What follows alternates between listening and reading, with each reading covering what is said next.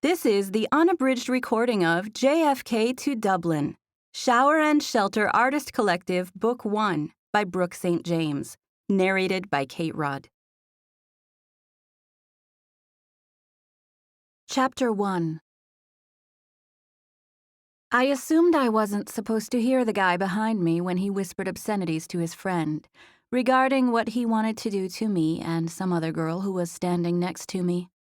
Or maybe I was supposed to hear. Either way, I ignored them. I just stared straight ahead, inching closer to the curb as I waited for the light to change. They were being completely inappropriate. My heart raced and blood rose to my cheeks as I felt myself becoming angrier and angrier by the second. It was that feeling you get when you're just about to have a confrontation, and I had to take a second to remind myself that there didn't have to be a confrontation if I simply continued to ignore them. It was difficult, though. So many things had been building up prior to this moment that I felt like I could snap and turn around, swinging my bag while screaming at them.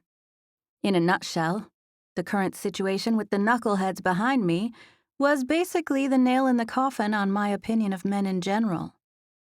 Let's pause for a brief moment to reflect upon what had me so jaded. Number 1. My father, Saul Spicer. The same Emmy-winning Saul Spicer who has produced mega-hit television dramas for the last 2 decades.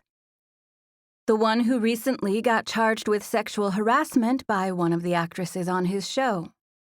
He was acquitted, and in the long run, nothing will change for him professionally. But it was all over the news, and as my mom says, our family name will forever be tainted by this. She publicly forgave him, and as far as the media was concerned, we were one big, happy, reformed family, which was somewhat true, since we never had what you would call a normal family life to begin with. I heard my brother saying he thought my parents were just staying married for financial reasons, but they never really discussed it with us. We knew about as much as the media did. So, was it cool to grow up with a successful TV producer for a dad? Yes. Was he a faithful husband to my mother? No. Moving on to the number 2 reason I'm jaded about men, Brian Rosenberg. I dated him for a year in high school, only to find out that he was sleeping with other girls behind my back. He said it was what I got for making him wait so long. And the funny thing was that I didn't even realize he was in such a hurry. Number 3, Cameron Harrison. This one was different. This one stung. I thought he was the one. Cameron and I dated my whole junior and senior year of college, and had even begun making plans to get married. We were together when all that stuff with my dad went down, and I really thought we were in it for the long haul. That was before I caught him in his apartment with another girl, and not much clothing. There was a huge scene where he first attempted to say it wasn't what it looked like, but since that was ludicrous, he changed his approach to trying to make it seem like the whole thing was my fault. He said he wanted to marry a girl like me, but that the idea of not having sex before we got married was ridiculous and old-fashioned. He added that I was cruel for not recognizing and meeting a man's basic needs. It was terrible. I was so traumatized by him that I now had a strict no-dating policy. So, you see, those guys on the street corner were simply messing with the wrong girl. I was sick and tired of men and their one-track minds. I clenched my fists, praying those morons behind me wouldn't say anything else before I could walk away. I got my wish. The light changed, and before I knew it, the whole mass of people on the corner stepped out to cross the street, and I got lost in the front of the pack, leaving the offending guys behind.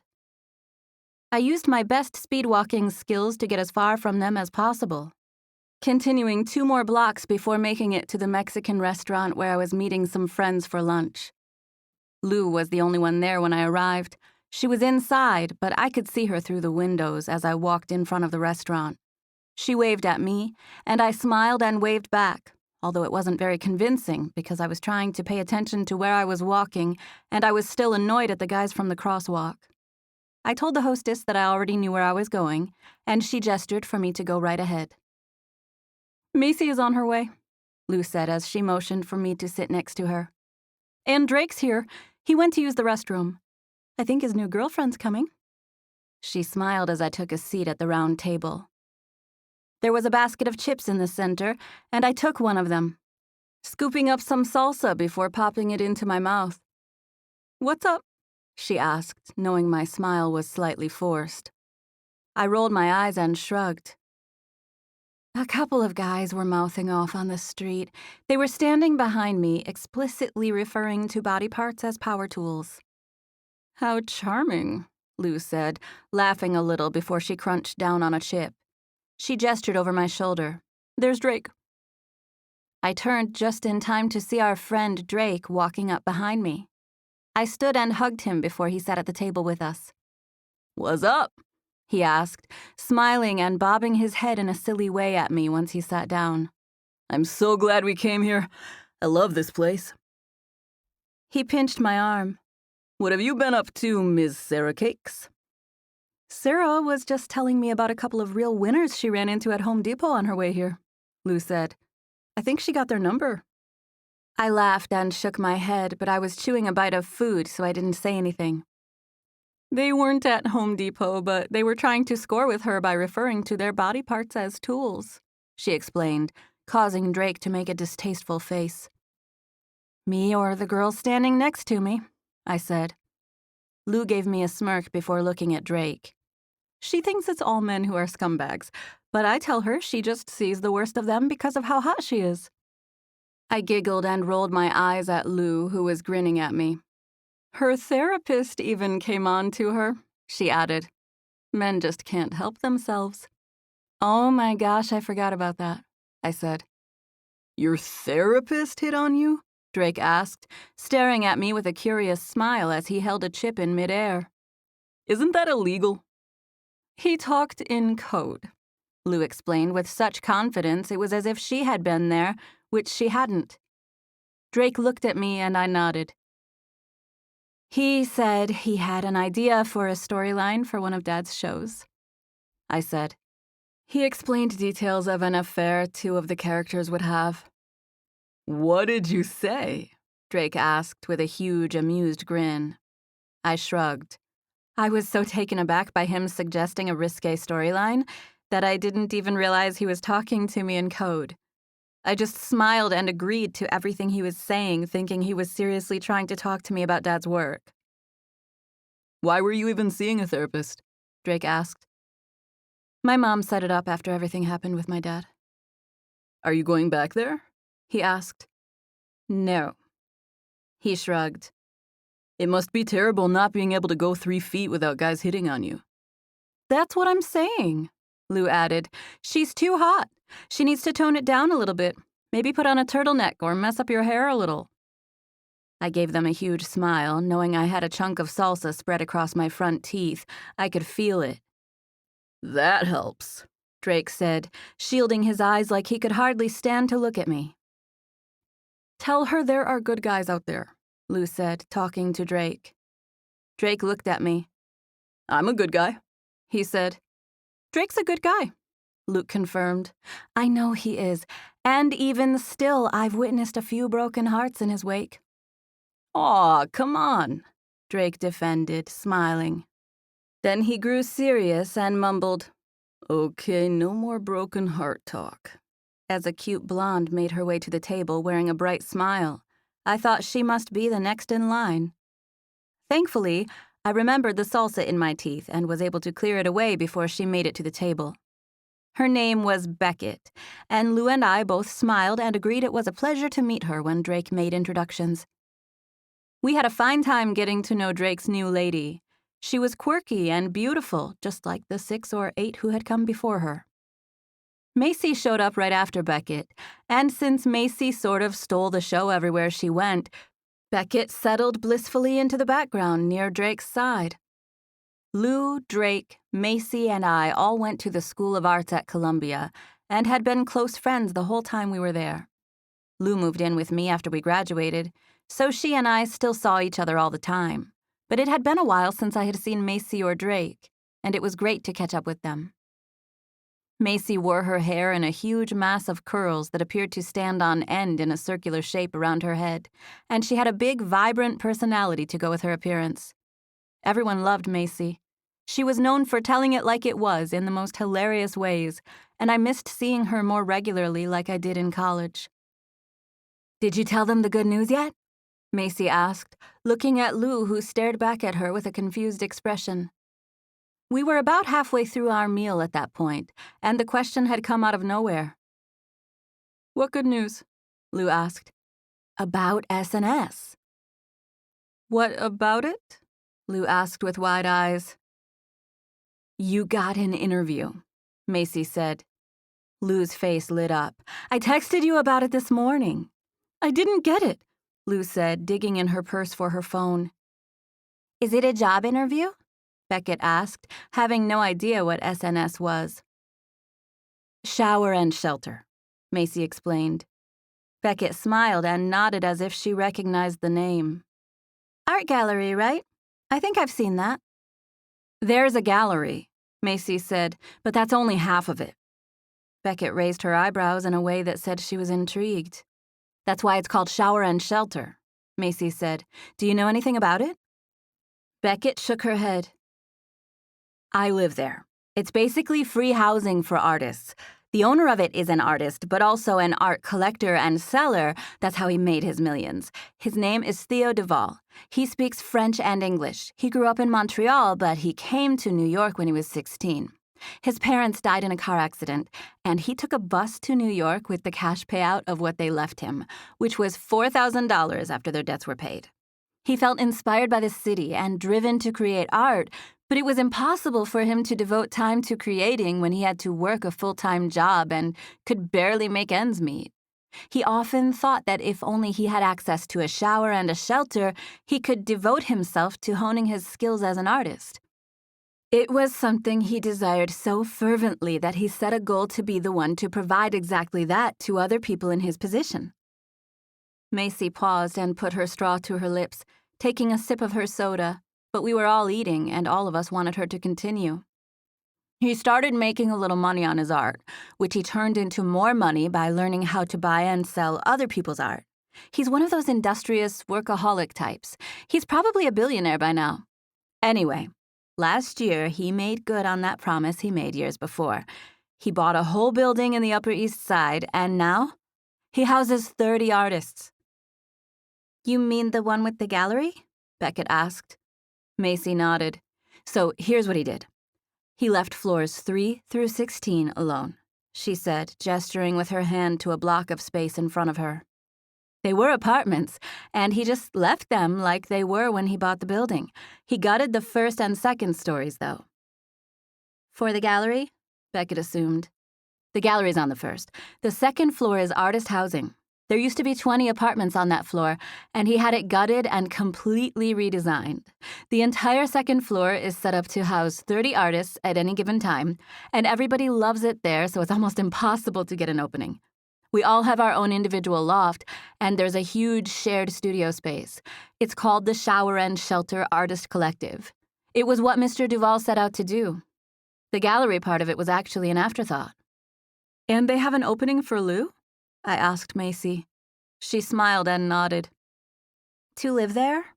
Beckett asked. Macy nodded again. "I was wondering why she hadn't told you guys."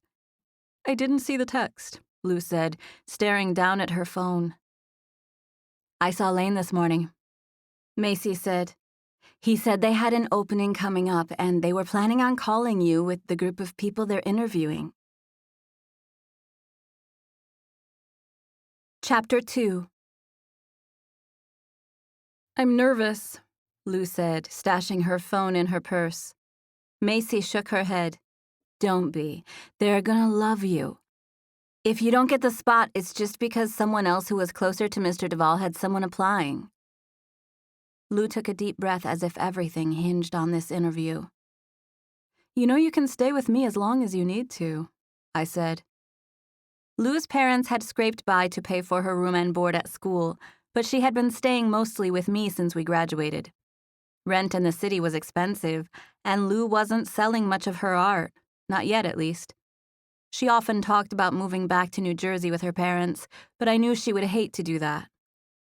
I know you're not trying to kick me out or anything, but wouldn't it be cool if I got into SNS?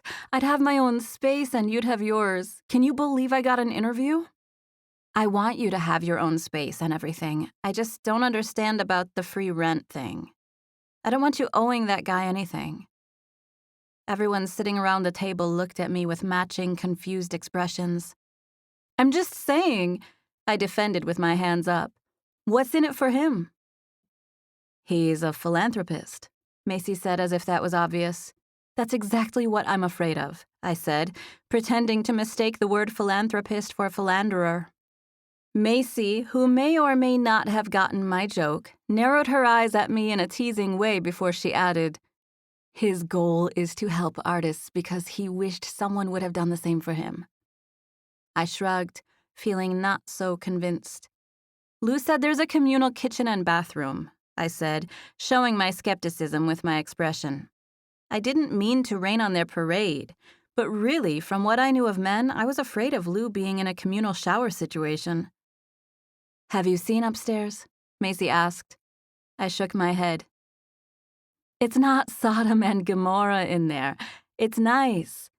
The men's and women's areas are on opposite ends, and there's always someone working. Macy paused and cocked her head at me as if trying to remember something. Are you sure you haven't seen it? I shook my head.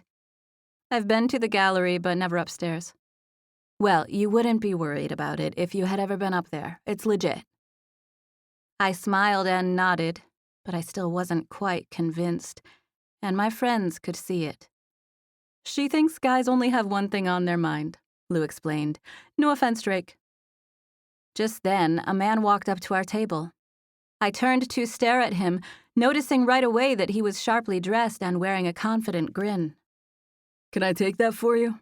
He asked, reaching out for Drake's empty plate. I was full, so I went ahead and handed him my plate as well. We made eye contact as he took it from me, and I marveled at how polished a table busser he was. What are you thinking when you look at Sarah here? Macy asked, obviously talking to the guy. I glanced at her with a terrified expression, even though I had no idea where she was headed with the question. She had asked it loudly enough that we all turned to look at her, and she stared straight at the ruggedly handsome busboy who was now holding our used dishes. He smiled curiously at her, and she reached out to pat my back, causing him to glance at me. This is Sarah, she said, horrifying me. Would you mind telling us what you were thinking just now when you were staring at her? Macy, I whispered. She smiled at me and gestured toward the guy. I just wanted to know what he had on his mind when you two were looking at each other. She turned to face him. I was trying to see if she was right about guys, that's all. Oh my goodness, you need to leave that poor man alone, Macy. I shook my head as I lowered my gaze, putting my fingertips and thumb on my eyebrows and waiting for him to walk away. He did not do as I hoped. Instead, he stood there. I don't mind telling you what I was thinking, but if something's awkward... He trailed off, and I knew he was looking at me. I could feel it. Nothing's awkward, Macy assured him. She nudged me with her elbow, and I glanced up to smile at the guy, feeling red-faced and horrified.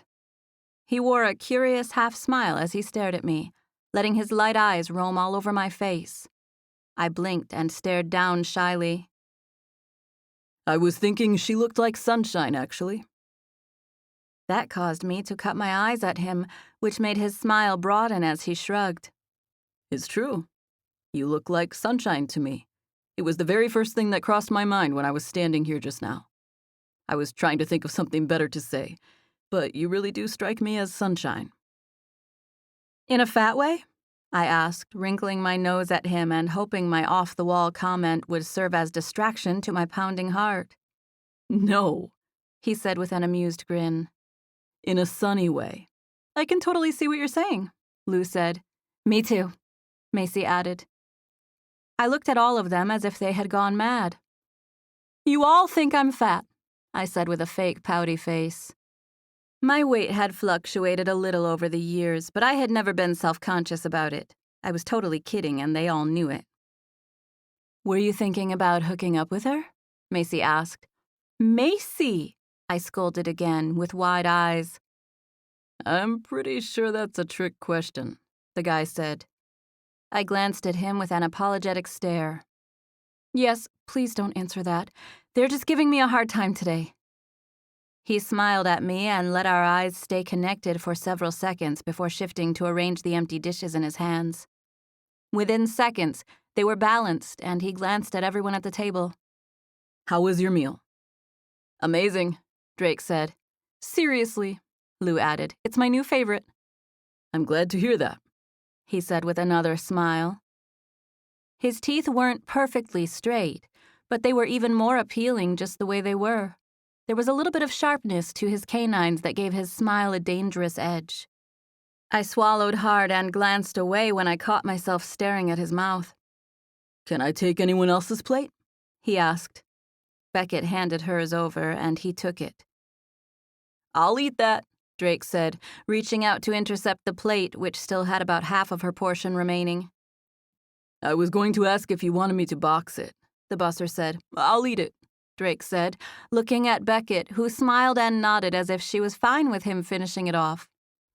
"I'm glad you kept it," Beckett said, reaching over to take another bite of food off of the plate that was now in front of Drake. "I just got so caught up in him being Collin Ross that I handed him my plate. I think I just wanted to say I handed him something." "You talking about?" Drake motioned with a thumb in the direction the guy had walked away. "I thought I recognized him," Lou said. Drake looked over his shoulder. "Is he famous or something?" "He owns like 10 restaurants," Beckett said. She looked around. This must be one of them. "I don't think he's a chef, but he's a famous food guy for sure. He's always a guest judge on all those Food Network shows." "I've seen him," Macy said.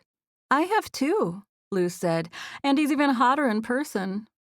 "He's not that hot," Beckett said, rolling her eyes for Drake's sake. "I can't believe you put him on the spot like that," I said, kicking Macy under the table. "Oh, but it would have been okay if he was a waiter," Macy teased, dodging me. "No, but better than some Food Network guy." "You thought he was cute," Lou said, teasing me. "You liked that he called you Sunshine." "No, I didn't," I said defensively. "You did," Lou teased. Macy put the back of her hand to her forehead and swooned dramatically. "I don't know what I would give to be called a beautiful ray of sunshine," she said in her best Scarlett O'Hara voice. She winked at me. "Don't try to act like you didn't see how he was looking at you, how you were looking at each other." "We were looking at each other like we were mortified by you putting him on the spot like that." "She didn't put him on the spot until after you were staring," Drake interjected, being no help whatsoever. "I can't believe you had a moment with Collin Ross," Beckett said longingly, causing Drake to scowl at her, which made us all laugh. My heart was beating a mile a minute as I tried to remember the details of the conversation. But everyone was still talking, and I wasn't able to rehash everything. "Are you guys ready for the check, or would you like to order some dessert?" our server asked, coming to stand over Drake's shoulders so we could all see her. "And Mr. Ross said your appetizers are on the house."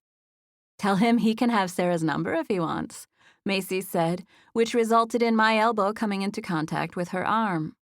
Our server just laughed nervously as she leaned over to take Lou's plate. "Are you Sarah Spicer?" she asked, glancing at me with a shy smile. I nodded. "I usually don't do things like this, but I'm really hoping I get a part on your dad's new pilot. I auditioned a few days ago, and I think I really nailed the part. Do you think you could put in a good word for me?" And there it was. The phrase I had heard countless other times. Everybody wanted me to put in a good word with my dad. I just smiled and nodded, since that was easier than explaining that my dad had nothing to do with casting. "I'm Nicole Massey. I read for the part of Elle. I had my hair in a big bun." I smiled and nodded. "Thank you so much," she said. "I can't promise anything." "I know, I guess I just figured it couldn't hurt to ask." Certainly can't hurt, I said, feeling bad that she was so excited and nervous to talk to me about it. I figured I might as well since I'm on a roll today, she said, leaning over to pick up the remaining dishes. Mr. Ross is here today, and I overheard him talking about filming an episode of Best Chef tonight. I asked if he'd take me on the set, and he agreed. She shrugged. I'm trying to break through into show business any way I can. If I don't try to make the most of any given situation, well, then that's on me. You go, girl, Macy said, snapping her fingers in midair the way they did in the 90s. They all seemed to like the gutsy waitress, and I liked her too. Only for some reason I had an odd sense of jealousy that she was going somewhere with the handsome restaurant owner when I wasn't. Like she was somehow on my turf. My first thought was that I would show her who's boss by not putting a good word in with my dad, but then I realized that it was a ridiculous thought since her good fortune of going on the set of Best Chef was of no consequence to me. I laughed at myself internally for being jealous over this guy's attention, now that I knew he was some hotshot Food Network guy. I thought about the ridiculousness of me wanting his attention at all. My own feelings left me a little confused, and I sat there, composing myself. Chapter 3. Drake and Beckett had to leave, but Macy and Lou decided to stay for coffee and dessert, so I stayed with them. Oh, they missed the best part, Macy said, taking a huge bite of the soft sopapilla with a blissful expression. I thought she was nice, Lou said, referring to Beckett. I nodded. Me too. I think he likes her, too. Macy dipped a second sopapilla in honey and stared longingly at it, like she hadn't eaten a day in her life. I can't believe you're still hungry, I said, since I was stuffed from lunch. It's the cinnamon, she said. I have a thing for cinnamon. I reached out to touch the top of the small French press that was sitting in front of me. Will you push this down in like 2 minutes? I asked. I need to go use the restroom. Lou nodded and waved me off as she chewed. I saw Collin Ross standing in the dining room as I made my way through the restaurant in search of the ladies' room. He was talking to 3 people who were sitting at a table, but he glanced in my direction when my movement caught his eye. He smiled and lifted his chin at me before focusing again on the people who were talking to him. I was only in the restroom for a minute, so I was a bit surprised to see Collin standing in a completely different spot when I was on the way back to my table. He was again speaking with people at a table, but this time he was much closer to the main walking path that led through the center of the dining room. I would have to pass right by him to get to my table, and this idea left me feeling unnerved. I told myself to breathe and put one foot in front of the other. I thought I might make it past Collin without incident, but I was mistaken. He asked the customers sitting around the table to excuse him, and he stepped in front of me just before I made it past them. Hey, he said. I'm sorry if it was weird back there. I wanted to say the right thing for you in front of your friends, but all I could see was the sun. I put a hand to my chest, feeling altogether breathless after having him stand there, smiling and talking to me like that. What, me? You mean what you said at the table? I cleared my throat in an effort to stop stuttering. I'm the one who should be sorry about that.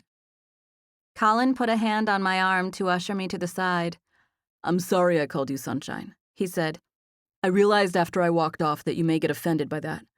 I was just looking at your sweater, and the way your hair is pulled up, and your smile. You just reminded me of Sunshine, that's all. I wasn't offended by it. I figured it made sense for you to compliment your customers. I don't subscribe to flattery, he said with a subtle shake of his head. I've actually never told anyone they look like Sunshine, although no one has ever really asked me what I was thinking when I first laid eyes on someone. Sorry about that, I said. Let me buy you dinner to make it up to you, he said. I smiled, but I'm the one apologizing. Then you can buy me dinner, he said, carefully inspecting every inch of my face in spite of the busy restaurant. I'm not sure if you're asking me on a date right now, but if so, the answer is no because I don't date. I could have been really tempted to go out with him, but I was so scared of falling in love and getting hurt that I made the statement without even thinking about it. Why not? Are you married? No, I just don't want to. I have trust issues. I'm afraid it'd be a waste of your time. I pulled back, staring at him skeptically. Why are you asking? Do you know my dad or something? He threw his hands up like he had no idea what I was talking about and smiled. Can't a guy ask a girl on a date in his own restaurant? I giggled. I don't date, but thank you. I'm honored since I heard you're some big shot up-and-comer. Who you calling an up-and-comer? He asked, staring sideways at me and causing me to laugh again. I smiled as I turned to walk away. I really regretted mentioning my dad, and I was glad he hadn't asked me about it. I was so used to people being nice to me because of who my dad was that, by instinct, I had to go ahead and call him out on it. Who's your dad? He asked, reading my mind before I could walk away. He reached out to usher me to the side again as someone passed. You tell me, I said, turning to face him. Chuck Norris? He asked as if it were truly his best guess. I giggled. Never mind, I said, shaking my head shyly. Tell me, he said. No. Why? Because he's not nearly as cool as Chuck Norris. Charles Schwab? He guessed. I smiled, maybe a little cooler than Charles Schwab. He motioned with his hands for me to tell him. Saul Spicer, I said. The bad medicine guy? He asked, referring to my dad's most famous television series that was currently in its 12th season. I nodded. I think I've actually met your dad a time or two at charity functions. He said. Probably, I agreed. My mom's always got us going to one of those things. In fact, I'm sure we've met before. I gestured back and forth from me to him, and he shook his head. I'd remember, he said, staring at me in a way that made me know he was intrigued by the looks of my face. What's your name? Sarah? Sarah, he repeated. I'm Collin. I nodded since I already knew. 1 coffee, Sarah Spicer, he said. I shook my head regretfully. I really don't date, I said. I'm flattered that you'd even ask. I know my refusal only makes me seem more appealing, and I'm sorry about that. I apologize if I gave you the wrong idea. I really don't date. It's sort of a rule. A rule from your dad? He asked. No, I said, laughing. We had drifted to the side where we were no longer in anyone's way. I'm a grown woman. My dad didn't even care who I was dating, even when I lived at home, much less now that I have my own place. I had been living in my own apartment for the last 5 years, and there I was, sounding like a teenager who had just gotten my own place yesterday. I smiled and reminded myself there was no shame in being quiet, so I clamped my mouth shut and smiled at him.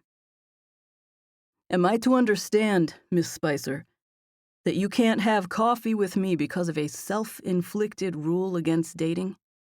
I smiled. Yes. He rubbed his jaw, which was lined with a week's worth of stubble, a short beard. I'm happy to tell you that the beauty of self-imposed rules is that you can break them, he said. I smiled because I just couldn't help it. He was so charming that I almost forgot all about my no dating policy. I won't break it, I said, knowing it was the truth. After my dad and then Brian and Cameron, I had no desire to mess with men. I shook my head with a regretful smile. Why not? He asked. Because you're too ugly, I said. I delivered the statement with a straight face, but I knew he knew I was joking by the way he struggled not to smile. That's why I need you, he said. I need some beauty to balance out what an ugly oaf I am. So ugly, I said, with obvious sarcasm since he had a face that was clearly made for television. Nicole will help, I said. She's pretty enough. Who's Nicole? He asked. The girl who's going with you to the set of Best Chef tonight? Oh, yeah. She's not coming with me. I'm leaving her a pass at the door. She's pretty, though, I said. What I'm saying is that she could balance you out if you're looking for someone to do that. I'm not really looking for someone, he said. I narrowed my eyes at him, which made him smile. Please say I am the first in line when you come to your senses and start breaking this despicable rule. I'm not breaking it. But I'm first in line if you do. I smiled. Sure. I better let you get back, I said, since about 3 different people were vying for his attention in our periphery. He nodded and we broke apart. I headed toward our table, and Collin turned to pay attention to the person who was standing at his left. What was that all about? Lou asked when I finally got back to the table. We saw you talking to Collin. You were standing over there forever. He asked me out, I said. I knew it, Macy said, pushing at Lou excitedly. Don't worry, she didn't say yes, Lou said in a bored, monotone voice. How do you know what she said? Macy asked. Lou looked at me, and I shrugged innocently. I told him I don't date. What do you mean you don't date? Macy asked, smirking at me. I haven't gone out with anyone since Cameron, I said. And I don't have plans to.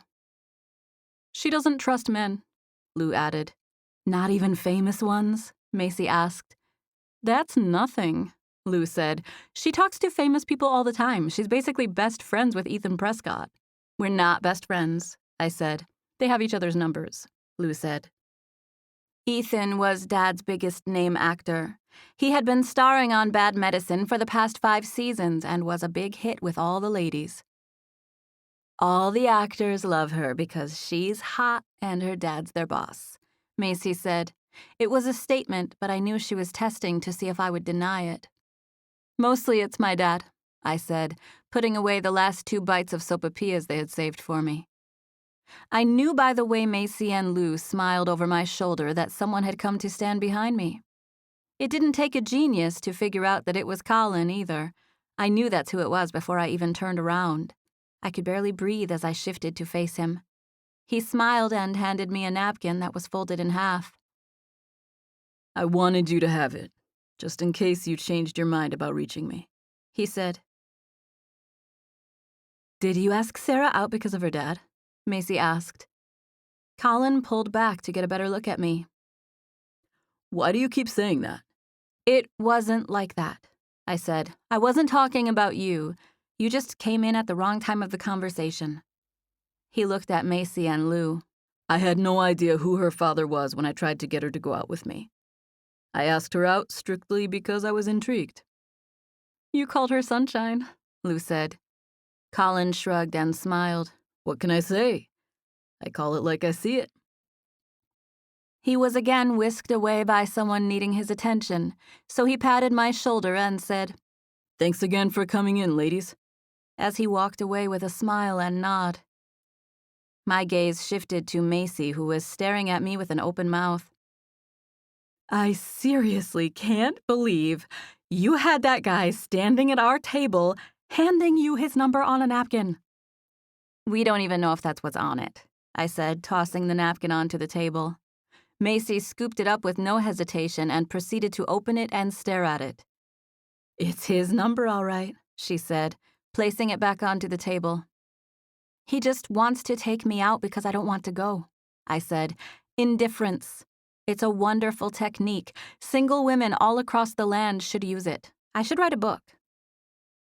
Unfortunately, Lou said, patting my back with a solid slap, this one is actually indifferent. I'll go out with him, Macy said, looking around the restaurant as if she might ask Collin if she could take his number since I didn't want it. You can have it if you want. I was planning on leaving it, I said. We were done, so we began to gather our things. Macy squinted at me. Oh, come on, you can't be serious. I am, I said. I shifted my focus to the napkin, considering taking it for a second before looking at her.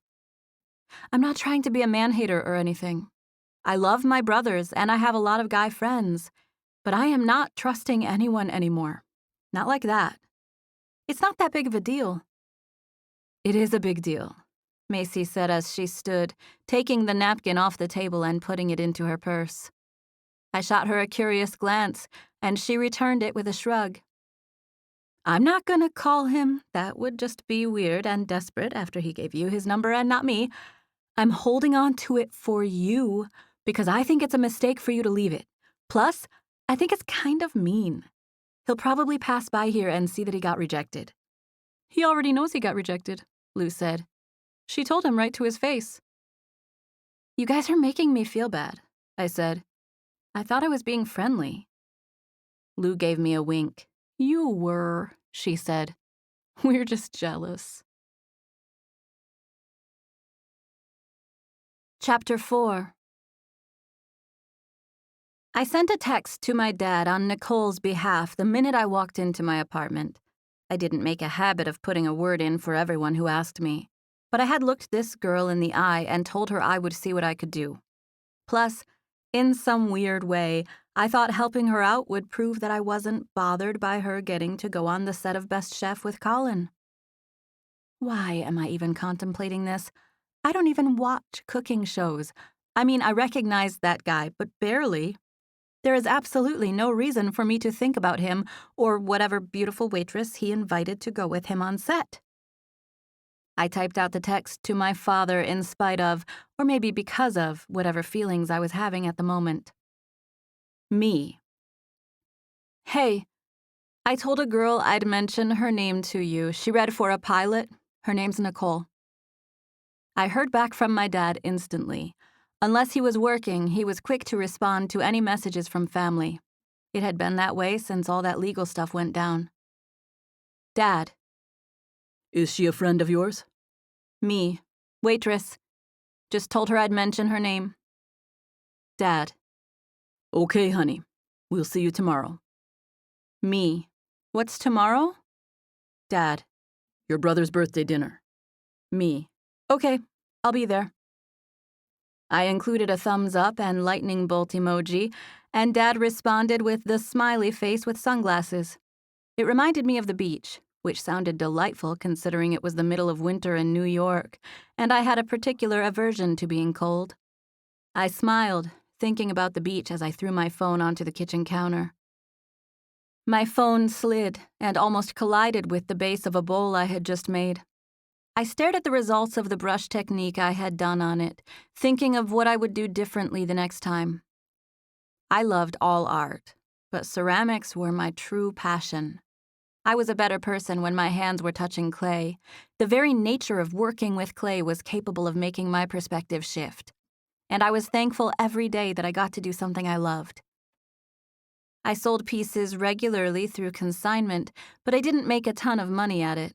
In fact, if it weren't for my dad's income, I'd probably be in the same starving artist situation that Lou, Macy, and Drake were all in. Although Drake had been increasingly more successful with his photography in recent months. I had been working on a project from the time I got home until 6 p.m. when Lou came in the door. She had officially heard from Lane at Shower and Shelter, and she was on cloud 9 about her interview, which would take place the following Tuesday. Lou knew her way around ceramics just from living with me, but her main medium was pen and charcoal on parchment. She worked with watercolor some, too, but most of her art was black and gray. She had a beautiful, whimsical style, and we discussed certain pieces she would take with her to the interview at SNS. We talked about that for a while before I showed her the pieces I had been working on while she was gone. I didn't look at my phone the whole time I was working, so I had a few texts to answer while Lou chowed down on a box of Chinese noodles she had left over from the night before. She handed it to me when she was done, and I thankfully finished it off since I hadn't even thought about what I was going to do for dinner. I had a television mounted on the living room wall, and I turned it on, sitting cross-legged on the couch with what was left of that box of noodles. "What channel's Food Network?" I asked, looking over my shoulder at Lou, who was staring down at her phone at the edge of the kitchen. "I think it's like 200-something or 800-something, she said distractedly. I wrinkled my nose at her even though she wasn't looking at me. Being the industrious person I was, I visited the preview channel where I figured out that Food Network was channel 68.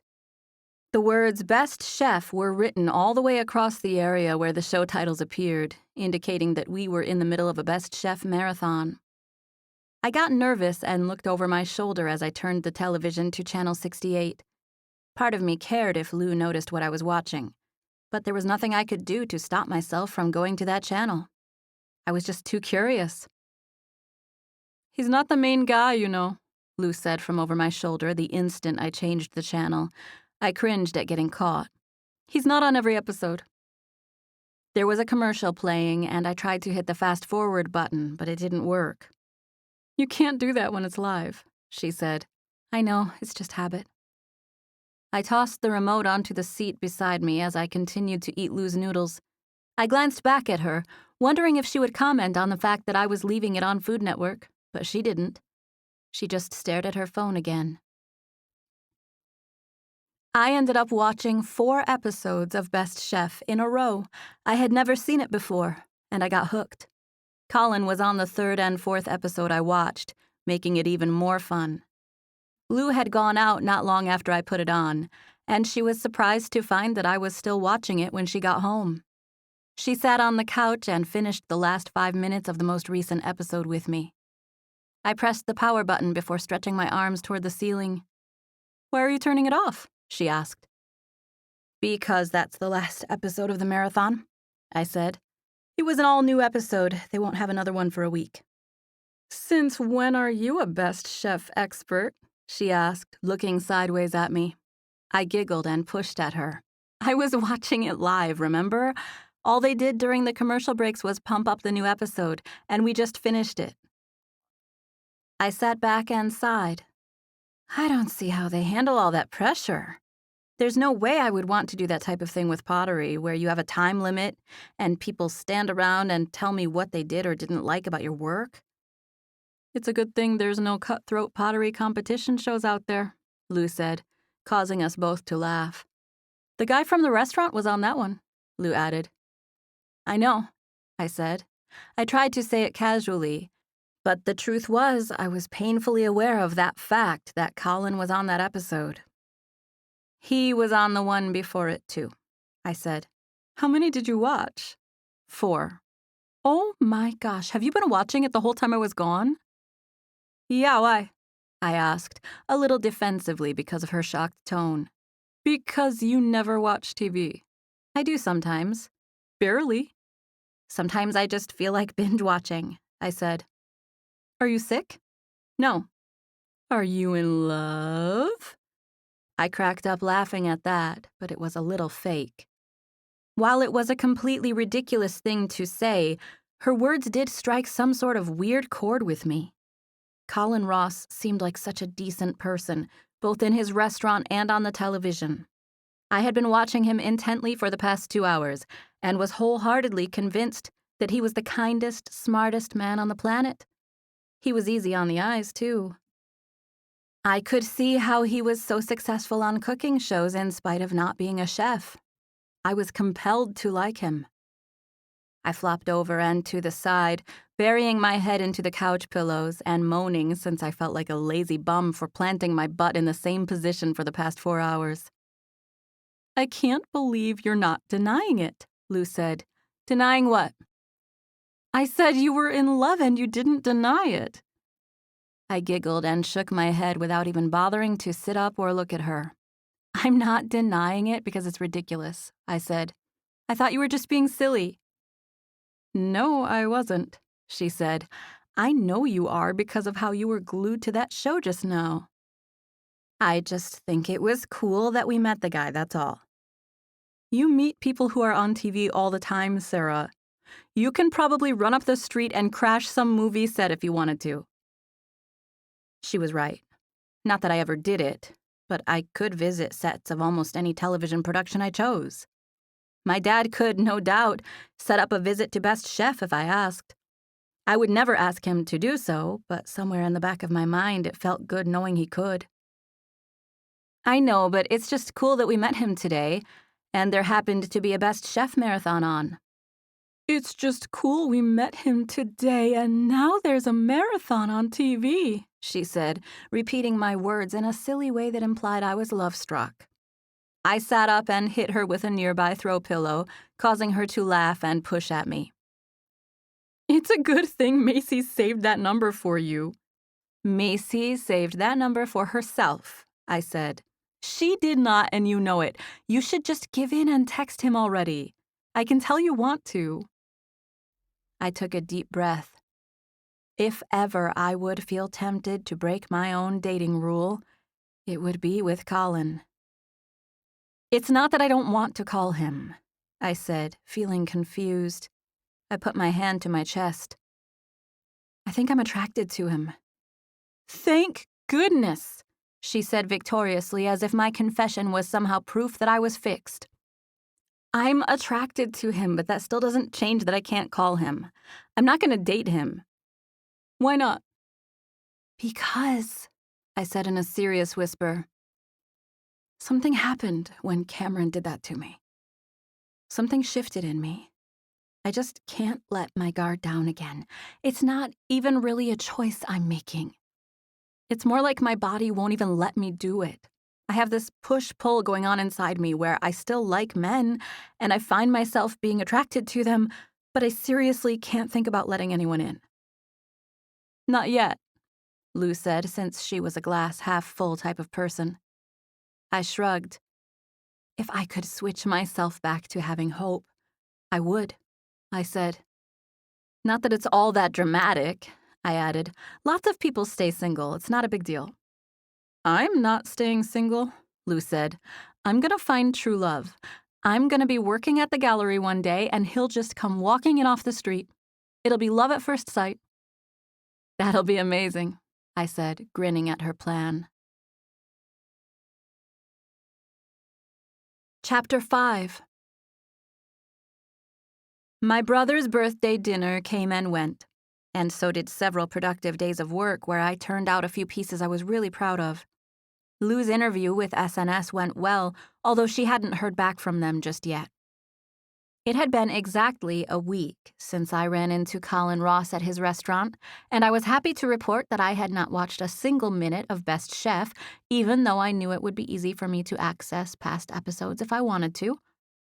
I wasn't watching his show at all, and I did my best not to think of him as days passed, but when Lou asked if I wanted to go out for lunch the following week, I told her I wanted to get Mexican again. She asked if I wanted to go to the same restaurant we went to the week before, and she didn't give me a hard time about wanting to see Collin when I told her I did, probably because she knew I would deny it and just say I liked the food. We didn't invite Macy or Drake this time since our plans were last minute. I figured there was only a slim chance Collin would be there, but I still took a little extra care with my hair and makeup just in case. I hated that I wasn't able to keep my heart from beating at a much higher than normal rate as I entered the restaurant with Lou. I told myself to calm down, but it was useless.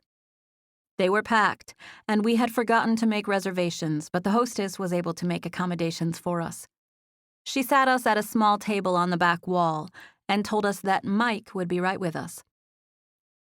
I sighed and smiled at Lou from across the table, trying to act like I was excited about the food and running into Collin was not what was on my mind. My name is Collin, and I'm going to be taking care of you ladies today, I heard someone say as he came up beside me. I must have looked at Lou with a panicked expression because she began giggling as I turned to see who had spoken. Collin Ross was standing right beside me, in all his restaurant owner/food critic glory. He reached in front of me to set down a glass of ice water. I'll bring lemons if you like, he said. I looked around, half expecting for our real server to come walking up behind Collin any second.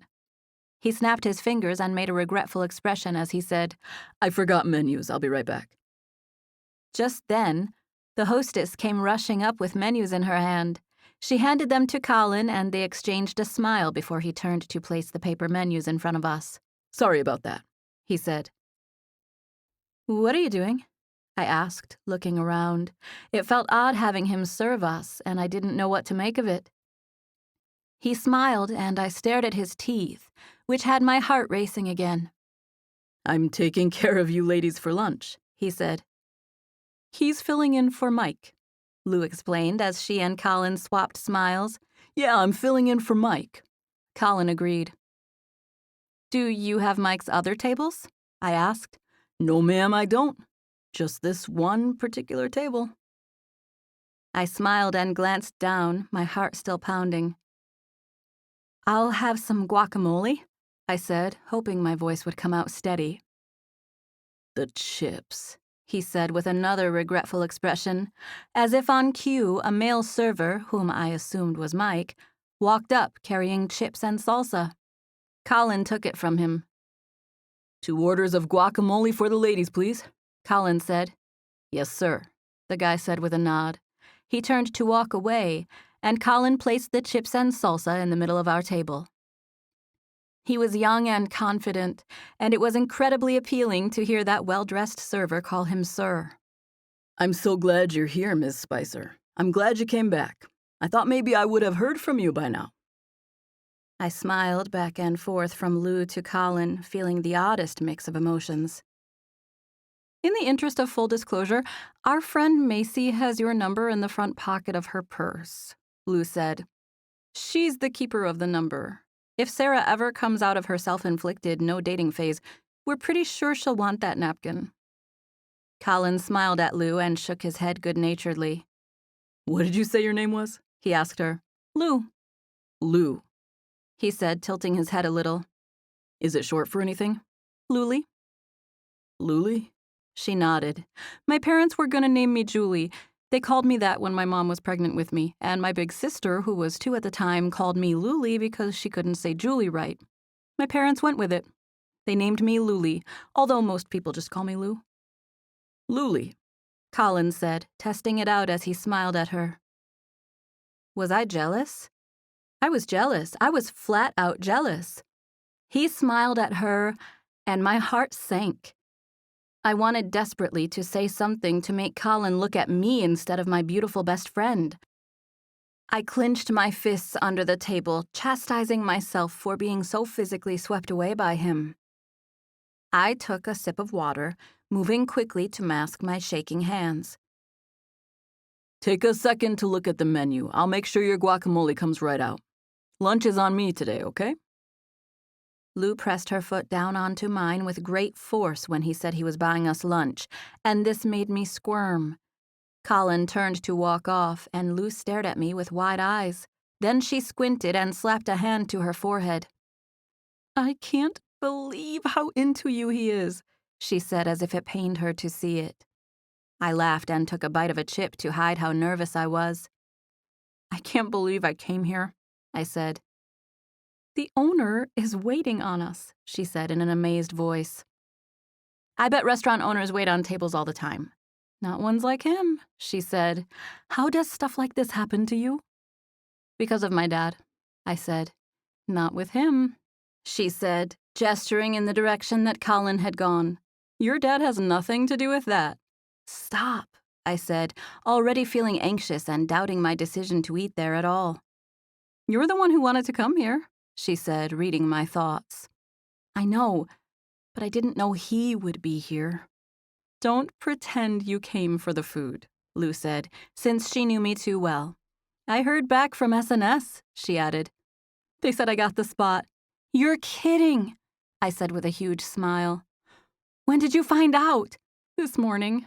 Oh, I'm so happy for you, I said. There's one catch, though. What? It's for a spot that opens up in August. They chose a guy to fill the one coming open next month. Why is that a catch? I asked. It means I'm going to be crashing at your place a little while longer. Lou, I really don't mind. I know, and I'm thankful, but I know it'll be nice for you to have your apartment back, especially with how my art takes up that whole corner. I seriously don't mind, I said. She smiled at me sincerely. Thank you for being awesome. You've never asked me for a thing. Because I don't want anything from you. Sarah, I've been at your place for too long, she said. I love you for not kicking me out. But it's time for me to kick myself out. I need to make it on my own. SNS is perfect. I'm too comfortable at your place. I've got to get out there and hustle. Make it for myself. I can appreciate that, I said. And I'm proud of you. I just want you to know you're always welcome. She stared straight at me, her brown eyes glazing over like she was holding back tears. You're awesome, she said. Just then, a beautiful dish of fresh guacamole landed on our table. I stared at it for a few seconds before looking up at Collin. "The way to a woman's heart," I said. He smiled. "I'm trying." We stared at each other, and I honestly began to feel my heartbeat in the side of my neck because the pounding was so out of control. Lou cleared her throat. "I'll have the crawfish nachos," she said. "Good choice." Collin smiled at her and took her menu. "And for you?" he asked, shifting to stare at me. I cleared my throat since I had heard Lou do it, and I was feeling completely unprepared to speak. "How did you even know what you wanted?" I asked, looking at Lou with a confused expression since we had been talking the whole time he was gone. She shrugged and smiled before taking a bite of chip with a huge pile of guacamole on the end. "It's what I had last time." "Whatever you think," I said, handing Collin the menu without even looking at it. His eyebrows drew together. "Anything?" he asked. "Yep." "Dietary restrictions?" "Nope." "Favorites?" "Surprises are my favorite." He was grinning as he turned to head for the kitchen. "You're in love, you're in love. You're the most in love anyone's ever been in the history of in-loves. You're done for, finished, kaput, stick a fork in you." "You're trippin'," I said, giggling and taking a sip of water since I always got cotton mouth when I was nervous. "Surprise me?" she repeated, staring at me with wide eyes like it was the weirdest thing that could have ever come out of my mouth. "What?" "He's the owner. He knows a lot about food. I figured he knew what was good." "Yeah, but you are not a surprise me kind of girl." "Yes, I am." "Okay, then look me in the eye and tell me you do not like him." I stared at her for a few seconds. "I can't," I said. "See? It doesn't mean I'm going to go out with him." She chewed her chips as she shook her head in a disappointed manner. "That's just too bad," she said. "That's your own stubbornness causing you to mess with your own future happiness. Who are you, Dr. Phil or something?" "I'm the girl who's sitting across from you, watching you and Mr. Wright stare at each other like you want to run off and get married." "We were not," I said, narrowing my eyes playfully at her. Lou and I went on to talk about other things, like the fact that Theo Duvall loved her work and told Lane to make a point of saying how excited he was to give her the spot at S&S. The artist compound was a well-oiled machine, run by a guy named Lane who had been Theo's right hand in the years when Theo was just starting out. Lane had contacted Lou earlier that morning and reiterated the terms of her room and board at S&S, including the guidelines for commissions in the gallery downstairs. Lou was thrilled about the news that she was next in line for a spot, and we talked about that while we waited for our food. It was about 5 or 10 minutes later when someone else checked in with us. "Mr. Ross wanted me to let you know he had to leave and that I'll be taking care of you from here on out." The guy smiled. "My name's Mike. Mr. Ross has already put in your order, but can I get you anything else?" I shook my head, feeling disappointed. Mike smiled. "I'll be back with your food in just a minute. I wanted to introduce myself and let you know I'd be taking care of you. Mr. Ross had to see to an emergency at one of his other restaurants. He was planning on taking care of you, and he apologized for having to step out." "Oh, it's fine," I said, smiling and trying to seem unfazed. We weren't expecting him to do that anyway. Our food came out a few minutes later. It was delicious, and Lou and I were both satisfied with our dining experience. But I was truly sorry that Collin had disappeared during our meal. I kept hoping he would show up before we left, but he didn't. Mike said lunch was on the house, and we thanked him by leaving a generous tip. We ran into Nicole on our way out. She had gotten a call from my dad's casting director and thanked me for whatever I had done to make that happen. I asked if she had fun on the set of Best Chef with Collin. At first, she seemed surprised that I remembered that, but she said she had an amazing time and even got to taste some of the food. Moments later, Lou and I headed out onto the crowded sidewalk. We stayed close to the building so neither of us would get trampled by foot traffic. "I'm headed to work," Lou said. She was a barista at a cool little coffee and gelato place. I was tempted to follow her there for some coffee before I went home to get some work done. We hesitated on the sidewalk while I considered my options. I was lost in thought when I heard my name being called from over my shoulder. Chapter 6. Sarah! A man's voice called from behind me.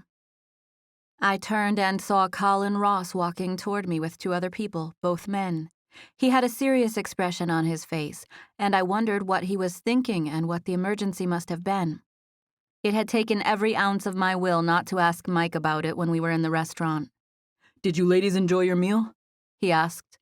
He came to a stop near us on his way into the restaurant, but it was obvious that he didn't have time to stand there and talk. It was so good, Lou said. It really was, I agreed. Thank you so much for treating us. Collin smiled and gave us a curt nod as the hostess opened the door in anticipation of their arrival. I could see the underlying worry in his expression as a result of whatever was going on with his restaurant, and I felt the urge to comfort him. I had to really fight against the desire to reach out and give him a tight hug, even though it would have been awkward and completely uncalled for. Maybe I'll see you next week, he said with one last smile and wave aimed at me as they headed into the restaurant. I wonder what happened, Lou said. I know. Me too. Are you coming with me? She asked. I was so thrown off by running into Collin that I forgot I had been considering going to get a cup of coffee.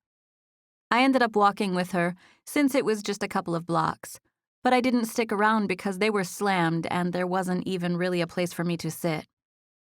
It was cold outside, so I made quick work of hailing a cab to take me back to my apartment. We passed Collin's restaurant on our route, and of course I glanced in that direction. He happened to be standing in plain sight, and traffic was moving slowly, so I watched through the windows for several long seconds as he spoke to a group of people by the door. I stared out of the back window to see him as long as I could, but the traffic had begun to move, and my cab driver continued down the street. Soon, Collin was out of sight, and I turned to face forward again with a sigh. I worked for a few hours on some number crunching and invoices from the past week's online orders. Paperwork was my least favorite part of the job, so I always saved it up till I absolutely had to pay attention to it. Oh, how I wished I could just make pottery and not worry about selling it. But if that were the case, I'd just have a bunch of stuff sitting on a shelf, never getting used. My father had a trust set up for me, and technically I didn't have to work, but ultimately it made me feel good. So, I threw myself into dealing with the business aspect of my art all afternoon.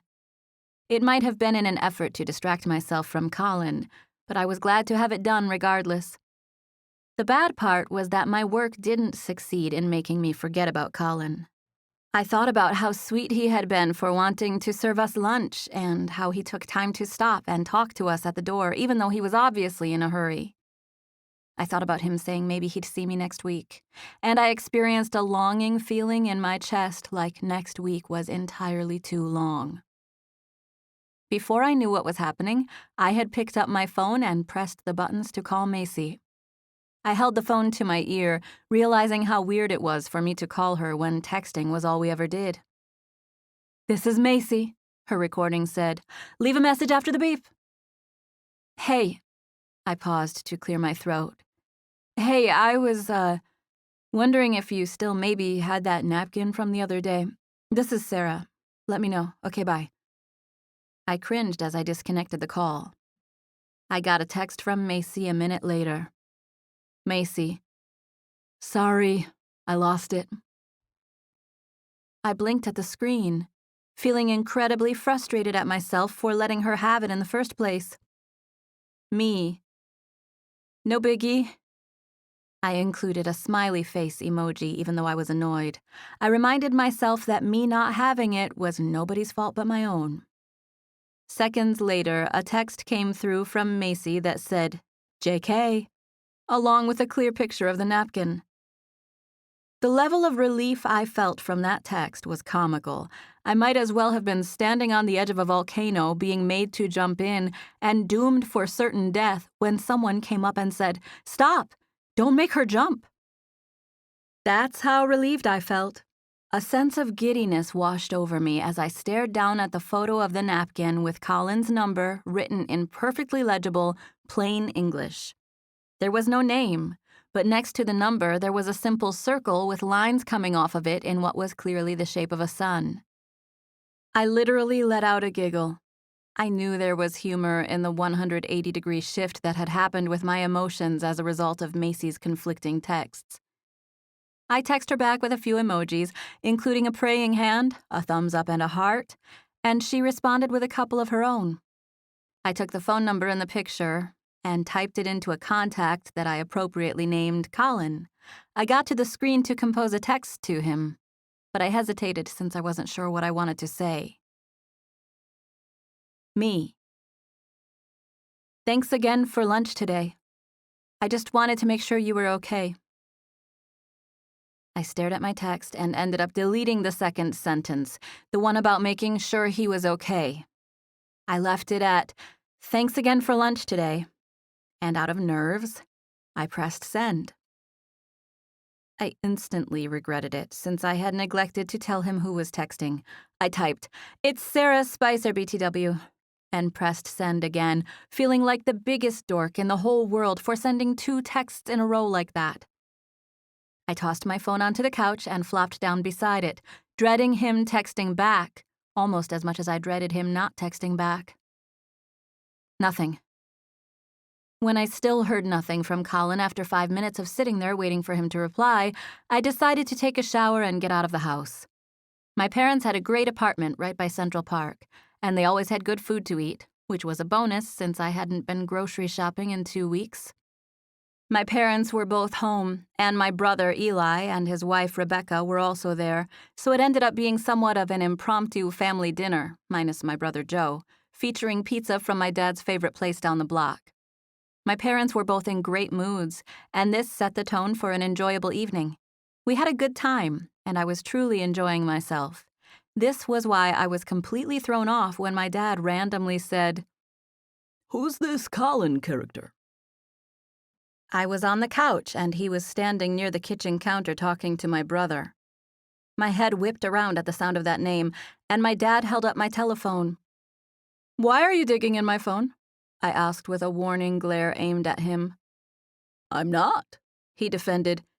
"It just flashed across the screen." He continued by repeating the question, "Who's this Collin character?" But I barely heard him because I sprang up and over the back of the couch so quickly that it caused my mom, who was sitting next to me, to yelp. "What did it say?" I asked, sliding across the kitchen floor with my slippery socks and almost crashing into my dad as I reached for my phone. He let out a rumbling laugh, holding my phone just out of my grasp, as if he were intrigued by my excitement. "Who's Collin?" he asked, smiling with raised eyebrows. "Please," I said. "I thought you were off men," Eli said, teasing me. "I am," I said, crossing my arms at my father for seriously not giving me the phone. "He's my friend." My dad handed me the phone with a skeptical grin, and I wrinkled my nose at him. I wanted to act cool and not look at my phone right away, but that was impossible. I pressed the home button as soon as it was in my hand, and here's what I read. Collin. "You're welcome. My pleasure." I stared at the screen, feeling the heaviness of disappointment at the brevity of his text. "Why are you blushing?" Eli asked. "I'm not," I defended, even though I clearly was. I crossed the kitchen so that my dad and brother would stop looking at me, and I stared at my phone, deciding what, if anything, I should say back. Before I could text back, I got another text from Collin. "Collin." "Sorry I had to leave." I smiled, feeling so grateful for the open door to ask about his restaurant. Me. "Don't be sorry. Mike took excellent care of us. I hope you got things worked out." Collin. "Glad you enjoyed it. It's been a day for the books. We had a kitchen fire. Things are squared away now. I'll be able to head home soon. Me. I'm sorry to hear that. I bet you're tired. Collin. I'm always tired. If I'm rested, I'm not working hard enough. Me. How about Sunday? Collin. Are you asking me on a date? Me. Smiley face with a tongue sticking out. I meant you don't rest on Sundays? Collin. Maybe a little. I stared at the screen, wondering what I should say next. Sure, I had all sorts of confusing emotions swirling around, but the fact of the matter was that I wanted to see him. Forget rules or trust issues. I took a deep breath, staring at the keypad. My heart was beating 1,000 miles an hour as I tapped out a response. Me. How about Sunday? I bit my lip and cringed as I waited for his response. Collin. Are you repeating your question, or are you asking me on a date? I giggled, which made my whole family look at me. Me. I try not to repeat questions. Bam, bam, bam, went my heart as I pressed send. Collin. Sunday's out. I'll be out of town. How about Thursday? Me. Tomorrow? Collin. Yes. Me. Yes. My eyes burned with tears from straight excitement. Collin. Send your address and I'll pick you up at 7. Me. Dinner? Collin. Yes. I responded with my address, and he replied back, saying he'd see me the following evening. Chapter 7. I had seldom experienced the nerves I felt in the hours leading up to my date with Collin. I was at my parents' house when we set up the date, and I got a hard time from my entire family because I couldn't wipe a huge grin off my face for the rest of the evening. It was now almost time for Collin to pick me up, and I was fit to be tied.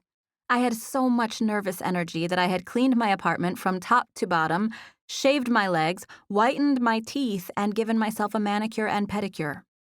I had done my very best to prepare myself for Collin's arrival. My apartment was clean, and I was having a good hair day. What could go wrong, right? Here's what. At about 5 minutes till 7, I put on my shoes. I was wearing a pair of black pants, and I wanted to make sure they looked okay together. The shoes had a heel of only a couple inches, and I never had a problem walking in any height heel, but tonight was different. I stepped into the shoes, and somehow, in the 3 feet of space between myself and the full-length mirror that was hanging in my closet, I managed to roll my ankle painfully to the side. The fall happened in what seemed like slow motion. I thought I could catch myself at first, and I let out a yell as I tried in vain to maintain my balance.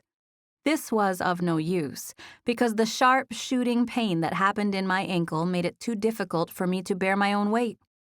I fell to the side, taking about 10 of my dresses along with me and hitting the side of my head on a nearby dresser. I had never in my life done something so clumsy. What just happened to me? Had I been in that big of a hurry when I was on my way to the mirror? I made a series of awkward moaning noises as I fell, and before I knew it, I was lying on my closet floor wondering how in the world I ever ended up like that. I had so much adrenaline going that I stood up without really feeling much pain, but it only took a few seconds with weight on my right ankle to realize I was injured. Oh my gosh, you have got to be kidding me, I whispered to myself as I hobbled out of my shoes, testing to see if it was any easier to stand without them on. Pain shot through my right ankle and partially up my leg. I tried to put weight on it, but it felt wobbly, causing me to balance on the other foot. Out of sheer frustration, I groaned and began hanging the dresses I had pulled to the floor with me when I fell. By the time I managed to get them mostly back in their place, the pain in my ankle had really set in. I was so anxious about my date that you'd think the adrenaline would be enough to get me through, but it wasn't. I flat out could not put weight on my ankle without wincing in pain. The The sharp, shooting sensation that occurred when I stepped on it could only be relieved by walking with a limp, and even then it was painful. I was sitting on my couch, staring at my ankle, which I was pretty sure was now swollen, when Collin arrived. He rang when he was downstairs, and I hobbled to the door so that I could be there to open it when he arrived. I was so embarrassed about telling him what happened that just before he knocked on the door, I had myself convinced I could go ahead and fake it and still go on the date. I leaned forward to open the door. Nope. I was wrong. That same sharp pain on the outside of my foot happened whenever I put any significant weight on it. I did my best to smile and act natural when I opened the door and came face to face with the gorgeous man standing there. Collin. He looked absolutely dashing, with fitted jeans and a button-down shirt layered with a wool overcoat. I hadn't meant for it to be this way, but my expression must have been regretful because the first words out of his mouth were, "You okay?" I tried to manage a smile even though it was incredibly difficult to ignore the pain and embarrassment I was feeling. "I don't think I can go anywhere," I said, letting my shoulders slump a little in a defeated way. "Okay," he said, seeing that I was both dressed to go and also melancholy. I could tell he was waiting for me to explain. "I just did the stupidest thing." "What?" He stepped inside and I closed the door behind him. "This is nice," he added, taking in my apartment. "It's my ankle," I said. There was a devastatingly handsome, wonderful man standing in front of me, and literally all I could think about was my ankle. Instantly, a concerned expression hit his face, and he bent to stare down at my legs. I hobbled to the side to let him get a better look. He was kneeling, and he glanced up to look at me when he realized I was having trouble putting weight on it. "When'd you do this?" he asked. "Like 5 minutes ago, maybe 10, I'm not sure. Just a minute ago." Collin reached down and, using a hand around the back of my heel, he carefully pulled my foot off the ground so that he could get a better look. I used the wall to steady myself. "It's swollen," he said, looking up at me with a serious expression. There was no question in his voice when he made the diagnosis, and the worst went through my mind.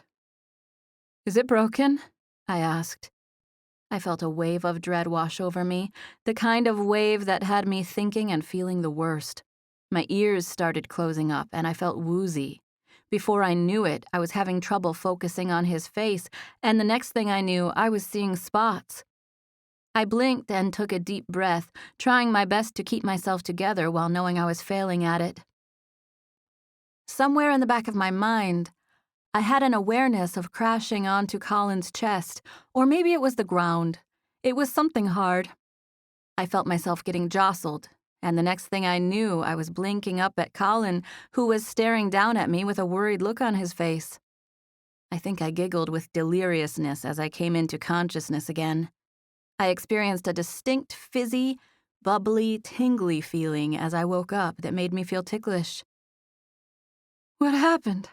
I asked, blinking through the delirious haze and grinning even though I tried not to. "You passed out," he said. "I did?" I asked, sitting straight up on the couch and wondering how I had gotten there. Collin had been leaning over me, but he straightened and took a step back when I bolted upright. I flexed my leg in the process, and when I did, I remembered the cause of my sudden loss of consciousness. My ankle. "Does swelling mean it's broken?" I asked. I knew it was swollen before Collin even mentioned it, but hearing him say it out loud was what scared me. He sat beside me on the couch, leaning over to stare at it. "Not necessarily. You can have swelling with a sprain. Did you fall from something?" I shook my head. I just rolled it to the side in some shoes. It just happened a minute ago in the apartment. I feel like the biggest nerd ever. I can't believe I'm having trouble walking on it. Collin took a seat at my right, and again he picked up my foot, using a tender approach on the back of my ankle. "I'm sure it's just sprained. My dad's a doctor if you want me to call him, though." His parents lived in New Hampshire, but within minutes we were on FaceTime with his dad, who was in his robe. He was the sweetest, most down-to-earth man, and after a few questions where he made me stand up and perform certain maneuvers on my foot, he diagnosed me with a sprained ankle.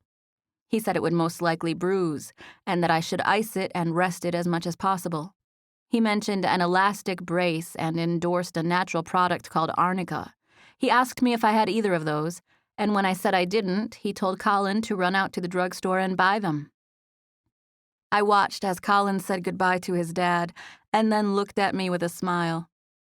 I was all dressed up to go out, but I was clearly stuck on the couch. Doctor's orders. I let out a long sigh, which made Collin smile. I'm gonna go get takeout, he said. I'll pick up arnica when I'm out. Do you have some ice packs? I have some ice, I said. But you're not doing all that. I'm fine. I'm just sorry you came all this way and now I can't go anywhere.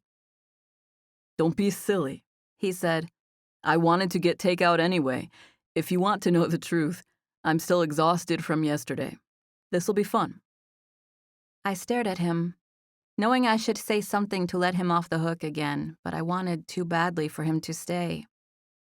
Let me at least call for delivery so you don't have to get out, I said. He smiled. I'll go. I can get everything we need within a few blocks. Do you have ice packs? He asked again. I shook my head. Not the official packs. I have ice, though. He gave me another amused grin, one that had me feeling breathless. I'll go by the drugstore, he said. What do you want to eat? Anything? He promised he'd be right back, and I apologized again for our evening not going as planned. Lou came by while Collin was gone. She knew I was going out, so she was surprised to see me there. She had plans for the evening and was just coming by to freshen up, so she was gone before Collin ever made it back. I was glad she came home. She helped me hobble to my bedroom so that I could change out of my date clothes and into something more appropriate for being stuck on the couch with a big club foot. Collin rang for me to let him in, and I met him at the door wearing my favorite pair of leggings and an oversized sweatshirt that had a big Indian with feathers on the front. It was my brother's. I think the Indian was some sort of sports logo, but I wore it because I liked the looks of it and it was comfortable and oh so broken in. I figured if takeout and ice packs were involved, I ought to just go ahead and get comfortable. Collin was carrying 2 bags, one paper and one plastic, and he grinned at me as he took in my altered appearance. I changed, I said. His smile widened. I see that. I just didn't want to be stuck on the couch wearing... You look adorable, he said. He stepped past me, kicking his shoes off by the door before heading into the kitchen to set down the bags. I went for burgers, he said. Burgers are perfect. I limped behind him, heading for the kitchen, but Collin told me to stay behind and park myself on the couch. He made himself at home in my kitchen, cutting our burgers in half and serving them up with French fries and what looked, from where I was sitting, like a salad. I got a couple of those gel ice packs, but they're not cold yet, so I also picked up a few bags of peas. Peas? It might be mixed vegetables, he said. What'd you get that for? For your ankle. I bought the peas since the gel packs would take a while to freeze. I'm totally lost, I said, causing him to stop what he was doing and smile at me. He held up the bag of frozen vegetables that were sitting on the counter. I'm going to put this on your ankle, he explained. The gel packs are great, but these will get you by until they have a chance to freeze. I'm putting peas on my ankle? I asked. He grinned. We're not cooking them first, he said, teasing me. We're not mashing them up and spreading them on there. You just put the bag on your ankle. The little frozen bits will help it feel better. I smiled. Peas, huh? And corn, it looks like. He crossed the living room and presented me with a perfect plate, which included a side of some specialty dipping sauce. As if that weren't enough, he didn't sit down with his own meal until he had carefully administered arnica gel and the bag of frozen vegetables to my ankle. We sat there and ate, talking about sprained ankles and other random injuries we had both endured over the years. He had fallen from a tree when he was a boy and had suffered a broken arm, which left him in a full arm cast for most of the 5th grade. We laughed as he told the story of how difficult it was to take a bath or go swimming with that huge, cumbersome cast on his arm. Tell me something else, I said after we ate. Collin had just taken our plates to the kitchen and was on his way back to the living room with a white box in his hands. Tell you what? He asked. I don't know, I said. Something about yourself. I just told you a bunch about myself. I know, but something else, I said. He shrugged. I hit a deer with my very first car. It happened like the second night I had my driver's license, and I was too embarrassed to tell my parents what happened, so I told them it was a hit and run while my car was parked. Anyway, they found the blood and called me out on it, so that was pretty embarrassing. My mom had herself all worked up, thinking I had hit a person and left them for dead. Dad said she was already making plans to take me and flee the country. I giggled, thinking about the 16-year-old version of Collin causing so much confusion over hitting a deer, and he laughed along with me. Now your turn, he said. I sighed, thinking about what I could or should share with him. I was an extra on one of my dad's shows when I was little, and I was so freaked out about doing it that I faked throwing up in the bathroom so that I didn't have to go through with it. I paused and put a hand to my forehead, flinching at the memory. Oh my gosh. I scooped a handful of toilet water up with my hands so that I could let it fall back into the toilet when I made the gagging noise. I couldn't help but smile at myself for admitting such a thing. I begged my dad to let me do it, and when it came time, I froze up. I think maybe I was scared I'd fail and disappoint him. I let out a humorless laugh. I was just an extra. I think I was just supposed to sit at a table and pretend to listen while someone talked to me. Looking back, I was worried for nothing. Most worries are for nothing, he said. Most are, I agreed. And sometimes you're not worried about a single thing and disaster just swoops right in and blindsides you. Sometimes it does, he admitted. Like when tree branches break when you're sitting on them. I smiled. Or when you devastate your ankle by taking 2 steps in your own closet. Chapter 8. Collin sat in my living room for the next few hours, but it might as well have been 10 seconds with the way it passed so quickly. We talked about so many things. He explained his philosophy at work, that he, in a sense, had the mental capacity to provide a quality dining experience for people. It wasn't that he was a great chef or had ever even had the desire to be. He knew how to cook, but mostly he knew how to open and run successful restaurants. I was able to understand where he was coming from because my dad was the same way with television. He knew the formula, and he was a master at carrying it out. I saw my dad in Collin in some ways, which I both respected and feared. I wasn't a fool. Collin, much like my dad, was attractive, not only because of his appearance, but also in the confident, capable demeanor in which he carried himself. You can almost tell when a person's smart by just the right sort of eye contact they give you and the way they carry on a conversation. And Collin was smart. His humor was quick and dry, and he had the ability to impersonate people in hilarious ways. We were laughing at a story he told about having to eat something outrageously gross and pretend to like it so that he wouldn't offend his host when he said, I better go. I have to be at the airport at 5 a.m. Oh, I didn't realize your flight was that early, I said, shifting to the edge of the couch so that I could stand up. Between my new brace and the ibuprofen, I was feeling like I could easily limp to the door to tell him goodbye. You don't have to get up, he said, seeing me move. In fact, I could help you to your bed if you want me to. My pervometer was so sensitive that I gave him a skeptical glance when he said bed, even though he didn't mean anything by it. I had been pretty candid with Collin during the last few hours. I had shared my experiences with men, and I could tell he noticed me take his offer the wrong way. He shifted on the couch so that our knees were almost touching and we were mostly facing each other. We hadn't had any physical contact other than him touching my ankle, but at this point, he reached out and put his hand on my knee. I stared at it for a second before making eye contact with him, my heart feeling like it might go beating right out of my chest. His hand was warm. I could easily feel the temperature of it through the thin fabric of my leggings. I had to remind myself to breathe. And yet, Somehow, in the midst of all that, I knew something had shut down inside of me. In spite of my crazy physical reaction to Collin, I still knew I wasn't capable of fully trusting anyone. What? He asked, taking his hand from my knee, only to run his fingertips along the side of my face. Nothing, I said, smiling at him and feeling, for some reason, like I wanted to cry. He dropped his hand, resting it again on my knee. Listen, Sarah. I'm not gonna say you're wrong about men being despicable creatures, because we are. I won't say I'm perfect, because I'm not. I have been in relationships and felt myself being attracted to women who were not the person I was dating. I had to make a choice not to follow through on my thoughts. Everybody feels temptation at some time or another, not just men. I'm not saying you're wrong for having trust issues. But at the same time, you should know that there are people out there who can refrain from following every little urge they have. I smirked at him. You wouldn't happen to know one of those people, would you?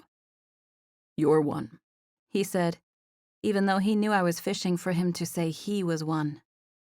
I nodded. You're right, I said. I think exclusivity is hot. It's powerful. I watched my dad lose respect when he did what he did, and I'm not willing to do that. My ex is, too. That's exactly why I'm so glad I've chosen to wait. Collin took a deep breath and rubbed his eyebrows as if gathering his thoughts. He kept his eyes closed when he said, Seriously, Sarah. Seriously what? He stared at me, shaking his head imperceptibly. You've said the word wait a couple of times when we were talking, and now you said it again. Are you referring to waiting till you get married? Is that what you're talking about? I felt blood rush to my face at his words. Not knowing whether this was a turn off or a turn on, I settled for making a "where are your manners" face at him like I didn't want to answer. This made him smile. Is it? Are you? He asked sweetly. I nodded shyly. That's the whole point of them cheating on me. He reached out to take my hand. Sarah, he said. I was staring down, but I glanced at him when he said my name. He just sat there and stared at me for a few seconds in silence. He took a deep breath, wearing an expression that said he was carefully trying to consider his words. I don't even know where to begin to tell you how that makes me feel. I don't think I even know how it makes me feel. He glanced down again, searching for the right words. I feel like I should hoist you over my shoulder and drag you off to the wilderness and marry you or something. I giggled, since I had not, by any stretch of the imagination, expected him to say that. The wilderness? I asked, laughing. He scooted toward me till our knees were pressed against each other. This put us in such close proximity that I could smell him, feel his energy. My eyes roamed over his face, noticing the way the shadow from a nearby lamp fell on the hollow of his cheek. Sarah, I really am sorry for what those other men have chosen to do in your life. He paused. Maybe I'm not really that sorry, if I'm being honest, because if they hadn't, then you might not. He trailed off, sighing and smiling at me. I just think you should know that commitment is commitment in my book. And I know about discipline. Quite frankly, you can't get to where I am in business without becoming a master of those two attributes. Are you saying it would take discipline to refrain from cheating on me? I asked. How romantic. He gave me an amused grin as he shook his head. I'm saying that staying true to one person in a relationship takes discipline. Maybe not at first, and maybe it's harder for some people than others. But temptation comes to everyone. He paused and scanned my face. I really can't imagine ever doing anything to hurt you, Sarah, he said sincerely. It honestly baffles me to think about having you and throwing it all away. What sort of idiots were you dating? I smiled, taking his hand into both of mine as I wiggled my shoulders a little. You're leaving, I said. Yep. For how long? I asked, even though I already knew the answer. It'll be a month. But remember, I'll fly in for a day on my way to London. We sat there, unblinking. Can I see you? He asked. When I come home for a day? I nodded, which was an understatement to the intensity of my agreement. How was it that a week ago he was barely on my mind, and now I felt desperate for the next time I'd get to see him? I think it's the first weekend of March, but I'll let you know. I nodded again. He stood up, straightening his clothes and stretching. I better get going, he said regretfully. I stood, and he caught me in his arms. You don't have to get up, he said, staring down at me as he supported some of my weight with a hand around my back. I wanted so badly to stay wrapped in his arms that I stood there in silence when I should have been responding to what he had said. In fact, I didn't even remember what he said or care if the silence was awkward. In a gesture of relaxation, I sighed and placed my forehead on his chest as I shifted my weight to balance on my good ankle. Collin rubbed my back. I'm sorry, not sorry they hurt you, Sarah, he whispered. I breathed out a little laugh. I'm sorry about all the walls, I said, knowing any other girl would be throwing herself at him by this point. He ran his hand over my back, and I breathed in his clean, masculine smell. They don't say patience is a virtue for nothing, he said, patting my back in a way that made me know he was preparing to leave. I'm one of the most patient people I know.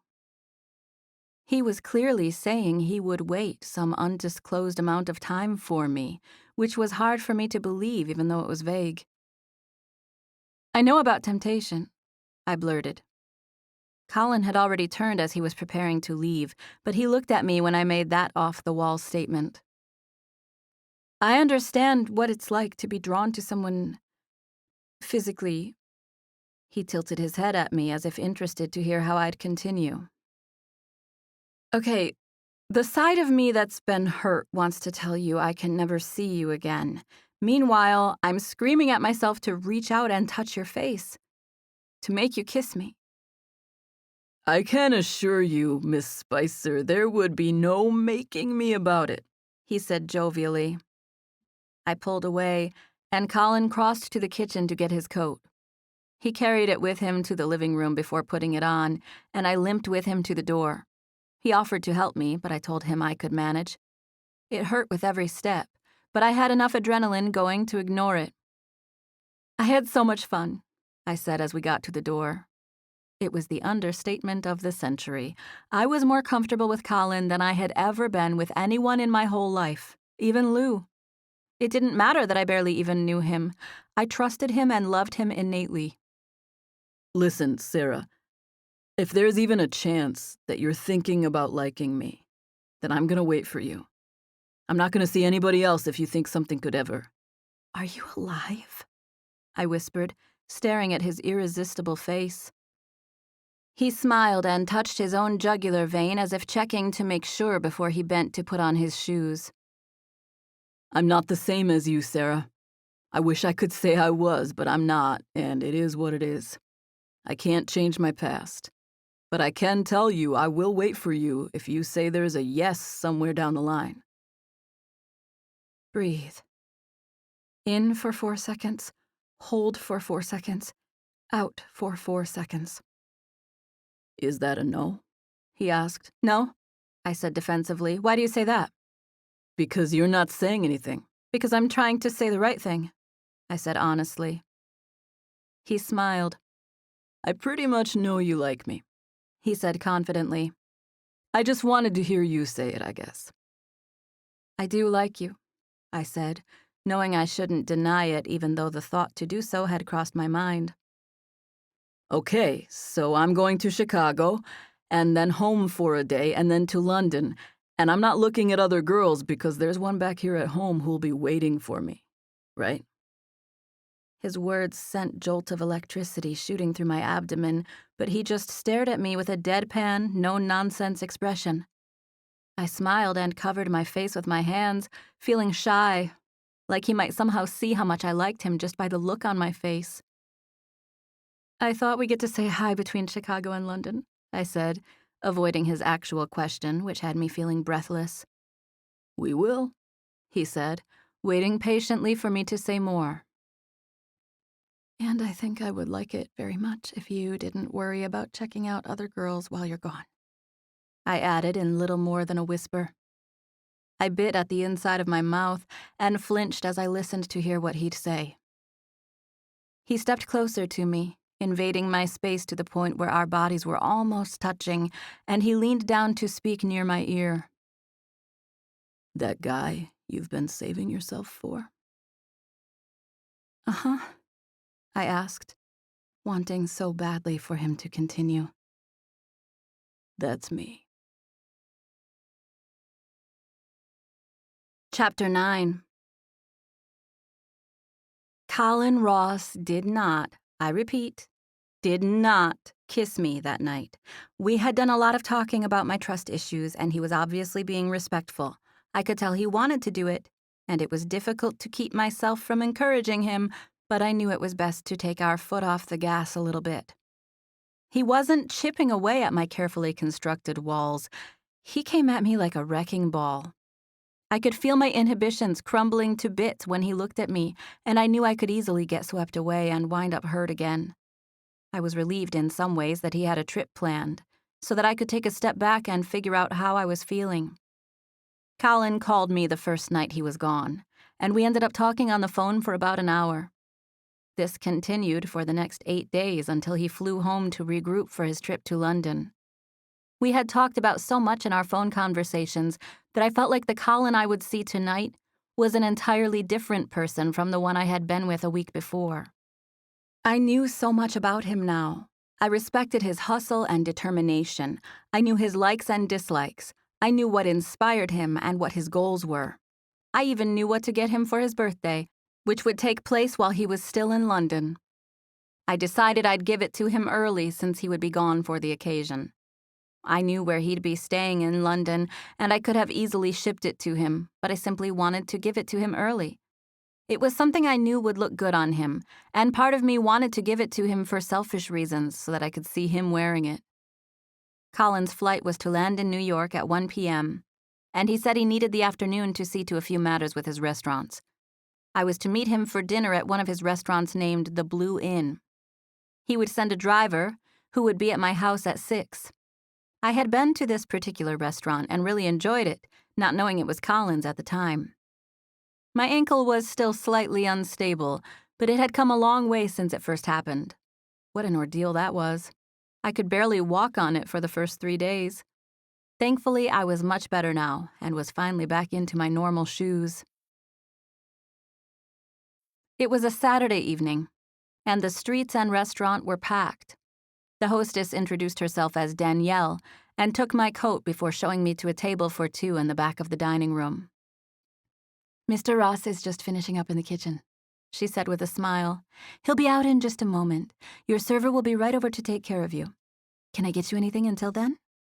I shook my head and smiled at her as I settled into my chair, and she was off without another word.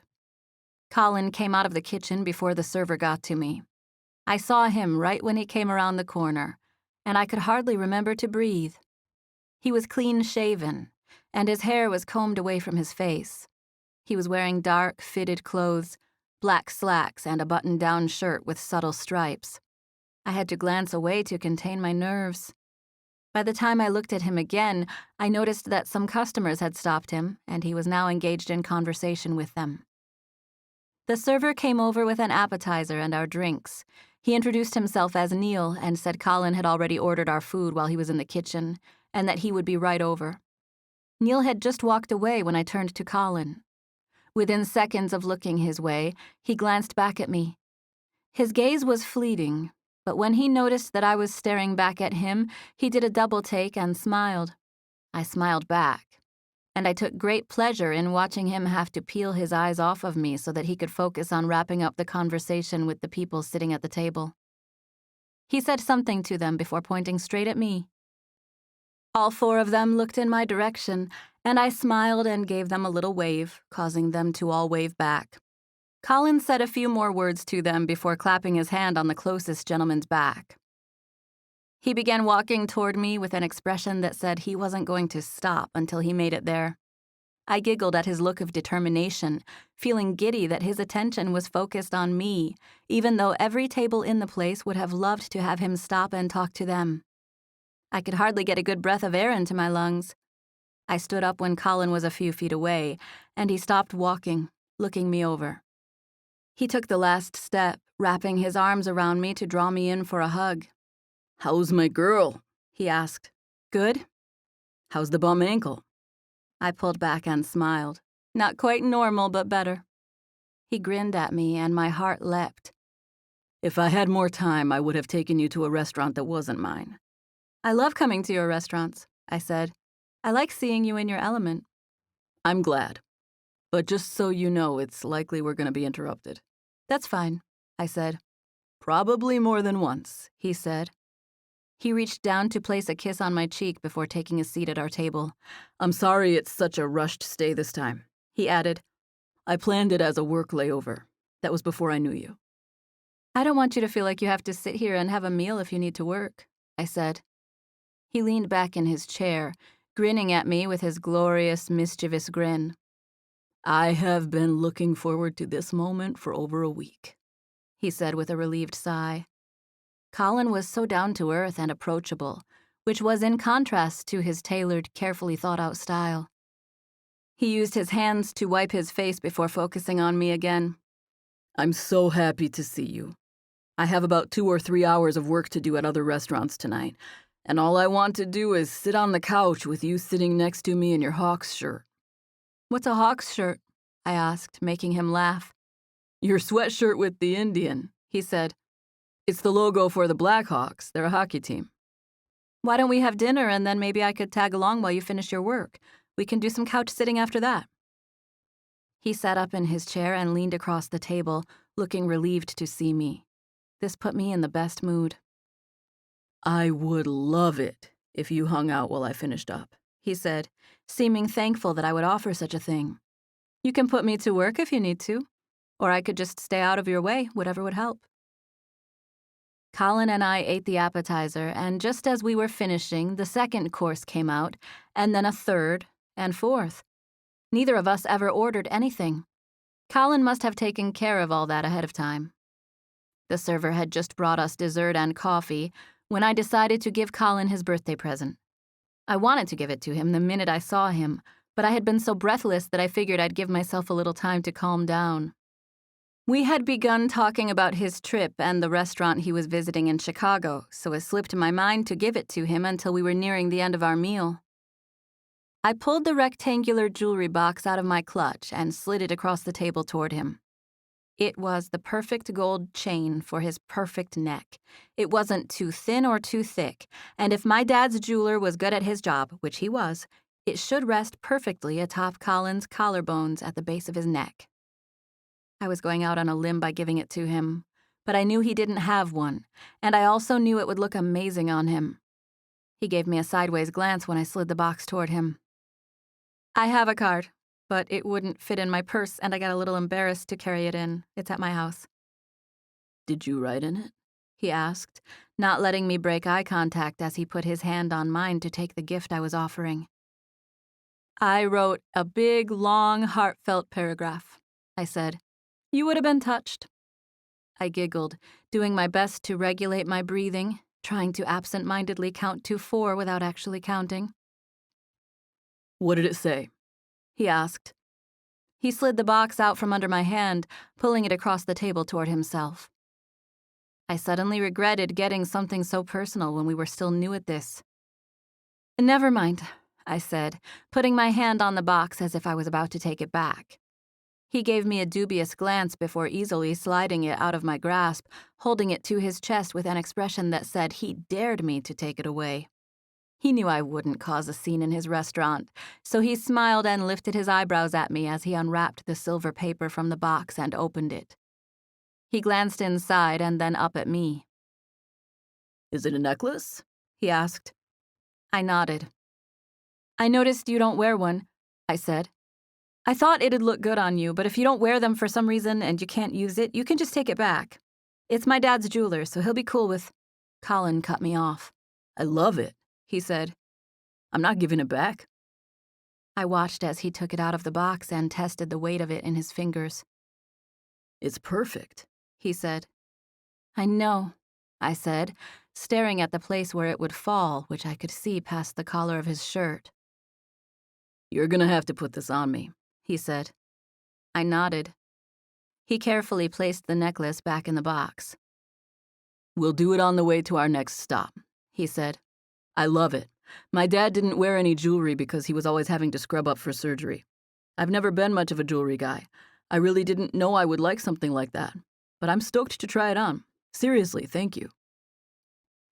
Collin and I wrapped up our dinner, and before I knew it, we were headed to another restaurant a few miles away.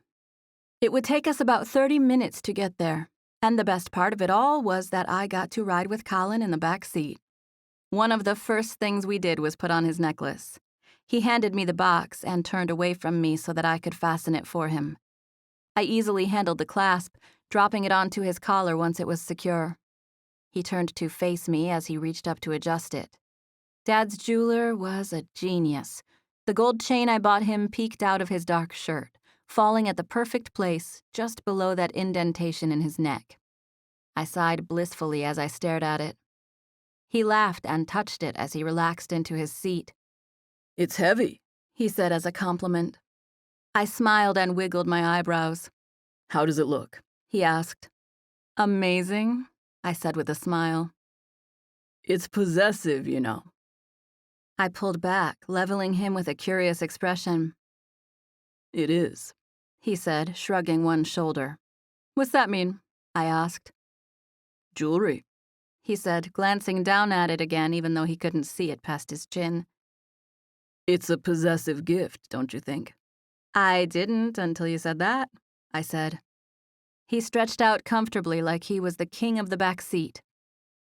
I think it means you're into me, he said. Oh, yeah? Yeah, I'm pretty sure of it. Are you going to enjoy knowing I'm wearing it while I'm in London? He asked. I thought about being vague, but I went for honesty. Yes, actually, I said. I hope you do wear it. I leaned forward so that I could get a good look at the necklace, and before I could stop myself, I reached out to touch it. I let my fingertips fall on it, trying not to be affected by the warmth of Collin's neck. Is that possessive of me? I asked. I hope it is, he said.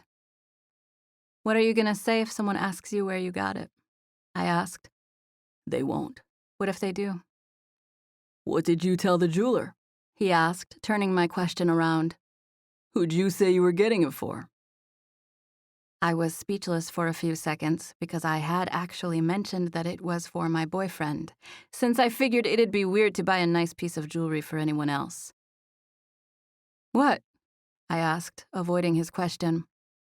Who'd you say it was for? He asked. You, I said. Chapter 10. I'm sorry it's such a quick trip, Collin said, glancing out the window of the car. We were fairly close to his restaurant, but traffic was terrible, a fact for which I was grateful since it kept me cooped up in the car with him these last extra minutes. He flopped his head onto the headrest with a tired sigh. His eyes were closed, but he smiled sweetly since he knew I was looking at him. Tired? I asked.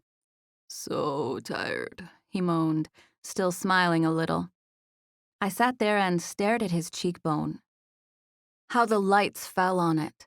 Feeling like I wanted to comfort him in some way, I leaned forward and placed a kiss right on the spot I'd been staring at. His smile broadened, although he still didn't open his eyes. I leaned forward and did it again, this time allowing my lips to remain on his cheek for 2, 3, 4 seconds. A warm sensation washed over me, causing me to curl my toes and clench my fists. I broke contact, and this time, instead of keeping his eyes closed, he peeked at me with one eye. I giggled. I'm gonna try this again, he said. Again, he rested his head on the seat back and stared upward, closing his eyes and not paying attention to me at all. I stared at the side of his face for a few seconds before falling into his trap. I leaned over and placed my mouth on his cheek again.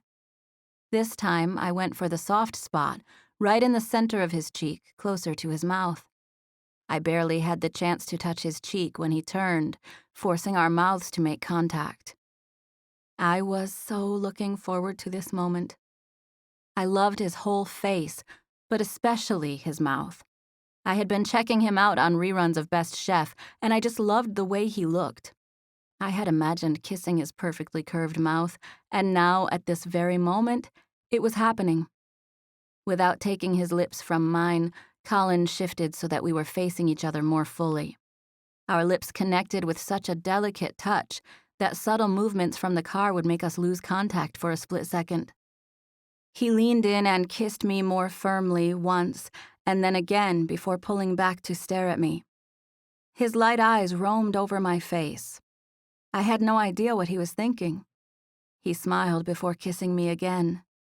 3 times he let his lips touch mine, and just like that, we were pulling to a stop in front of his restaurant. I was so shaken up by his kiss that it felt like I was dreaming when Collin withdrew and whispered, "We're here." I smiled and glanced out of the corner of my eye before staring at him again. "We're here," I repeated, since my thinking skills had turned to goo the second he kissed me. "I have a couple hours of stuff to do in here," he said as we walked into the restaurant. This was another Mexican restaurant, although it was even more upscale than the one where I first met him. "I'll just stay out of your way unless you can find something for me to do," I said. "I think I'll start with a visit to the ladies' room, though." He smiled and pointed toward a hallway on the far side of the dining room. "The restrooms are back there," he said. "I have some stuff to deal with in the kitchen, and then I'm meeting with my executive chef." "Go," I said. "Do what you need to do. I'll keep myself busy. I might go for a walk or something." Collin smiled and squeezed my arm as if saying thanks for understanding, as he took off for what I assumed was the kitchen. I glanced at his neck as he turned and smiled, loving the sight of my necklace on him. I heard someone say my name when I was on my way to the ladies' room. "Sarah Spicer?" A woman's voice came from my right, and I turned to find an actress from one of my dad's shows named Barbara Long. She was with about 8 people at a booth along the wall, and I walked over there to greet them. "Sarah is Saul Spicer's daughter," she explained as I got closer. "I know Sarah," a guy said. I turned to find her assistant, who I recognized from the set. I waved at him. "Sarah went to Columbia for pottery," he said proudly to the others at the table. I didn't correct him, even though that wasn't entirely true, since what I earned was more of a general art degree. "I've seen her stuff," Barbara said. "Her dad has a few of her things in his office." She cocked her head at me and stared at me seriously as if something had just dawned on her. "I should probably buy a couple of your little bowls," she said. "I have to get my agent something for his birthday, and he loves all that homemade stuff." I smiled as graciously as I could, even though she was implying that my ceramics were some type of hobby or craft project. Oh well, I thought, so goes the life of an artist. Drake had taken some portraits of me in my studio, and I had business cards made with my favorite one. I happened to have one of them in my purse, so I took it out and put it on the table in front of Barbara. "I have an online store if you want to check out some of my work." "She's really good," Skip, the assistant, said, reaching for my card. "She went to Columbia." I smiled and waved at them. "It was great seeing you guys," I said. "You too, sweetheart," Barbara said. I bowed at them as I turned and continued through the dining room to the women's restroom. There was a small dressing area with a couple of couches, and I stayed in there for nearly a half hour after I used the restroom. The restaurant was busy, but nobody was hanging out in the women's restroom, so aside from the people passing by on their way to and from, I was alone. I had a few texts from Lou and my mom, so I took care of those before spacing out on the internet for a while. I thought I might sit at the bar for a while, or maybe even walk to the bookstore down the street. I made up my mind to go to the bookstore since Collin said he might be a couple of hours. I had just come out of the restroom and was about to round the corner that led to the dining room when I saw Collin standing on the other side of the restaurant with his back toward me. I knew it was Collin by what he was wearing and how he was standing. I knew it was him. It was Collin, that was all there was to it. That fact wouldn't have been so hard for me to believe had there not been a blonde standing beside him with her arms wrapped around his waist like she was a freaking koala bear. I mean, seriously, she was holding on to him with an unashamed grip around his middle.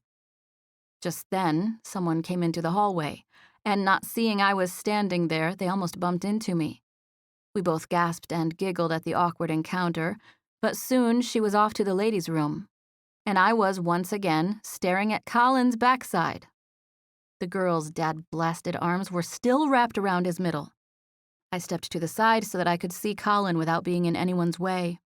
I knew I should walk away and not watch what was happening, but when you're in a position like that, it's literally impossible. I stood there and watched them like a little kid playing spies. The woman had obviously been at one of the tables and stood up to hug him when he went to talk to them. A hug was one thing, but she just kept her arms wrapped around him while he talked to the others at the table. I thought about how long I had been in the ladies' room, and it came to me that Collin probably thought I had gone on a walk, like I said. He apparently had no idea I was still in the building, or he would clearly not be doing this.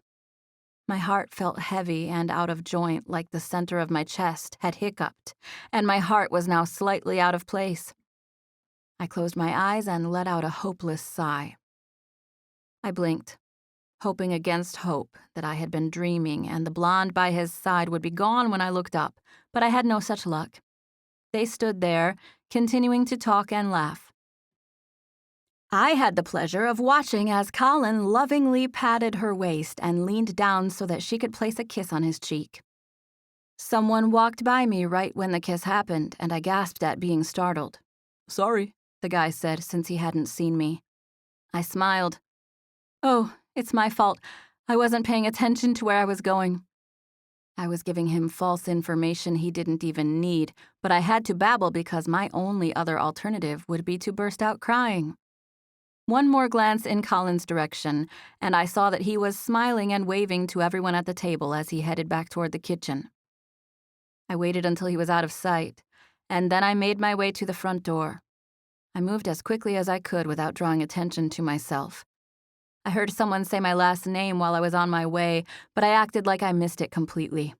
I had one thing on my mind, and that was getting out of that restaurant and as far away from Collin Ross as possible. I didn't even realize how cold it was. My heart was pounding and hot blood coursed through my body as I navigated the sidewalk toward the bookstore. I was about halfway there when I realized there was no reason for me to go to the bookstore at all. I stopped to hail a cab and was thankful that one saw me right away. I told the driver my address and rested my head on the seat back, unable to get the vision of Collin with the blonde out of my head. I tried to tell myself it was his sister, but I knew that wasn't the case because she was married with kids and lived in New Hampshire right down the road from his parents. Plus, I had seen her picture and she was not blonde. I tried to tell myself it could have just been a friend or fan of his, but the familiar way she held on to him stuck in my head. There was just no denying it. The blonde in the restaurant was showing him affection, and he was returning it. Maybe this shouldn't be such a terrible thing. I mean, it's not like he stood there and made out with her or anything. But he showed her affection, and I just wasn't the type of girl who was secure enough to watch him do that. I tried to tell myself it wasn't a big deal, but I just kept seeing the scene over and over again with her arms wrapped around his middle. Way too familiar. She was pretty, too, at least what I could see of her from where I was standing. Lights and the sights of the city flashed past me as I rode home in the cab, but I didn't really see any of it. Chapter 11.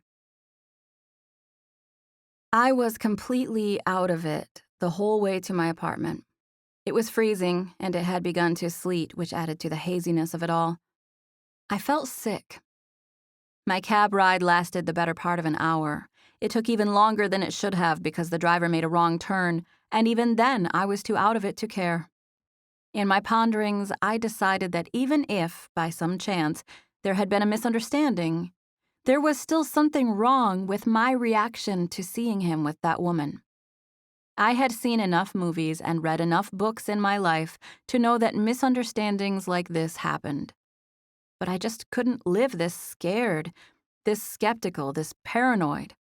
Even if there was nothing going on between Collin and that blonde, I couldn't go on getting brokenhearted every time I saw him hug one of his customers.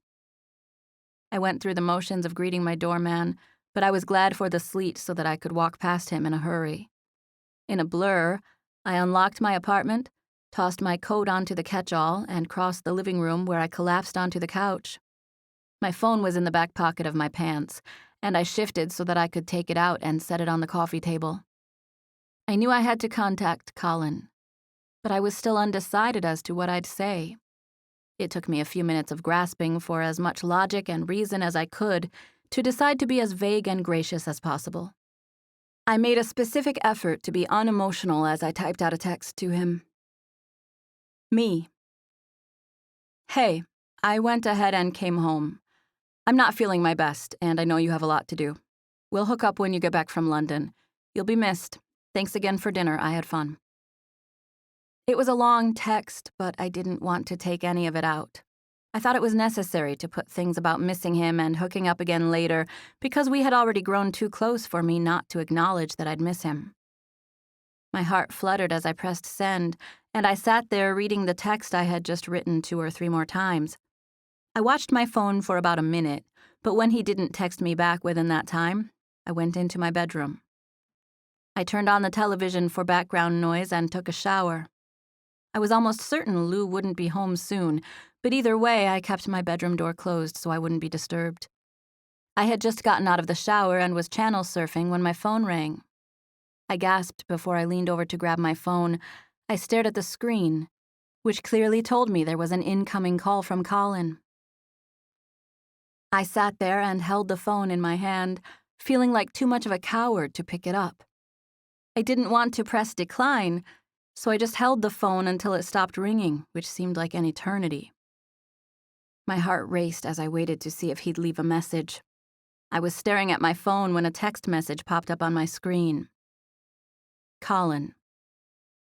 Are you here? Obviously, he thought I was still waiting for him at his restaurant. I knew if I didn't text him back that I ran the risk of him coming over here, which I did not want. I had already wasted enough of Collin's time on a day that didn't have enough hours. Me. Did you get my text? I'm here at my apartment. Sorry I missed your call just now. I'm not feeling good and decided to come home. I pressed send, and within seconds I heard back from him. Collin. I'll be done in an hour. I'm sorry you're sick. Can I bring you something? I hope it wasn't the food. Me. No, it's not the food. I think it's allergies. It works out. I know you have to wake up early to catch your flight. Thanks again for tonight. I included a kissy face emoji because I knew it'd be suspicious if I quit cold turkey on little sentiments like that. Collin. I wish I could see you before I go. I'm almost done here. Me. I think I'm gonna hit the sack. Collin. Pick up your phone. Within seconds, my phone was vibrating. It all happened so fast that I let out a little screech and tossed my phone onto the bed next to me as if it were a hot potato, but I knew I had to answer the call. So just as quick as I tossed it down, I picked it up again, pressing the button to answer the call. Hey, I said, trying to sound groggy. You okay? He asked. Yeah, I knew you had a lot of work to do tonight, and it worked out because I was sort of tired and under the weather. I think it's the sleet making my allergies flare up. I clenched my fist and pinched my eyes shut, telling myself to be quiet and stop giving him too much information. I could hear the hustle and bustle of the restaurant around him, and I felt sick that he was taking time out of his night to worry about me.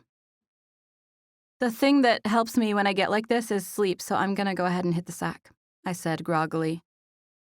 Sarah, be straight with me, Collin said in an impassive tone. What's going on?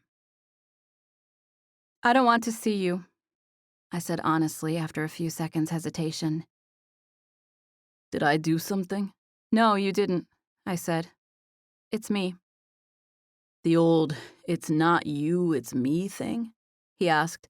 Is that what you're doing? Yeah, but it really is me, I said. So you just changed your mind about being with me? He asked. I wasn't with you, I said. We're not. I trailed off. We're not what, Sarah? We're not a thing. Collin breathed a humorless laugh. Seriously? He asked. My heart pounded and ached at the same time. My chest was a chaotic mess. It's my fault, I said. It's the trust stuff. I should be able to see some girl's arms around you and be cool and confident with that, but I can't. It's me, not you, just like I said.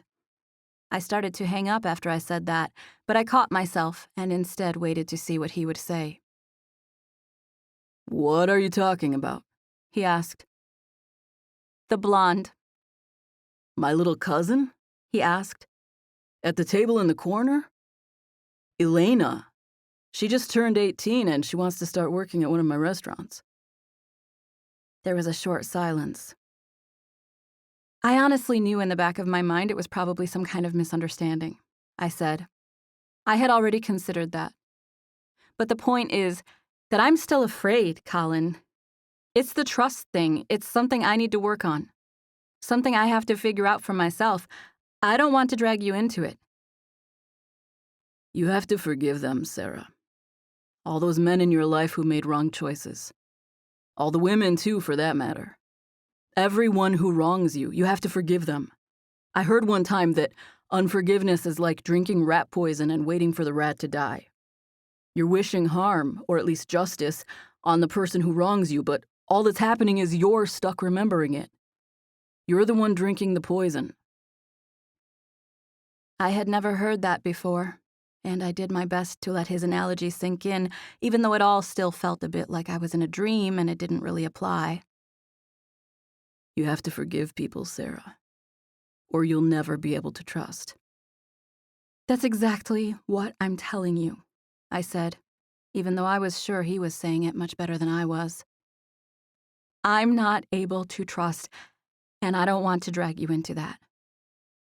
Too late. I'm already drugged, he said. Instantly, an ember of joy and hope began bubbling somewhere deep inside me. I have to go, he said. Please reconsider and let me come by on my way home, Sarah. I really want to see you before I leave for London. Okay, I said. Okay, he agreed. I'll be here for roughly another hour. I'll call when I'm on my way. Okay, I said. See you soon. See you in a bit, he said in a way that meant goodbye. He was already talking to someone else as he hung up the phone with me, and I heard them telling him something about a shipment of fish. I hung up the phone and held it to my chest, feeling overjoyed about learning the identity of the mystery blonde, and utterly gobsmacked at the fact that Collin was coming over when I seriously had myself convinced I would never see him again. I stared at the ceiling of my bedroom, thinking about that rat poison analogy, and wondering if I had truly forgiven the people in my life who had hurt me.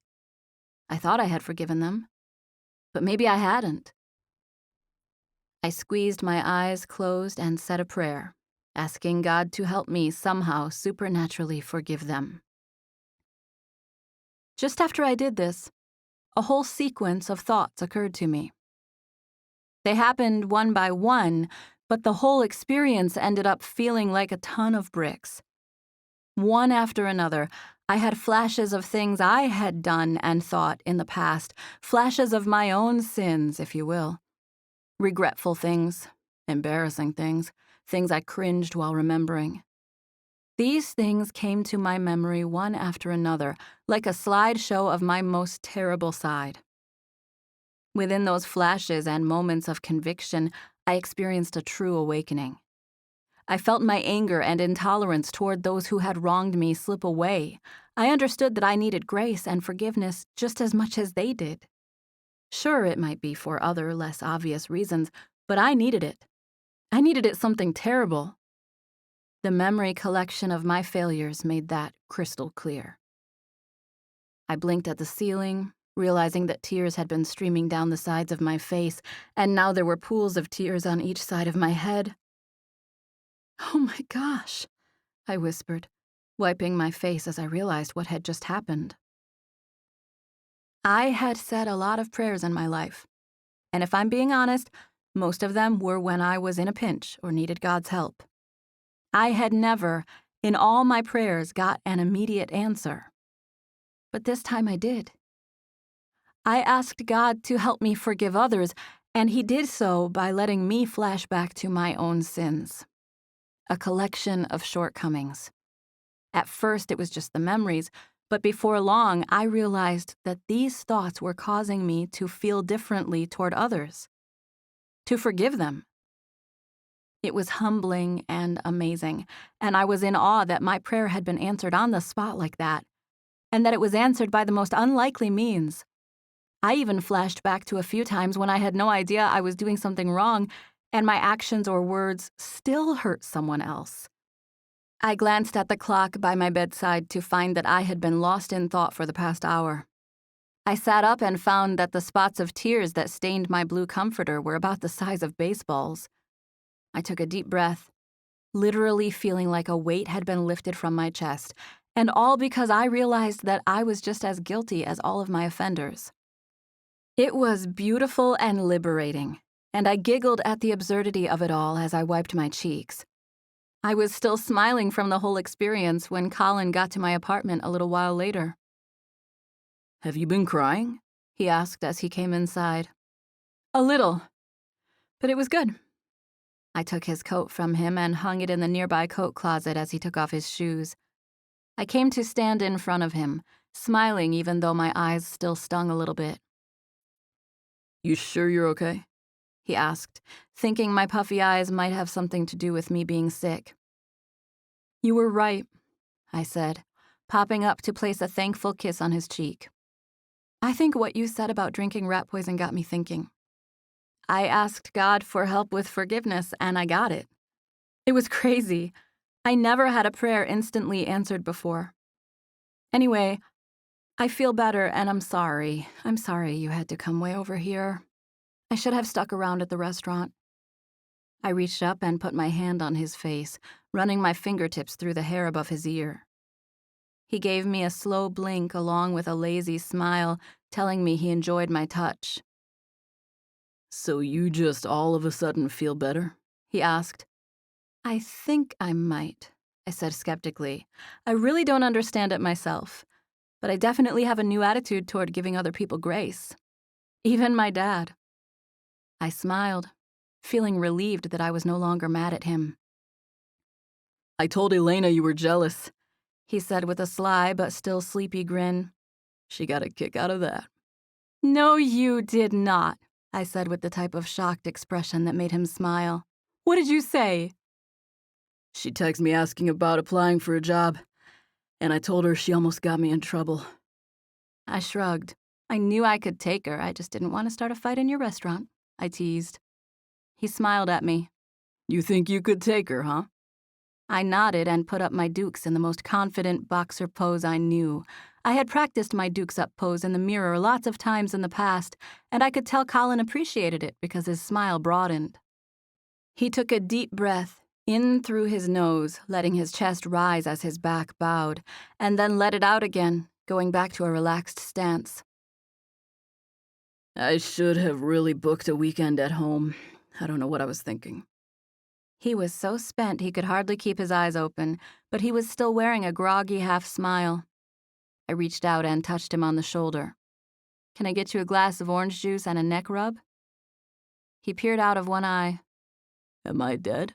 He asked. No. Why? I asked, giggling. Because those two things would be heaven right now. Chapter 12. I had no idea how multifaceted forgiveness could be. Before I had that experience, I thought forgiveness was just a word that described my feelings toward the event that happened and the person or persons who caused said event.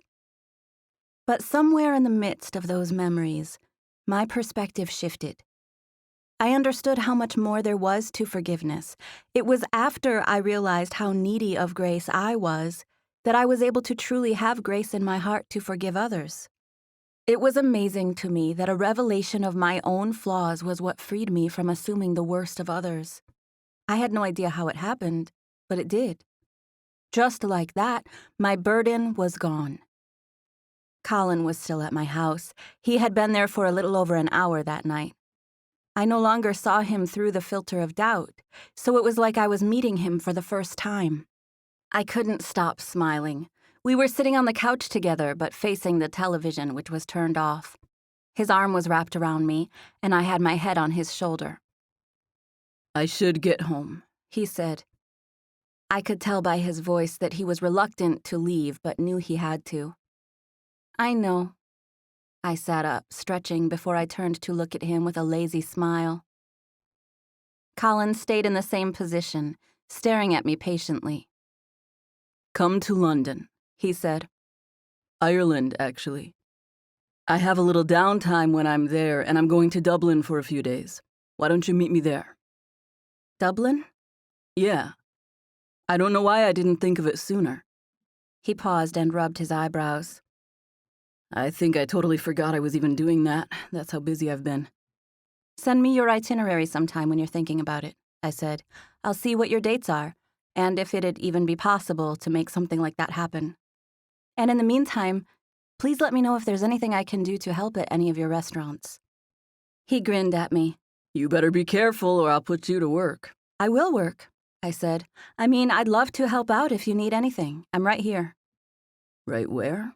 He asked, pulling me into his arms.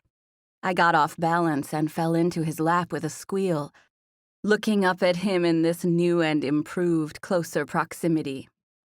Right where? He asked again.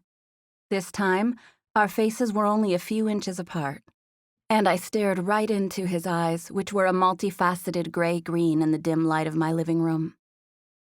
Right here, I said breathlessly. Unless you come with me to Dublin, he said. Only, he said the words in a perfect Irish accent that had my eyes bulging. Can you say other stuff like that? I asked, thinking an accent sounded incredibly attractive on him. Aye. Otherwise, how would I get along in Ireland? He asked. His accent was perfect. I giggled at how good it was. Are you Irish? I asked. I'm just the bloody class clown who's got to be the center of attention all the time. His accent was so perfect that I assumed he must have spent an extended amount of time there. You're so great at that, I said sincerely as I stared at him with adoration. He smiled and said, You like that? In his normal American accent. I love it, I said.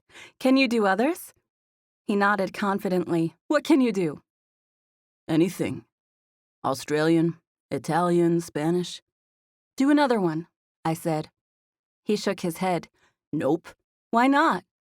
Because then you'd see the comedy in it. What is it you think I'm seeing now? I asked, scanning his face. It was only inches from mine. You tell me, he said in that same perfect Irish accent. What was the question? I asked after a few seconds of thinking about that accent and getting lost staring at his mouth. I was telling you why I'm not going to bust out my Nacho Libre imitation, he said in his normal voice. The Irish one's enough for now. I like how it makes you look at me. Plus, I want to leave you with that one so it can entice you to meet me in Dublin. And you can't show me all your cool tricks on the first night, I said. He smirked at me in that confident way all cool guys knew how to do. That's nothing, he said. I could show you all my accents tonight, and I'd still just go on impressing you for years. I've got way more than just accents. I knew enough about his personality to know that he was kidding around, but there was something to a man having confidence, even if it was in a tongue-in-cheek way. I can't wait for that, I said. For what? To be impressed, I said. I love being impressed. Just then, we heard the sounds of Lou at the door. She fiddled with it for a second before it opened, and she looked at us with an apologetic expression. "I'm so sorry," she said. "I tried to text." "I was on my way out anyway," Collin said. He patted my thigh before getting to his feet, and I stood up as well since I was halfway on his lap and planning on walking him out anyway. No, I didn't mean to make you leave," Lou said with her hands up as she tiptoed reluctantly into the room. She pointed to the hallway. "I'm headed for the shower." "I was standing up to walk out anyway," Collin said. "Sarah showed me some of your art. I think it would be a good fit for one of my restaurants. Are you willing to take commissions if I give you the subject matter and dimensions for a few pieces?" "Definitely," Lou said with no hesitation whatsoever. "That'd be amazing." "It'll be another month or so before I can talk to you about it or make any plans, but I just wanted to see if it was something you'd be interested in." Lou beamed at him. "For sure, definitely. I'm ready when you are." Collin glanced at me with a smile that said he needed to go. "I'm gonna walk him to the elevator," I said, talking to Lou, but not taking my eyes off of Collin. "Okay," she said absent-mindedly as she walked away, trying to seem like she wasn't paying the slightest bit of attention to us. "Bye, Collin," she called from over her shoulder. "Bye, Lou." Collin texted his driver to tell him he was on his way downstairs. He slipped his coat and shoes on by the door. I helped him into his coat, which was big and heavy, and he shrugged into it, thanking me for the help. "I'm glad you let me come over," he said as we started out into the hallway. "I was sad to leave without seeing you." I smiled because all the things that crossed my mind as a response seemed too serious or committal. I thought about saying, "I love you," or "I was sad about you leaving too," but I just couldn't get those words out of my mouth. I settled for a smile even though I wanted to do something crazy like proclaim my love. Then I realized it was my turn to speak and I hadn't responded to Collin's last statement, which was simple but still heartfelt. "What?" I asked, feeling speechless. "Good night, Sarah," he said sweetly as he smiled and reached out to touch the down arrow on the elevator. "Good night," I said. "I miss you already." He gave me a slow smile as he reached out to lightly touch my hand. "I'm right here," he said, barely hanging on to me. The elevator dinged and opened at that very moment, leaving us with no other choice but to smile at each other. "Not for long," I whispered. He reached out and put his hand in front of the door to hold it open. "Come to Dublin." I smiled. "Maybe," I said. "Either way, I'll see you soon." I reached out and put my hand on one of his cheeks before stretching up to kiss the other. I used the force of my hand to press his cheek into me, giving me the leverage for a nice, firm kiss. "I'm glad you came over too," I said. "Thank you for making time for it on a day like today." He leaned down and placed a quick farewell kiss right on my lips. "Thanks for the neck rub," he said with a smile and nod as he reluctantly broke away from me to get into the elevator. "Bye, Collin," I said. "Bye, Sarah." He pressed the button to go to the first floor and stood back, smiling at me as the doors closed. He picked up his hand to wave at me, and the sight of it was so glorious that I turned my shoulders and hips to the side and jumped sideways through the ever-narrowing crack in the elevator doors. I literally barely made it through. 1 second, the doors were closing, and the next I was jumping through them in a daring feat of acrobatics. I had to hoist myself so fervently into the elevator in order to avoid the closing doors that I landed right in Collin's arms. He caught me, laughing at the fact that I made him step backward with the impact. "I'll ride down with you," I said, stating the obvious since the elevator was already moving by the time we gained our balance. "I knew you were gonna do that," he said, his chest shaking with laughter as he held me tight. "You did?" I asked. "How? I didn't even know I was gonna do it." "I could see that faraway look in your eye right before you jumped," he said, still chuckling at me. I pulled back to stare at him, and he shifted so that he could peer down at me. I thought he would say something, but he didn't. He just leaned down and kissed me. I opened my mouth this time, and he let his tongue touch my bottom lip before he drew it into his mouth. It was so warm and comfortable that I wished I could stay there forever. I barely had time to think before the elevator dinged and came to a stop. I hated it for moving so quickly. "Come to Dublin, my love," he whispered in the Irish accent. I smiled and popped up to kiss his cheek as he reluctantly switched places with me so he could get out of the elevator. "You're not playing fair," I said. "That accent's making me have to go." That's the whole idea, he said with a smile and wink as he stepped out of the elevator. I watched him as far as I could see without sticking my head out of the elevator. "Hold the door," I heard a girl's voice say before it closed completely. I reached out and stopped it so that she could get on. The first thing she did was stare at the numbers, and it wasn't until she looked at me with a confused expression that I noticed I hadn't pressed the button for my floor. The door closed as she pressed 8, and then I reached out to press 12 for myself. "That was the dude from Best Chef," she said. She spoke loudly and had a slightly aggressive tone to her voice that had me disinterested in continuing a conversation with her. I just smiled a little when she glanced at me, assuming her statement didn't necessarily require a response. I caught myself wanting to write her off and not engage simply because of her tone, and then it hit me that I undoubtedly used the wrong tone sometimes by accident or out of nerves. I felt the urge to give her the benefit of the doubt instead of assuming the worst. "Collin," I said. "He is on Best Chef." "He your boyfriend or something?" she asked, leaning back to stare at me. I shrugged. I wish, probably," I said. Her expression, the one that had been a complete scowl, softened a little as she looked at me. "You're pretty," she said, surprising me. "Thank you," I said. "You are too." She smiled shyly and looked down. "Well, I think you can get him if you ask me," she said as the elevator door opened to her floor and she stepped off. "Thank you," I called as she walked away. The door closed and I rode up to my floor with a huge grin on my face, feeling thankful for the way that encounter had played out, and amazed that the concept of forgiveness could be applied to everyday situations like that. Chapter 13. "Oh my gosh, I'm so sorry I interrupted you," was the first thing Lou said when I came back into my apartment. "You didn't," I said. "He really did have to go." She had poured herself a bowl of cereal, and she carried it into the living room so she could come talk to me. "He's so cute," she moaned around a mouthful of food. "He's so sweet," I said. "I feel like he's my brother or something. Instant comfort, you know? Have you ever had that?" She made a face like she was trying to remember before switching her expression to a silly one.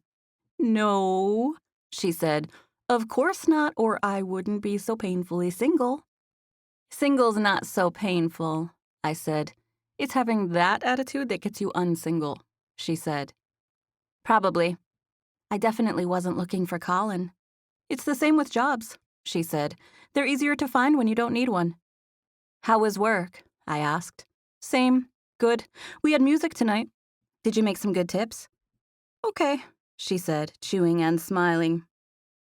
"Drake came by. He's still seeing that Beckett girl." "Was she with him?" I asked. Lou nodded. "She had a few of her friends with her. They knew the guy who was singing. Drake took some pictures of him." Lou scrolled through her phone and flashed the screen at me. "He got this one of me working the espresso machine," she said. "That's a great picture," I said, meaning it. It was beautiful. "I love your profile." "Aw, thanks," she said, taking another look at it. "He said he got some others of me, but he hasn't been able to go through them yet." "You should make him get some pictures of you drawing," I said. "You could use them for your social media. I loved the ones he did for me." "I can't believe Collin wants to buy some of my art," she said. "I've never had a commission before. I'm nervous. What if he doesn't like what I come up with?" "He sees your style," I said, gesturing at the countless works in progress she had in her little corner of the room. "You have a certain style, and he liked it. Otherwise, he wouldn't have asked you." "I can't believe you're dating Collin Ross," she said, shaking her head. "That's so weird." "Why is that so weird? I'm around famous people all the time, remember?" Yeah, but he's different. He's like a man, she said. I laughed. What's that supposed to mean? I don't know. He's different. He's so business-oriented. He's got all these plans and stuff going on. I know, I whispered dazedly as I thought about watching Collin interact with the staff and customers at his restaurant. He wants me to go to Dublin. Ireland? No, Dublin, Ohio. I was in an out-of-sorts mood, so I easily held a straight face when I said it. Are you messing with me? She asked. About the Ohio thing, yes, but not about him asking me to go with him to Dublin. He wants you to go to Ireland, she asked. I nodded. When? I shrugged. Coming up. I don't have the exact dates, but this month sometime. Are you going? I shrugged. He just asked me like 5 minutes ago. I haven't even thought about it. What's there to think about? She asked. I've heard you say you wanted to go to Ireland before. I know. So go. I probably will, I said, feeling a sense of excitement starting to build. Is he Irish? She asked. Who, Collin? No, I don't think so. I don't know, though. He can do an amazing Irish accent. The name Collin is Irish, I think. Did you say he had an Irish accent? Just when he wants to, I said. She smiled longingly as she set the empty cereal bowl on the coffee table. Did he really do an accent for you? That's so cute. It was more hot than cute, I said, lifting the front of my shirt up and down to cool myself off. Lou giggled. You are so adorable right now, she said. I smiled and shook my head, knowing I was blushing. You have to go to Ireland, she said. What if he asks you to marry him? When? I asked, thinking she meant when we were in Ireland, which embarrassingly enough had already crossed my mind. Lou shrugged. Whenever, she said. Like eventually. What if you two wind up getting married? I could say I was there when you met. I remember that day when he called you Sunshine. Yep, I remember. And I bet we will get married. Isn't that crazy? I can't believe you're acting like this, Sarah. She lifted her hands in surrender as if apologizing in advance for what she was about to say. I mean, I really thought I would have to move back in here after I finished my time at SNS, just to keep you from dying alone. We both laughed. Thanks a lot, I said. No, really, I'm so glad to see you like this. I shrugged. I was scared, I said. Even as recently as tonight, I was scared. I took a cab home behind his back and was planning on not seeing him again. Then all of a sudden, a pause to snap my fingers, I just got unscared. I know it seems crazy, but I prayed right before it happened, and I really think the two were related. What are you saying? You did a 180 just like that and went back to not having trust issues? Yes, I said with a little laugh. I can't quite explain it, but I did. I didn't bother telling Lou that it was deeper than that. I didn't tell her about the sequence of memories that led to my shift in perspective. 1, because it was a bunch of shameful stuff, and 2, because I thought I wasn't usually one for getting deep and discussing my feelings. How'd he like his necklace? She asked after taking a few seconds to think about everything I had said. He loved it, I said. He told me thank you about 10 times. I caught him touching it and turning it over in his fingers. I saw he was wearing it, she said. It looked good. She smiled and her eyes got wide. You think he's going to wear it on the show? She asked. I laughed at how giddy and impressed she was by the idea. Probably, I said. Speaking of show, she said, pushing at my leg. Macy heard a rumor that Theo Duvall was talking to Netflix about doing a documentary on Shower and Shelter. Seriously? Is it true? Lou shrugged. She said she heard it from Lane, and his word is pretty dependable, but Macy said not to say anything. They haven't made any official announcements or anything. What if they decide to do it when you're living there? I asked. I'm sure if they do it, it will be when I'm living there. I move in this August, and I can stay for up to 2 years as long as I don't get kicked out. As if you would ever get kicked out, I said. People have, she said. They do. Their rules are pretty strict. They have to be that way to keep everything in order. 30 artists in tight quarters on the same floor of an apartment building could easily get chaotic. What do you mean strict? No overnight guests, not even boyfriends or girlfriends. Artists only sleep in the loft. Mr. Duval said he wanted to provide what he felt like he needed as a struggling artist and nothing more. A shower and a shelter. He's not trying to give us a place to stay so we can just sit around and party. Lane made a point of saying that. I still don't quite understand why he does it, I said, but I guess there's really no reason for me to even try. Maybe he really does just want to help people out and there are no strings attached. I keep telling you that and you don't get it. I might now. Or at least I'm willing to have a little faith that it might be the case. She reached out and pinched me with a teasing grin. You are so bit by the love bug right now. What? I asked in a high-pitched voice. You are. He did an accent for you. That's adorable. You have to go to Dublin. I said. I think I just might. I tried my best to make it sound like an Irish accent, but it came out a little too growly. You sound like a pirate, Lou said, contorting her face in her best imitation of Captain Blackbeard. I cracked up, knowing she was right. Matey, I said with my hand in a hook position. I must be sailing the high seas for Ireland where I'll get my booty. I totally meant it in a pirate booty way, but Lou and I both cracked up like a couple of little schoolgirls when the phrase came out of my mouth. Oh my gosh, you can never, ever try an Irish accent on him, she said, regaining her composure after laughing. You seriously turned into a pirate. My phone rang and I put it to my ear, mouthing the name Collin to Lou. Hey, I said, once I knew the call connected. Hey, I just found out I'll be in Dublin on the 20th for 3 nights. Then I go back to London for a week, and then I'm home. That's right after your birthday, I said. I know. It's a good thing you already gave me my present. Yep. And it looks good on you. Yes, it does, Lou called, leaning over to speak into the phone. She knew I was talking about his necklace, and I was fine with her yelling at him. She and I smiled at each other. I tried to do an Irish accent for Lou, and it came out sounding like a pirate. Lou slapped a hand to her forehead at the fact that I was confessing. Irish is close to pirate, Collin said in a serious tone, like he was familiar with my hardships. They're in the same family for sure. I was trying to think of something dry and witty, but I couldn't hold back a giggle. Does that mean you're coming? Does what mean I'm coming? You were trying to do the accent for Lou. Oh, I said. I think so. You're coming? Yeah. Good. I'll set up your hotel and flight. Just let me know when you're ready to book it, and I'll have someone take care of it for you. I'm ready, I said, without even thinking about it.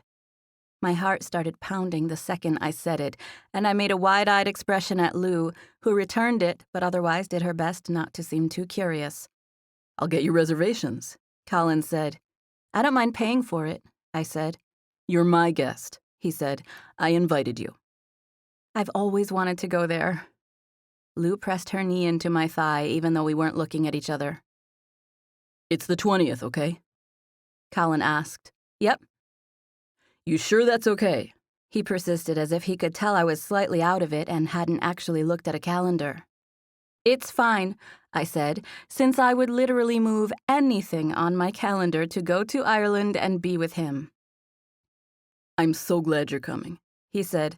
I have 3 days completely off. I'm not doing anything with a restaurant while I'm in Dublin, other than eating at them.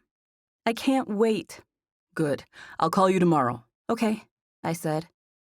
I told Collin goodbye and disconnected the call, turning to look at Lou in the process. Is he buying your ticket? She asked. I nodded.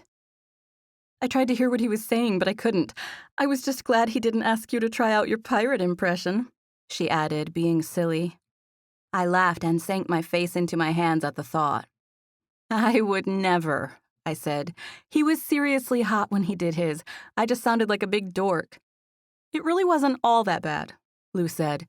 If your dad ever makes a TV show about pirates, you could try out for it. What's the weather in Ireland in March? I asked, since my thoughts were going in about 1,000 different directions. Google it, she said with a shrug. We both stared at our respective devices for a few seconds. Looks like it's warmer there than it is here, she said. She glanced at me, and we both made wacky faces at each other. I can't believe I'm doing this, I said. She shook her head at me. I can. I'm so happy to see you happy. What if you get to see Stonehenge? I'm sure we're staying in Ireland, I said. He said we'd only be there a few days. I thought that's where Stonehenge was, she said. I think it's in England. Really? I always thought it was in Ireland. Are you sure you're thinking of what I'm thinking of? I tilted my head at her. The big rocks standing on end in a circle? I asked. She nodded. That's in England. Her expression was genuinely confused as she shrugged. Really? I nodded. You sure? England? The big rocks? I nodded again. Well, it should be in Ireland, she said. Chapter 14. Collin wouldn't arrive in Dublin until the afternoon of the 20th, but my flight got there pretty early that morning. It was a non-stop overnight flight, so I managed to get a few hours sleep while we flew. I was scheduled to arrive at 9 a.m., and knowing that Collin wouldn't get there until later that evening, I planned to check into my hotel room and try to get a little more rest. I wanted to see Dublin and everything, but more than that, I wanted to see Collin, and I didn't want to be completely exhausted. We had talked every day in the weeks since he had been in London, and I was letting him into my heart in a way that I thought was lost to me. He was in my thoughts and plans, and I was absolutely overjoyed that I was about to see him. I had done some traveling in my life, but I had never flown into an airport where the land below was as lush and green as it was in Ireland. From the moment the plane started its descent, I had the feeling I had gone back in time. A driver was waiting for me at the airport, and he brought me to the hotel, a place called the Marion, which was in the center of the city. I was taken aback by how small Dublin was. I always thought of it as a booming metropolis like New York, and it was far smaller than I anticipated. There was a lot of stone in New York, but nothing like Dublin, and that might have been what had me feeling like I had stepped into a time machine. The hotel had an undeniable old-world quality about it, too, with drawing rooms, fireplaces, and brocade fabrics. My room was immaculate, and I felt comfortable the instant I stepped into it. It was a one-bedroom suite in the main house, beautifully appointed with light furniture and bedding. It was crisp and clean, and I felt like I was the Queen of Ireland. I flopped onto the bed, where I stayed for the next 2 hours. I was too excited to sleep, but I made myself try for 2 whole hours before I decided my attempts were futile. I freshened up before heading out for a late lunch. There were 1,000 pubs in Dublin, so I had a plethora of choices within walking distance of the hotel. Most of the time, I would check reviews and make plans, but this time I felt like setting out and seeing where my feet took me.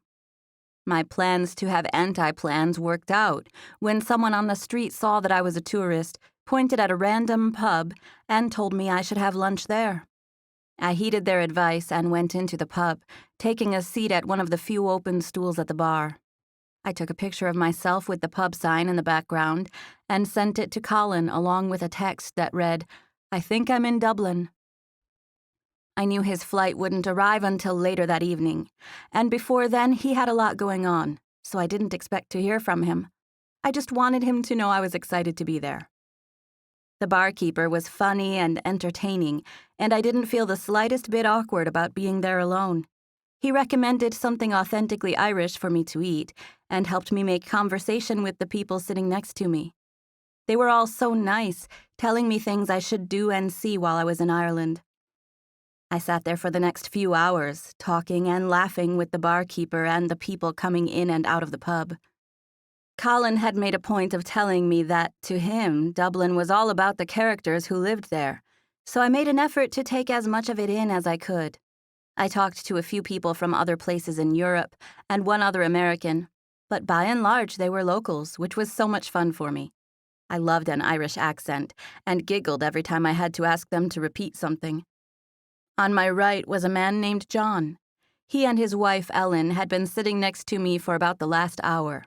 They were the sweetest couple ever, and we had a fine time joking around and getting to know one another.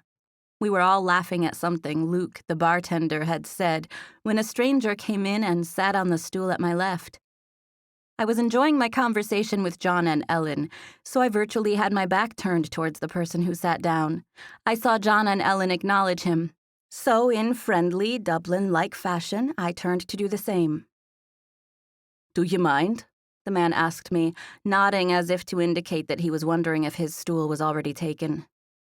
"It's open," Luke said, sliding a menu in front of the man. Collin. It was Collin. Collin Ross. My Collin was sitting in the bar stool next to me, smiling at me casually like it was the first time we had ever met. "Her name's Sarah," John said, leaning over to speak to Collin. It was apparent by the fluctuation he used in his tone that he was proud to introduce me, like he thought Collin might be impressed. Ellen elbowed him for this. "Sarah," Collin said, nodding at me like it was the first time he was making my acquaintance. His pretending not to know me wasn't even the most hilarious thing. The wildest part was that he was speaking with an Irish accent in front of all these real Irish people. I just stared at him, wondering how in the world he was so calm and collected when doing something so out of his mind. His dark hair and light eyes made him look completely at home here. After being in Dublin all day, my conclusion was that Collin could easily pass as a handsome Irishman. "Collin," he said with a nod. "Cheers, Collin," John said. "Sarah here was just telling us she knows the people who bought the Banks estate." John continued with great pride. He had a Guinness with his lunch, and he had gotten chattier and chattier as the hour passed. "Aye, the Banks' place, eh?" Collin asked, acting like he knew what the guy was talking about. "Her dad's a big Hollywood movie maker," Ellen explained proudly. I looked at Collin, who was pretending to give me an appraising stare. I wanted to throw myself at him, but I held back. "So you've got friends in Dublin?" Collin asked, since this was the first he had heard about me knowing someone there. "I found out my dad has an old friend who lives here," I explained in a voice that cracked with nerves. I wasn't planning on seeing them on my trip, though. "She's here to meet her boyfriend," Ellen announced, a little more loudly than she intended. "Your boyfriend, eh?" Collin said, pulling back to stare at me with an appraising grin. "Aye, and you better not get any big ideas," Ellen said, "because he's some big-time Hollywood actor, too." "I'm not scared of a Hollywood actor," Collin said contemptuously, continuing to use that perfect, thank goodness, Irish accent. I was terrified for him that he would break character and get caught, but he was completely, 100% in character, and no one seemed to know the difference. My heart raced at the silly deception of it all, and I had to work to contain the giddy grin that constantly wanted to break across my face. He was far and away the most handsome guy in the pub, the most handsome guy I'd ever seen, and I just sat there and blinked at him, feeling dazed and all shaken up. "He's not a Hollywood actor," Luke said, slipping a napkin and a glass of water in front of Collin. "He's a pub owner." "Restaurants," John said. "I could take some fancy pub owner any day," Collin said. He slapped his hand over his fist, indicating that he'd like to hit someone. "You two need to leave the girl alone," Ellen said. "She's all excited to see her man." "He's probably American," Collin said, rolling his eyes and causing everyone sitting around to laugh. "He is American," Ellen said protectively. "And you two better mind your own business because she's in love. She said she's going to marry him." Ellen smiled at me and nodded as if it was the least she could do to make that little announcement on my behalf. I just stared at her with my heart pounding, trying to remember what I had said and how much trouble she was about to get me into. "She's gonna marry him, eh?" Collin asked with wide eyes. My heart continued to pound in those seconds when everyone was waiting for my response. Every second felt like an eternity. "He is an American," I said, trying to maintain my composure in the midst of all the nerves and chaos happening in my thoughts. "Yes, but do you love him?" Collin asked, hanging his coat on the back of his bar stool. "I do," I said, heart pounding, even though it's none of your business. My voice was trembling for 2 reasons. 1, because I would never in real life tell a stranger it was none of their business, and 2, because it was his business. It was very much his business. "Then why isn't the fool here with you right now?" he asked, still staring at me as he continued the Irish charade. "Because he has to work," I said. He scoffed. "If you were mine, I would never leave you in this pub to talk to the likes of me and this bunch." "Oh yeah?" I asked. "What would you do?" "I'd drag you off and marry you," he said. My heart raced even faster as a result of him saying those words. What's more was that he stared at me as if he was completely serious. I wanted to throw myself into his arms, shout, "Yes, yes, yes," and call that our official proposal. It was with great difficulty that I refrained from doing so. Collin and I sat there for nearly an hour, talking to the people at the pub while he ate. We mostly kept at the act, although there was nothing I could do to stop myself from flirting with him a little bit since he was so irresistible. Just before I left, Ellen asked if I would go with her to the restroom. I agreed, and she followed me in there, making an intense expression as if she wanted to talk about some matters that were life or death. "Well, you've got to consider him at least," she said in a pleading tone. I cocked my head to the side, having no idea what she was talking about. "Collin," she whispered, gesturing into the pub. "I know you're here to meet your boyfriend and everything, but Sarah, dear, sometimes you have to throw caution to the wind, sweetheart. Sometimes you have to recognize a connection when you have one." I had to work hard to contain a nervous giggle at the sight of her intense expression. She had been watching me interact with Collin and really thought we had a chance. It was the sweetest thing ever, and even though I wanted to tell her the truth, I wouldn't for Collin's sake since I didn't want him to get caught using a fake accent. "You mean me and him?" I asked, pointing toward the bar. "Yes," she insisted in a whisper.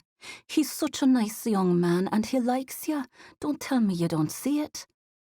"He did offer to walk me back to my hotel," I said. She smiled and nodded like she thought that would be a great idea. "You should do it," she said. "Give him a chance, lass. You only live once." "YOLO," I said with a little grin. Ellen furrowed her eyebrows and cocked her head at me curiously, which made me smile. "YOLO," I repeated. "You only live once."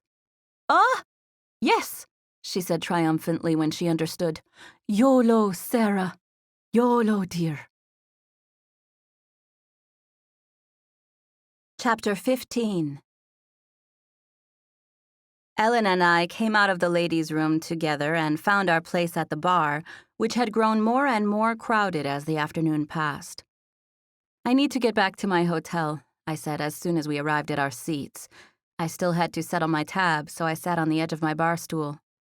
"I guess I'll walk you," Collin said, motioning for Luke to bring the check. "I'll take mine too," he called to the barkeeper. I started to dig in my purse, but Collin put his hand out to stop me. I glanced at him, and he gave me a narrow-eyed smile that broke character a little bit, telling me I was crazy if I thought I was paying. I smiled back at him as Luke slid our tickets onto the bar. "I'll get the ladies," Collin said, sliding the tickets and his credit card back toward Luke. "YOLO," Ellen said, although it was disguised in a cough. This struck me as so funny and cute that I widened my eyes at Collin and gave him a pleading expression, saying I had to get out of there before I blew our cover. Knowing we had to wait on Luke to bring the ticket, he answered with an easy, patient smile that had my insides feeling warm and melty. "Yep, Sarah was saying she might need help getting back to her hotel," Ellen said. "Ellen," John said, scolding his wife for overstepping her bounds. She made an injured expression. "What? She already said she wouldn't mind the company." "I wouldn't," I said with a shy shrug. "See?" Ellen said. "She said she wouldn't mind." "Are we off then?" Collin asked with a nod at me as he stood. "Sure," I said. We said goodbye to John, Ellen, Luke, and the others sitting around us at the bar and headed for the door. Collin opened the door and I walked past him. I was so anxious to see him that it was almost impossible to refrain from latching onto him. "Wait for it," he said through clenched teeth as I walked past him with a hungry expression on my face. I made sure we were past the pub windows when I finally let myself grab him. "Oh my gosh, I can't believe we did that just now," I said. "I can't believe that just happened. I'm so nervous it feels like I robbed a bank or something." I brought his hand to my heart as we continued to walk down the sidewalk. He reached out, wrapping his other arm around me and pulling me into a giant bear hug, and I glanced behind me to make sure John and Ellen weren't spying on us. Why's that make you so nervous? He asked, laughing at me like he thought my anxiousness was cute. Because what if they would have caught you talking like that? Weren't you nervous? Not as nervous as you were, he said, lapsing back into the accent for a second. How are you so confident? I said, feeling genuinely amazed. I would never have the guts to do that. He shrugged. I mean, if some American came into my restaurant speaking with a slightly off American accent, I wouldn't say anything, he said reasonably. I wouldn't think anything of it. Would you? I thought about what he was saying and knew he was probably right. You sounded just like them, I said. I guess I was just afraid you'd get caught. He laughed, squeezing me. Even if I did get caught, none of them would care. They'd probably get a kick out of it. I sighed again. That was seriously the funniest thing I've ever done, I said, still feeling out of it with adrenaline as we began to walk. I glanced over my shoulder again. I feel kinda bad, though. Ellen drugged me into the bathroom saying I had to give you a chance. She was so sweet. She told me I only live once. Collin slowed down and glanced behind us. Did she really? He asked. I nodded. What did she say? She said she liked you and thought I should give you a chance. That's so nice, he said sincerely. I know. You want to go back and tell them the truth? He asked, coming to a stop again. People on the sidewalk, or footpath as they call it over there, stepped around us as we stood deciding what to do. Really? I asked. He nodded. I don't want you to feel bad about lying to them, he said. I was just messing around. I don't care if they know. Really? I asked again. I hadn't thought of it as lying, but now that he mentioned it, maybe I would feel better if we went back to tell them. Not so much because I felt bad about lying to them, since I really didn't think of it that way. It was more about me being proud of Collin and wanting them to know he was my man. I liked the people I met at the pub, and I wanted them to know Collin and I went together. Are you sure? I asked, leveling him with a sincere stare. He shrugged easily. If you want them to know, we'll tell them. I'm not worried about it. He smiled as he tugged me in the direction of the pub so that we could go back. I'm nervous, I said. Don't be, he said. I'll handle it. What do you mean you'll handle it? I mean there's nothing for you to worry about because I have it under control. You do? What are you gonna do? Collin, what are we doing? I whispered as he opened the door to the pub and he pulled me inside. Shh, he said. He pulled me through the pub to the corner of the bar where Ellen and John were still sitting. He held my hand and looked in control the entire time we walked. Our little corner of the room looked at us with great curiosity when they caught sight of us holding hands. It seems I'm actually the American she was waiting on, Collin said in his regular accent, smiling and making eye contact with them in that winning way he had. You're kidding me, John said. I knew it, Luke said, slapping his hand on the bar. I told you he was faking the accent. I didn't know it, Ellen said with an utterly stunned look on her face. I had no idea. Were you the American the whole time? Collin tried to hide his amusement at her question as he nodded at her, and she just continued to shake her head at him like she was completely bewildered. Were ye the American she's waiting on then? Collin nodded. Are you both really called Collin? She asked, still not fully getting it. Collin smiled and put a hand on her shoulder. I'm really only one Collin. I'm the American she was waiting on. I was him the whole time. We were pretending not to know each other. Ellen smiled when understanding finally sank in, and then she shoved at Collin's shoulder playfully, knocking him back and causing us all to laugh. "I told her to cheat on you with you," she said. "He thought that was sweet," I said, giggling. "Now I'm not so sure," Collin said with a confused face that had everyone cracking up again. "I knew it," Luke said. "He winked at me the second he sat down, and I knew something was going on." "Did you know he was her American?" Ellen asked. "Nay," Luke said, "but I knew he was playing somehow." "Well, I, for one, am amazed," Ellen said. "Me too," John said. He motioned to his own mouth. "I just thought she had a little speech problem." We were all laughing at that when Ellen said, "I knew you two were meant to be something. I knew it from the time you sat down. Sarah's smile was lovely from the start, but it changed when this one came in." Again, she poked at Collin, who smiled at her. "She's funny," Ellen added. "Not just her face, but on the inside, too." "Aye," John agreed. "She's funny indeed." He turned on his stool, trying to get a better look at Collin now that he knew who he was. "I think I know you now, come to think of it, from the cooking show." "What cooking show?" Ellen asked. "The one where they get voted off every week."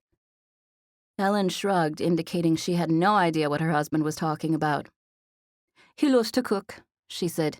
"He watches those cooking shows all the time, trying to learn tips and tricks. I don't like to cook myself, but I don't mind cleaning up." She paused and stared at Collin for a few seconds before looking at us as a couple. "I just can't believe it," she said. "I feel like I should ask you both for your autograph or something." "I'd like to cover their tab," Collin said, handing Luke a few bills before we stepped to the side to let someone else sit at our old place at the bar. Luke nodded graciously as he took the money. John and Ellen protested at first, but ultimately they conceded to let Collin buy their lunch and thanked him profusely for doing so. I felt proud of the way Collin spoke to people and won them over. He was right. They didn't care at all that he'd been using a fake accent.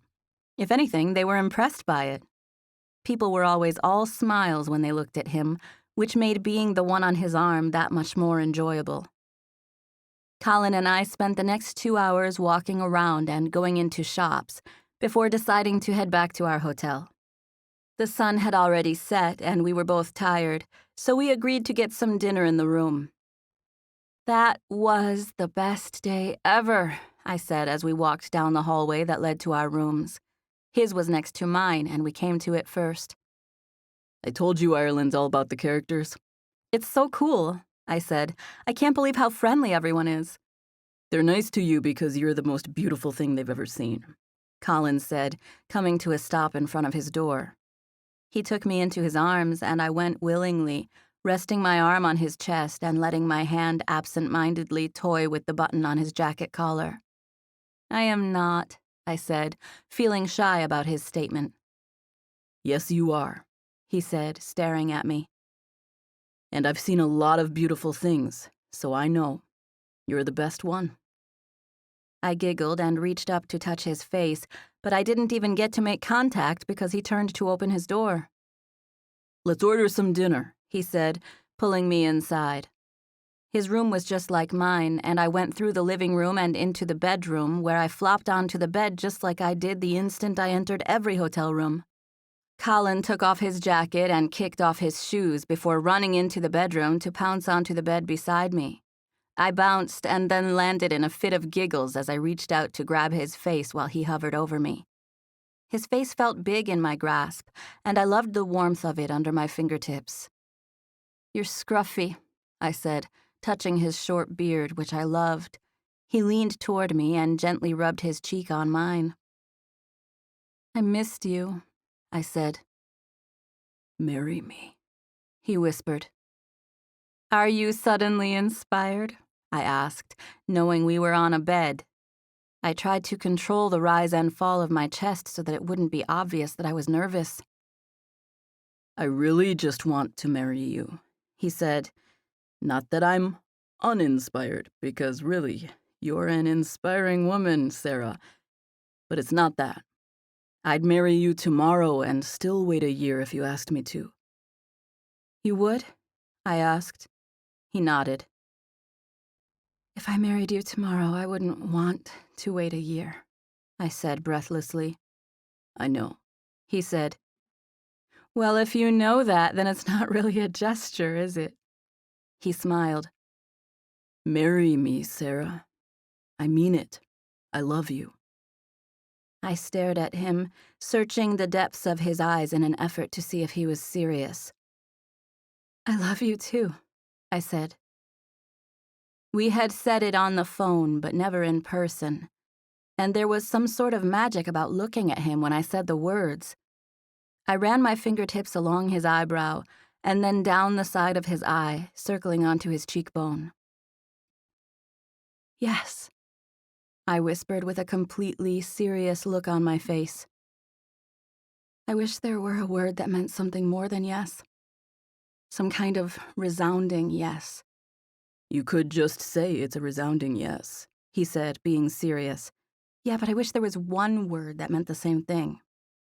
How about, heck yeah? I shrugged. Not really my style, and that's still 2 words. How about you just kiss me? He asked. That's a resounding yes without saying a word at all. Then I stretched up to place a quick but fervent kiss right on his lips like I had sealed some kind of deal. He smiled. Good, he said. I have 1 more week in London when I leave here. I nodded, since I was already familiar with his plans. I was planning on going home after that. Maybe it would be fun to get married in Ireland. We should do it here. You mean when you're done in London? I asked, pulling back a little to gauge how serious he was. He nodded. In a week? He nodded again. Let's call our families and fly them out here, he said with a shrug. It's only 6 hours from New York. They'll drop what they're doing and fly over for a day or 2. Are you for real? I asked, sitting up on my shoulder and leaning over him. Think about it, he said. I don't see any reason to wait. I really love you, I said, staring into his eyes. He smiled. I know, he said. Otherwise, we wouldn't be having this conversation. I'm gonna marry you, I said. He gave me an almost imperceptible nod. In about 10 days, he said, causing my stomach to tie into 1,000 knots. Are you serious? I asked. If you want to. I do, I whispered.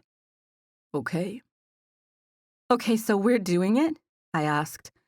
Not till we're married, he said, pretending to misunderstand me. I thought you said we were going to wait a year even after that, I said, teasing him. I did. I would. I could do a year standing on my head. I'm going to marry you, Collin, soon. And we're not waiting for anything after that. Uh-huh, he moaned, pulling me in and nestling his head comfortably into the crook of my neck. This is the best day ever, I whispered. Chapter 16. It was almost midnight by the time I forced myself to get off the couch in Collin's room and head to my own. It was only 7 p.m. in New York, so I shouldn't have been tired, but I hadn't had much sleep the night before, so my eyes were getting heavy. I was so tired that I forgot for a second that somewhere in the last few hours, Collin and I had agreed to get married. My stomach clenched just thinking about it. Here I was, about to leave his room and go to mine, and somehow feeling incomplete or unsettled about it. We had discussed all sorts of wedding options, but neither of us had told our families, and that, combined with my exhaustion, sort of gave me the feeling that I had made everything up. I'll call my dad and see if we could do it at his friend's house, I said when Collin walked me to the door. We had talked about trying to have our little impromptu wedding there, but mostly I was just bringing it up to make sure Collin was prepared for me to call my family and let them in on what we decided. You should call him, he said, pinching my side. He'll need to start making plans. It's coming up. The question that was on the forefront of my mind was, what if they won't come? But I didn't ask that. I just smiled at him like I was confident my parents would support this decision, which I was not. I was terrified to tell them what we had just decided, but the idea of not marrying Collin was absolutely more terrifying than dealing with their reaction. What? He whispered, noticing that I was in deep thought. I grinned. Nothing. He reached out and gave a little tug to the front of my shirt, pulling me toward him. Come back right when you wake up, he said. First thing, I promised, kissing his cheek. He pulled me into his arms, using a hand around my back. Night. Night, I said. And just like that, he let go and I turned and walked away. I went into my room feeling numb and discombobulated. I hadn't been in there since before I left for lunch that day, and so much happened since then that it felt like it had been 3 days. I hadn't quite had my daily regimen of caffeine, and to top it off, I needed a shower. I was exhausted and somewhat overwhelmed as I meandered into my quiet room. I turned on the television so that I wouldn't feel so alone. I took a shower and climbed into bed, hoping and assuming that I would fall asleep as soon as my head hit the pillow. It didn't happen that way. I lay there till 2 a.m., feeling unable to turn off my brain. It was only 9 o'clock in New York, so I decided to call my parents, hoping that telling them my big news would help me sleep. "Is everything okay?" were the first words out of my mom's mouth. "Fine," I said. "Dublin's awesome. It's so beautiful over here. So many stones." "I saw that picture you posted on your Facebook," she said. "Looks like that gentleman made it over there." "Collin," I said. "Uh-huh." "That's why I'm calling," I said. "Why?" "Because I decided to marry him. We're gonna get married. We're getting married." My mom stayed silent for a few seconds. "Soon," I added. She let out a sharp laugh like she thought I was clearly joking. "Really, Mom, that's why I'm calling you. I was gonna see if Dad could talk to those friends of his, the Steiners, to see if we could maybe do the wedding at their place. Something small. I met some people today who showed me pictures of it, and it's amazing." "Sarah Lynn!"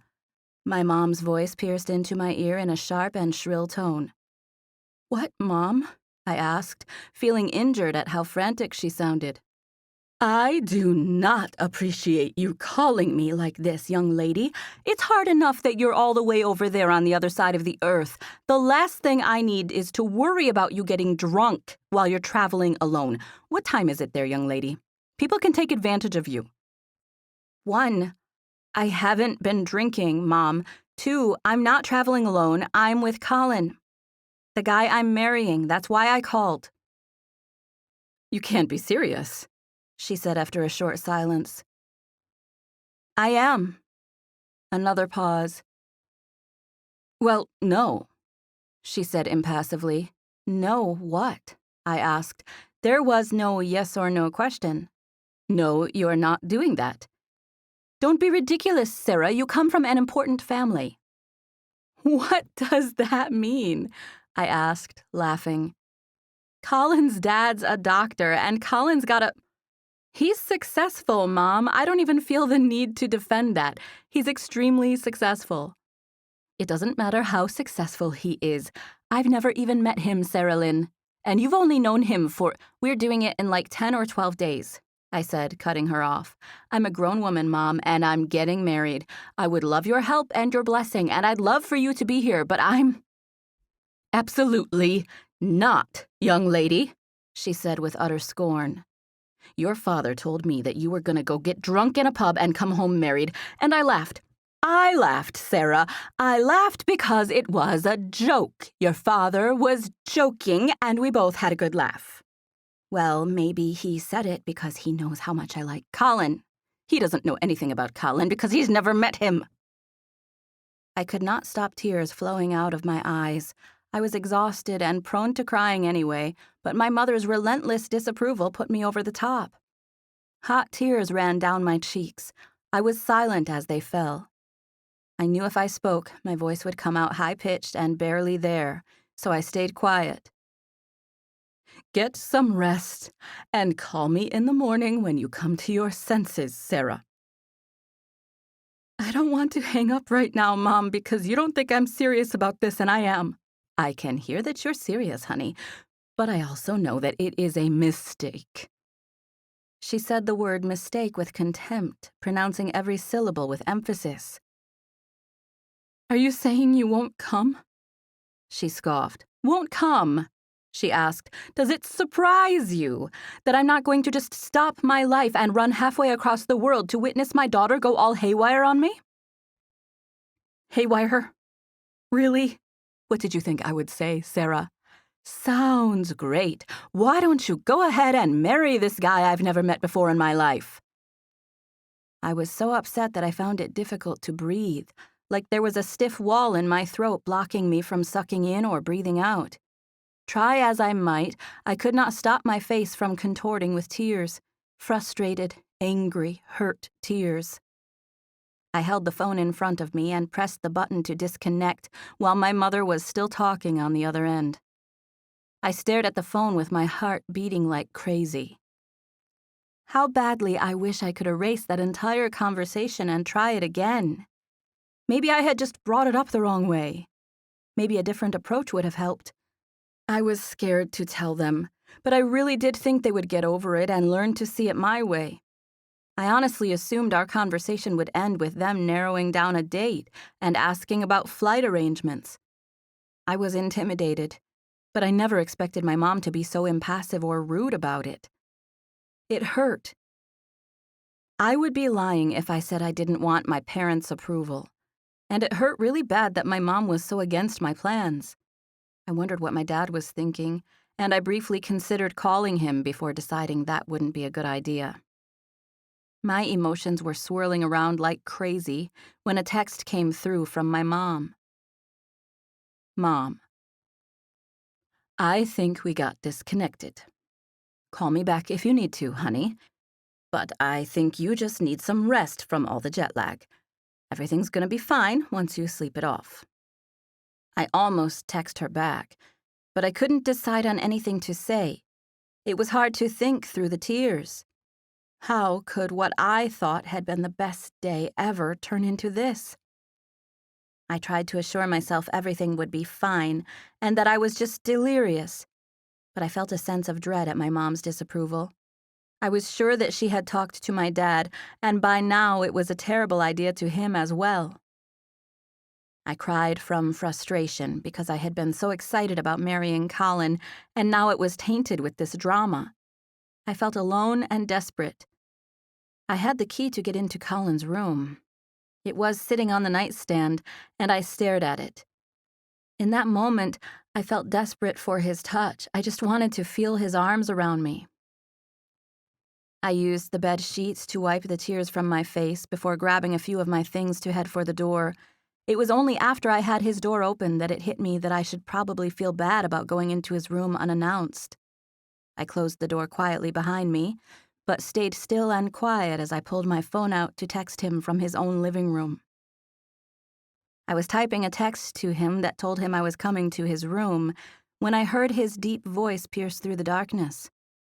I gasped and took a step back, trying to focus on him. "You okay?" he asked for the second time. "Yeah, I was just texting to tell you I was coming over," I spoke in a soft voice. "I'm fine, it's fine, I just wanted to come over here to talk to you for a minute." I felt overwhelmed, so I looked down, putting my fingertips to my forehead in an effort to shield my face. Collin came forward and took me into his arms with no hesitation at all. It was exactly what I wanted to happen. He had on pajama pants, but he was shirtless, and I felt the warmth of his body surrounding me.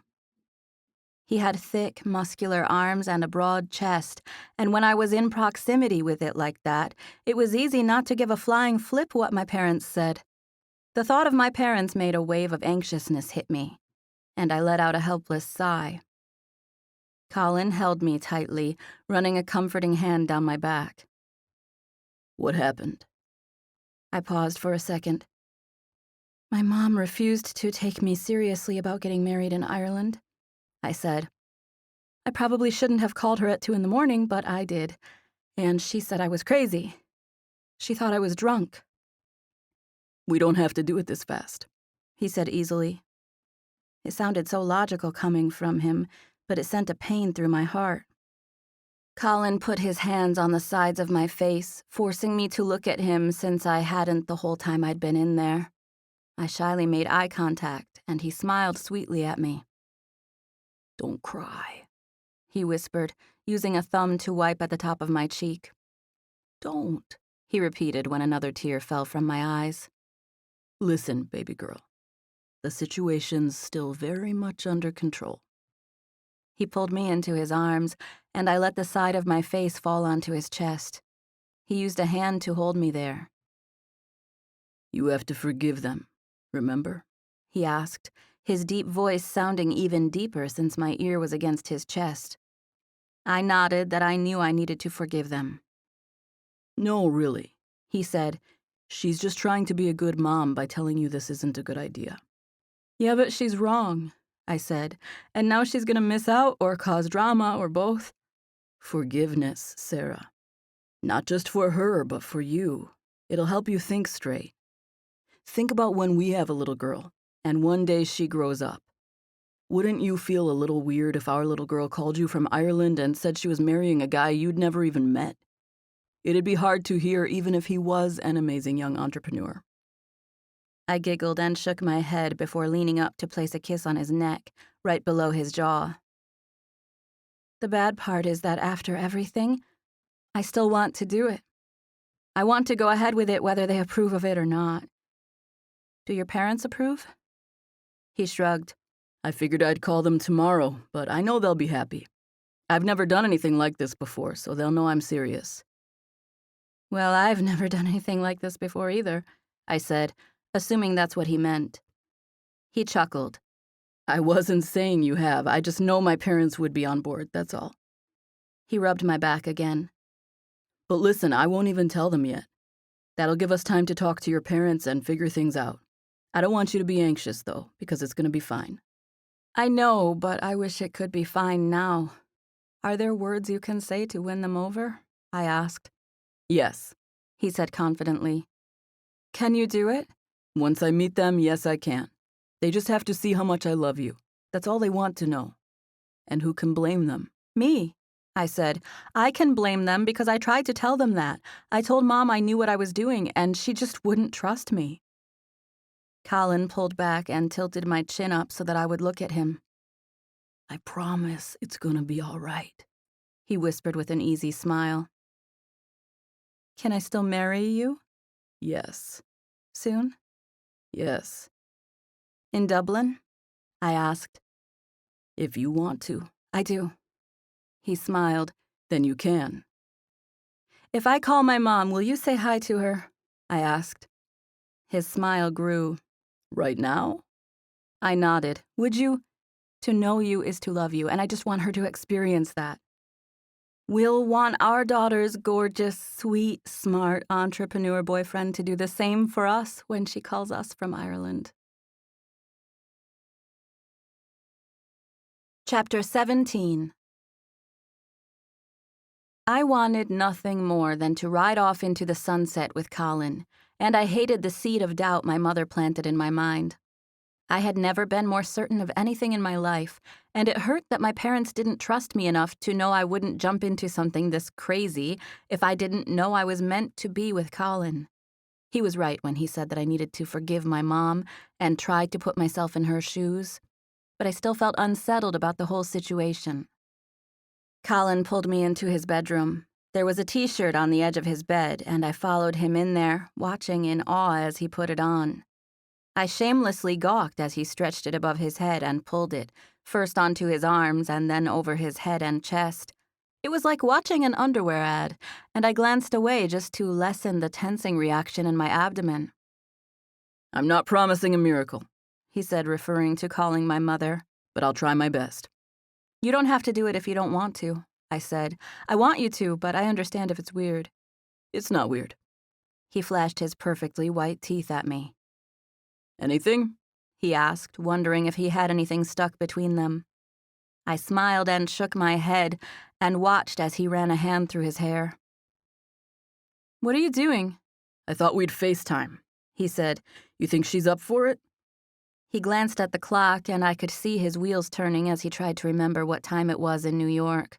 "She's up," I said. "I just talked to her." "Would you seriously do that?" "Yep." He smiled and looked down at his own chest. "Otherwise, why would I get dressed?" "Because I came in," I said, checking him out and biting at my bottom lip. He squinted his eyes at me like I should know better than to say such a thing. "You can see me without my shirt on, baby girl. You're my fiancé." I smiled and reached out to pinch at him. "Go ahead and call your mama," he said, pulling me to the couch so we could sit next to each other. We flopped into our respective seats, and I felt so relieved and protected that I reached over and put a kiss on his cheek before dialing my mom's number. "This better be good, Sarah Lynn," I heard her say when she picked up. Her camera was facing the ceiling fan in her bedroom instead of where I could see her. "What are you doing?" I asked, holding my end of the camera onto a random place on the wall instead of at my face. Two can play at that game. "I was reading, and your father's watching an episode of his own show on television." "Is he right there?" I asked.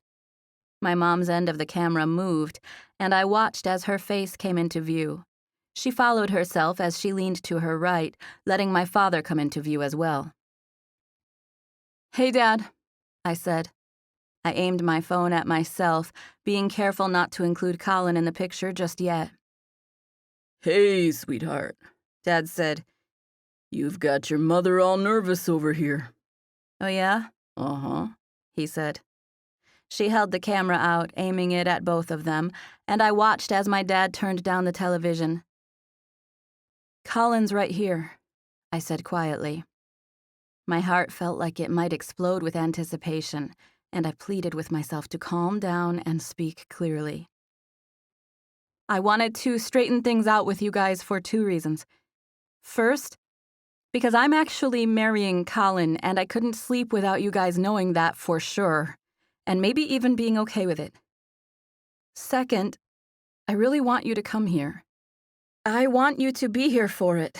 I don't ask you guys for much, but I'm..." "Sarah, you cannot be serious," my mom said. "Can I say something?" Collin asked. His question was directed at me since the camera wasn't even aimed at him, but my parents heard him make the request. I could tell by my mom's stunned expression. "I'm gonna put Collin on, okay?" Mom huffed and began adjusting her hair as if Collin hadn't been able to see her the whole time, which he had. I aimed the camera at Collin, and my mother treated it like he was seeing her for the first time and not the other way around. I just sat there, a big bundle of nerves, waiting to hear what they would say. "Hey, Mrs. Spicer, Mr. Spicer," Collin said with a genuine smile and wave. "Hello there," my dad said. And at the same time, my mom said, "Hi, Collin," with a little more motherly enthusiasm. Collin took a deep breath as he regarded each of them on the screen. I wanted to jump in and say something to fill every little break in conversation, but I refrained from doing so, choosing instead to sit back and let them talk. "I know it must seem hard to believe that we would want to get married this soon after we met each other," Collin said, skipping the small talk. "Yes, it does," my dad agreed with a straight face. "I know our circumstances aren't what you'd consider normal." "That's an understatement," my dad interjected, drawing a patient smile from Collin. "I truly love your daughter, Mr. Spicer. I know you guys only want what's best for her, and I'm thankful for that. I'm glad she has people in her life that have her best interest in mind. I respect you for assuming this is a bad idea. I really do appreciate where you're coming from. But I have to tell you, you're wrong this time." "And what would be right?" my dad asked, still scowling. "Giving you two my blessing?" "Yes, sir," Collin said. "I know it must not feel right, but it is. If I could somehow stare into this camera just the right way to tell you how much I love her, I would do it. If I could somehow let you see directly into my innermost feelings and intentions, I would do it. I would let you see that my #1 goal is to protect her and not harm her. But as it stands, all I can do is sit here and let you look at me on a computer screen and tell you thank you for raising such a precious daughter. Sarah would not be who she is today without you two, and I feel like I owe you something for that. I know how amazing she is, and I'm too smart and determined to let her go. Collin paused and gave them a sincere smile. Both of us are patient people, he added. We understand perfectly that we have options, that by all standards we should hold off a little while before we decide to get married. Exactly, my mom said. Thank you. Collin gave her a smile that was edged with regret. That's the thing, he said with a little remorse. We're not waiting. Neither of us cares about the status quo. He smiled sincerely at them. I love your daughter. I want to take care of her and come home to her. I want to know you guys and have you know my family. It's going to be all good. And you'll just have to see that once we stay together. He paused to sigh and smile at me before he faced them again. That being said, we've decided to get married and that's what we're doing. We both like the idea of doing it here in Ireland, so that's how it's shaping up. My parents just sat there, staring at us with unreadable expressions. I had no idea what they were thinking. This is all a bit hard to believe, my mom said finally. It's crazy for me too, if you want to know the truth, Collin said. If you had told me a month ago that I'd be saying something like this to a girl's parents, I wouldn't have believed you. But here we are. Life surprises you sometimes. He smiled at me and wrapped his arm around my shoulder before focusing on them again. And when it does, you hop on a 6-hour flight from JFK to Dublin to celebrate with your daughter and the man who loves her. We all stared at each other for a few silent seconds. I need to give this to my writers, my dad said with a serious expression. He looked down his nose through his reading glasses as if to check something on the device. Did this thing record what he just said? He asked my mom. Ethan's character is going to get married and he needs to say that speech to Sydney's family. He looked at Collin with an earnest expression. Could you say it again? Have you ever thought about acting? Honey, my mom pleaded. This isn't a TV show, it's real life. Do you understand? He's not acting. He's telling you he wants to marry our daughter. My dad and mom were looking at each other when he said, Yes, I do realize what he's saying, honey. And I went from planning a way to rescue my daughter to feeling like I wanted to hug the man. I'm already making travel arrangements in my head.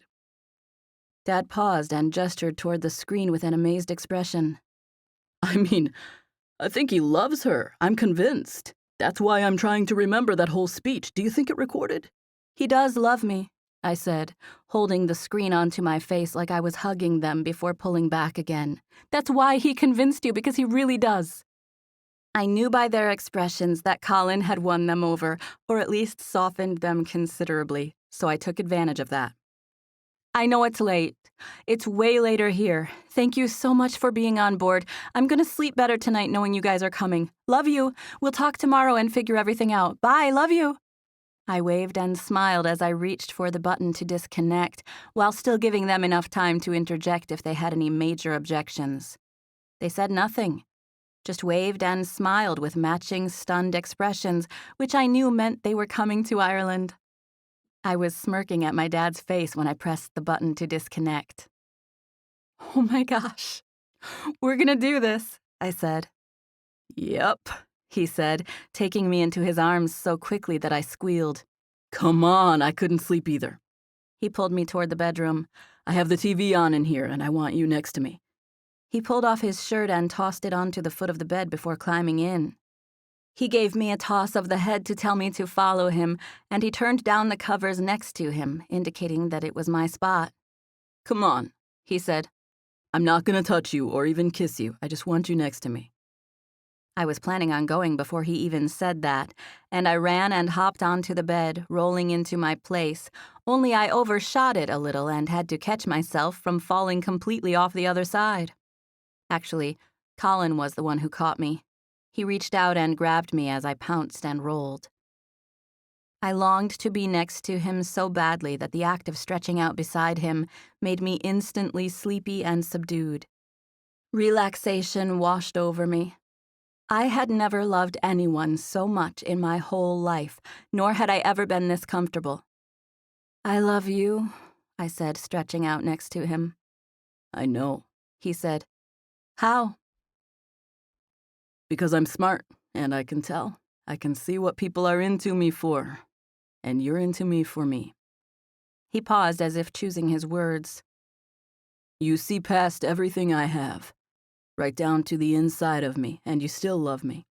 You forgive me for things I haven't even done yet, and that just makes me want to never do anything to disappoint you. I love you like a fat kid loves popsicles." I laughed. I love you like a love song, baby," I sang in my best sleepy Selena Gomez impression. Collin tickled me for that, which made me giggle and end up even closer to him. I fit myself next to him, lining up our curves just right. And when I glanced up to meet his gaze, our faces were almost touching. "I'm not gonna kiss you," he whispered. Our lips were only about 2 inches apart. I could feel his breath when he spoke. He smiled at my disappointed expression.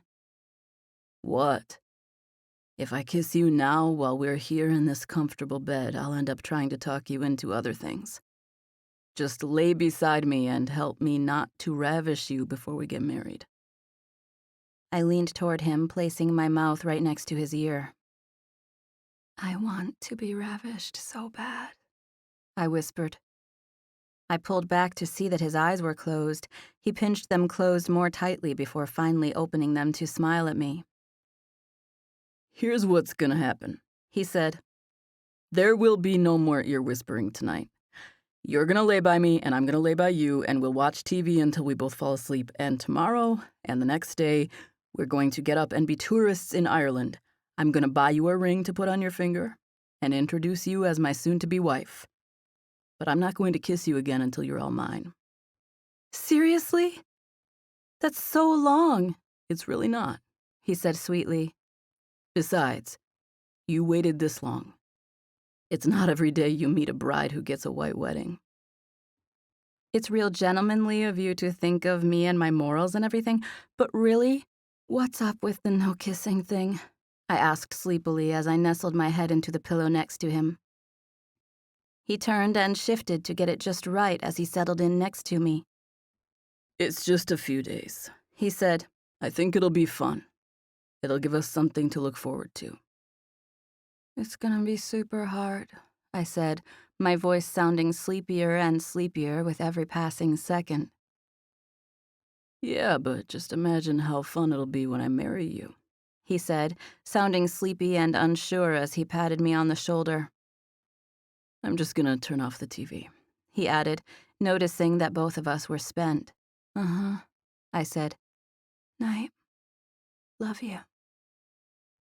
He pressed the button on the remote and the room went dark. I couldn't think of a single thing that would make me any more comfortable than I was right then. "Night," he said. "Love you." Okay, maybe that little phrase was the one thing capable of making me even cozier than I already was. I smiled at the thought as I drifted off to sleep. Chapter 18. If I had to construct a montage, a collection of memories from those days in Dublin with Collin, it would consist of laughing, dancing, talking, eating, walking, snuggling, holding hands, and sightseeing. One afternoon, we rented a luxury sports car and went for a drive in the country, and another day, we rode around Dublin on a scooter. I had never laughed so much in my life. Collin was never completely away from his work, but he contained it to a few hours each day, which meant we were hanging out most of the time. We had countless moments where we would stare at each other, knowing we could both feel the extent of our love. We smiled knowingly at one another every time we figured out something else we had in common. We did all of those things repeatedly, and yet there was still no kissing. For 3 days, we spent almost every waking moment with each other, knowing full well how very in love we were, yet not kissing at all. Not once. He held my hand, and that was the extent of our contact. I even canceled my room and snuggled up next to him in the bed every night, and he still didn't try anything. He wore a t-shirt to sleep, for goodness sake. Honestly, it just made me want him more. It was the first time in my life that I felt like my role had been reversed with a guy, and I quite liked it. Maybe Collin knew that, and that's why he was doing it. Either way, it worked. I absolutely couldn't wait till I got to kiss his lips again. Thankfully, I would not have to wait much longer, since this was finally the day. It had been a week since Collin left for London, and today was the day I would become his wife. He would be coming back to Dublin today at noon, which would give him 2 hours to get to the estate and wrap his mind around saying I do. He might have preferred a day or two in Dublin to get settled and chill out before the wedding, but it didn't work out that way. On such short notice, we easily narrowed it down to the nearest Sunday, which was a day that worked out for everyone involved, including the Steiners, who graciously agreed to let us use their house. Their estate was the epitome of old-world elegance, and they rolled out the red carpet for us since they loved my dad and were fans of Collin's. There simply weren't houses like this in America. At least I have never been in any of them. It was a manor. I half expected people to be wearing period clothing. Between my family and Collin's and a few select friends, we flew 18 people in from the States. We ended up inviting a few others we had met in Ireland, including John and Ellen, and the barkeeper, Luke. Collin had a few he was bringing from London as well, so there were just over 30 of us in all, and most everyone was already there. It was a beautiful, slightly cool day, and we planned on having a short, simple ceremony in the main courtyard before spending the afternoon together in sort of an extended reception. The Steiners loved to host, and were extremely gracious about welcoming our guests into their beautiful home. Some of them were even staying a night or two there before heading back to the States. They had drawing rooms and sitting rooms with all sorts of parlor games, and as part of the celebration, they planned on entertaining everyone for the entire afternoon before feeding us dinner that evening. Collin offered to take care of the catering, but they insisted they would do it so he could relax and enjoy his wedding. The Steiners had taken care of literally everything.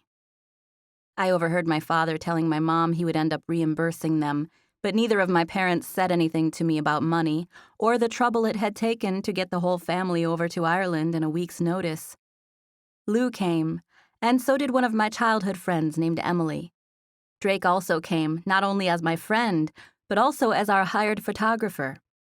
He had already taken what seemed like 1,000 pictures of me since I arrived at the Steiners' house. "What time is it?" I asked, looking at myself in the mirror. I was styled in a way that fit the house, with a soft, flowy empire waist gown and my hair down and in waves. I had a simple wreath of flowers around my head with a thin white veil attached to it. 30 minutes till showtime, Drake said, glancing at his watch before pointing the camera at me again. "It looks like everyone's already here," my mom said, looking through a nearby window, which let her see an area where everyone was gathered. "Most of them are," Mrs. Steiner said in her thick Irish brogue as she entered the room. Her husband was American, but she was Irish through and through, which was why they had ended up back in Dublin. "I was asked to give you this," she said, offering me a piece of paper. Mrs. Steiner was soft-spoken, so I hadn't really heard exactly what she said, but I took the folded piece of paper and opened it, barely aware of the fact that Drake was snapping photos of me. It was a handwritten note that simply said, "Follow Mrs. Steiner, my love." I read the words, and my head whipped up to look at Mrs. Steiner, who was standing there with an innocent expression. "I guess you're coming with me then," she whispered. "Where are we going?" I asked. "To the place where Collin told me to take you." "So I'd just follow you?" I asked, glancing around at the ladies who were expecting me to stay in this one stationary location until I walked into the courtyard to marry Collin. "Yes, Mom, I do believe that's what he wants." She gestured for me to follow her, and I did so with no further questions. I was already out of my mind with nerves, and now it was even worse. Collin and I had already talked about not seeing each other before the ceremony, and I couldn't imagine why he would change his mind. It was difficult not to assume the worst. "No photos, please," Mrs. Steiner said when she saw that Drake was following us. "Really?" he asked. "Right," she said with a nod. "Collin specifically said he didn't want her being followed." Drake and I shared a somewhat worried expression as he hesitated, but ultimately decided to stay behind. "Don't worry, lass. I think he just wants to talk to you," Mrs. Steiner said as I followed her down the long, empty corridor that led away from the main area of the house. "Where are we going?" I asked. "To the West Garden." "What's over there?" I asked. She glanced at me with a little smile. "Collin." She reached out and opened the wooden door that led outside. We were under a series of stone awnings, and I could see the stone wall around what I knew to be the West Garden since I had already taken some pictures out there. "Is he coming out here?" I asked when Mrs. Steiner stood at the door, looking like she was leaving me to it. "He's already over there," she said. She gestured to the stone wall, and I looked at it again, seeing nothing. "Just go over there. He's waiting for you." "Thank you," I said with a nod as Mrs. Steiner smiled and closed the door. I walked toward the wall, feeling more anxious than ever. I knew in my heart it wasn't the case, but I couldn't stop the thought from crossing my mind that Collin might be dragging me out there to dump me. My heart was singing and pounding and aching and breaking all at the same time. "Hello?" I said. "Psst," I heard. Just the playfulness of the sound made me smile. "Psst," I said back. "Come here," he said. I walked toward the sound of his voice, knowing it was coming from the other side of the wall. "I don't want you to see me," I said. I put my hands on the wall, knowing in my heart that I was close to the place where he was on the other side. "Psst," I heard him say again. The sound was coming from a nearby crack in the wall. There was a hole, letting in light from the other side, and I had just spotted it when 2 fingers came out, wiggling to catch my attention. I gasped and instantly reached out to touch him, smiling uncontrollably. I missed him so badly that it felt like a miracle to finally touch his flesh. I grabbed his fingers, feeling like I wanted to pull him all the way through that hole like a comical cartoon bunny who was tugging a carrot out of the ground. I needed to get to him so badly that I wanted to cry. I held onto his fingers with one hand, while my other hand was glued to the wall, like maybe if I wished hard enough, the heavy stones would break to bits and I could get to Collin. "I changed my mind about kissing you," he said, sounding a little impatient. I hadn't really had the chance to consider his whole statement, because it began with, "I changed my mind," which was a red flag phrase for a bride on her wedding day. "What did you change your mind about?" I asked, knowing he had said more. "Kissing you," he said. "I don't want to wait." "Well, you have to," I said, "because you can't see me before we go out there. It's tradition." "I won't look at you. I just want to kiss you. I don't want to wait for the wedding because I don't want to share it with anyone. I don't want anyone taking our picture, and I don't want you thinking about what anyone else is thinking. I want your lips on mine, Sarah. I won't look at you, but I brought you out here to kiss you, and that's what I intend to do." "What if I say no?" I asked, knowing I would never do that since I was feeling absolutely desperate to kiss him. "And why would you do that?" he asked with an Irish accent. "I wouldn't," I said. Before I knew what was happening, Collin shoved a strip of fabric through the hole in the fence, and I tugged on it, pulling roughly an arm's length of fabric out of the hole before inspecting it curiously. "It's from the curtains, I think," he explained. "I told Mrs. Steiner about our little predicament, and she said these would work." "You told Mrs. Steiner?" "Yes, love, she's the one who brought you the note. Come stand over here by the gate and tie it around your eyes. I will find you, and my lips will find yours, and then we will pretend this never happened and go get married." I had already taken 2 steps to the big wooden gate and tied my blindfold by the time he finished his speech. I wanted to touch him so badly that if he hadn't come up with some kind of plan, I probably would have burst through the wall. I heard the gate open, and I put my hand on the edge of the doorway. "My hand's in the door, so don't close it," I said. Collin must have taken that as a clue, because seconds later his hand was on mine.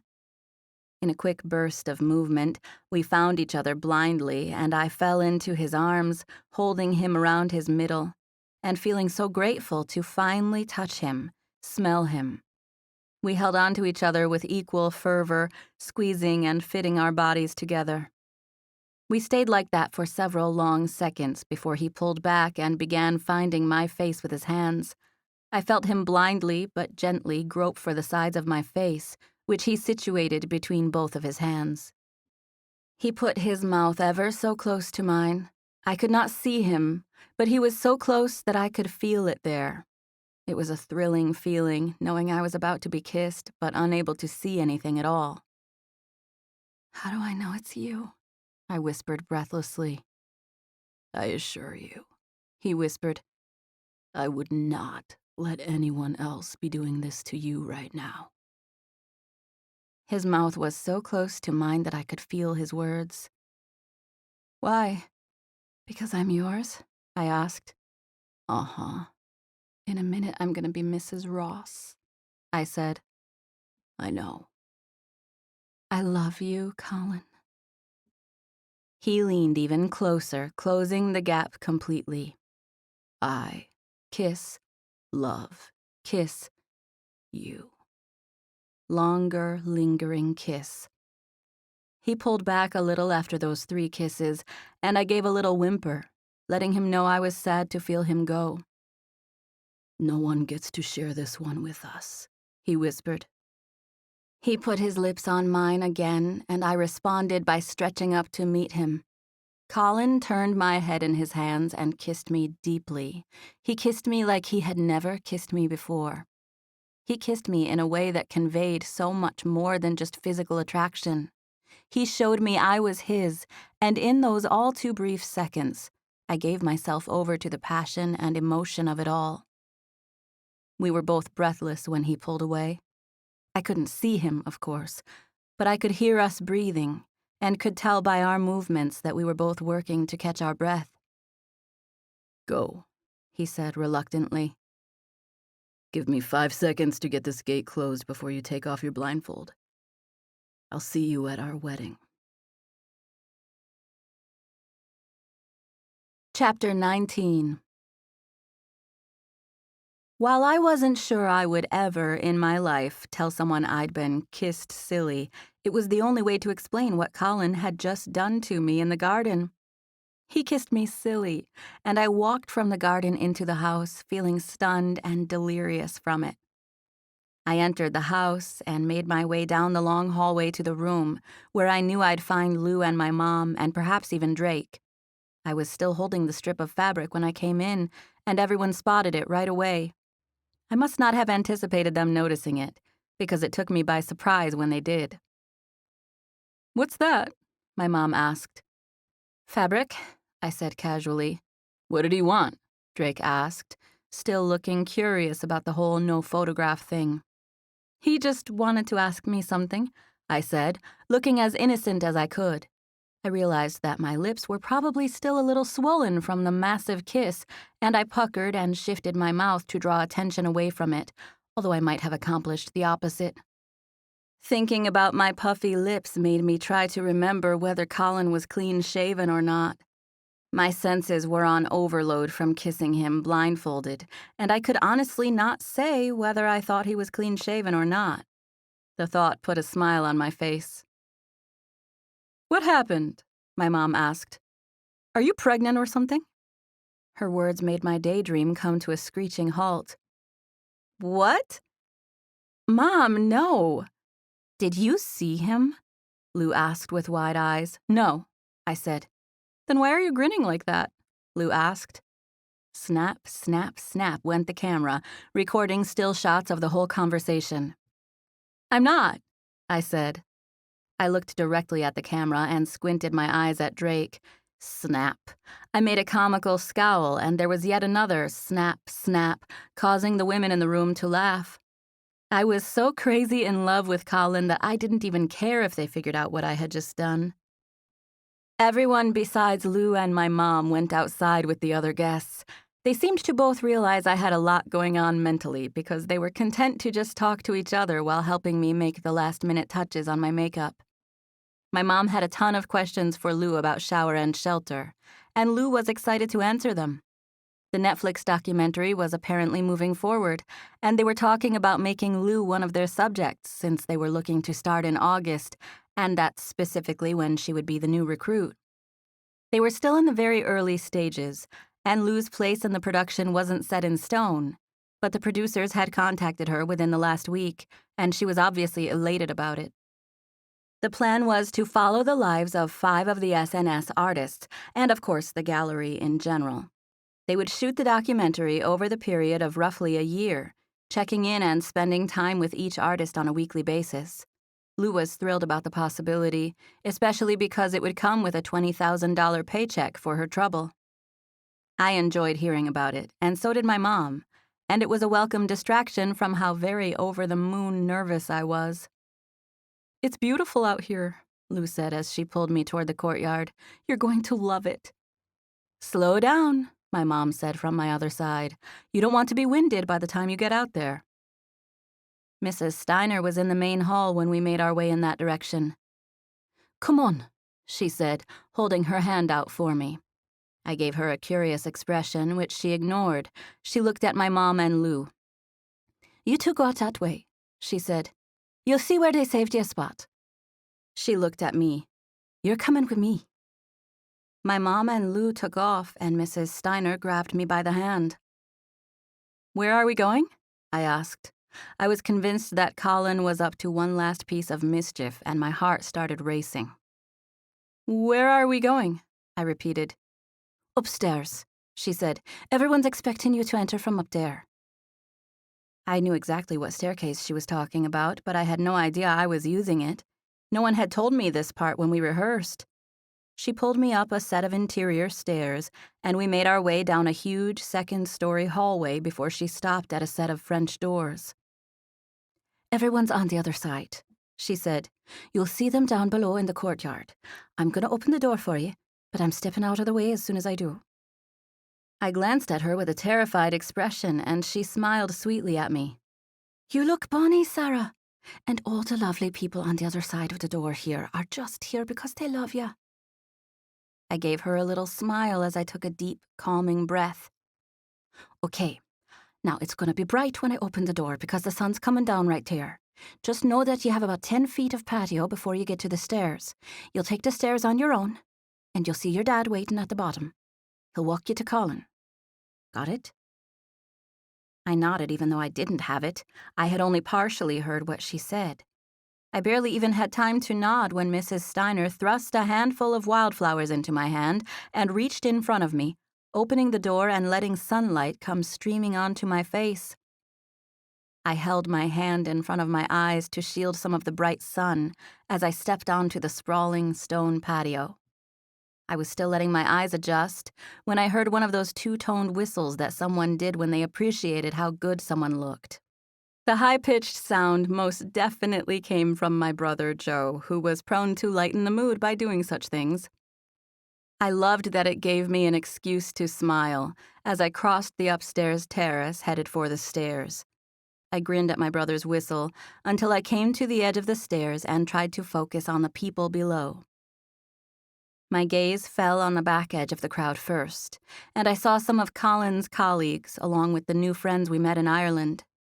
I scanned the crowd, finding my family and Collin's family.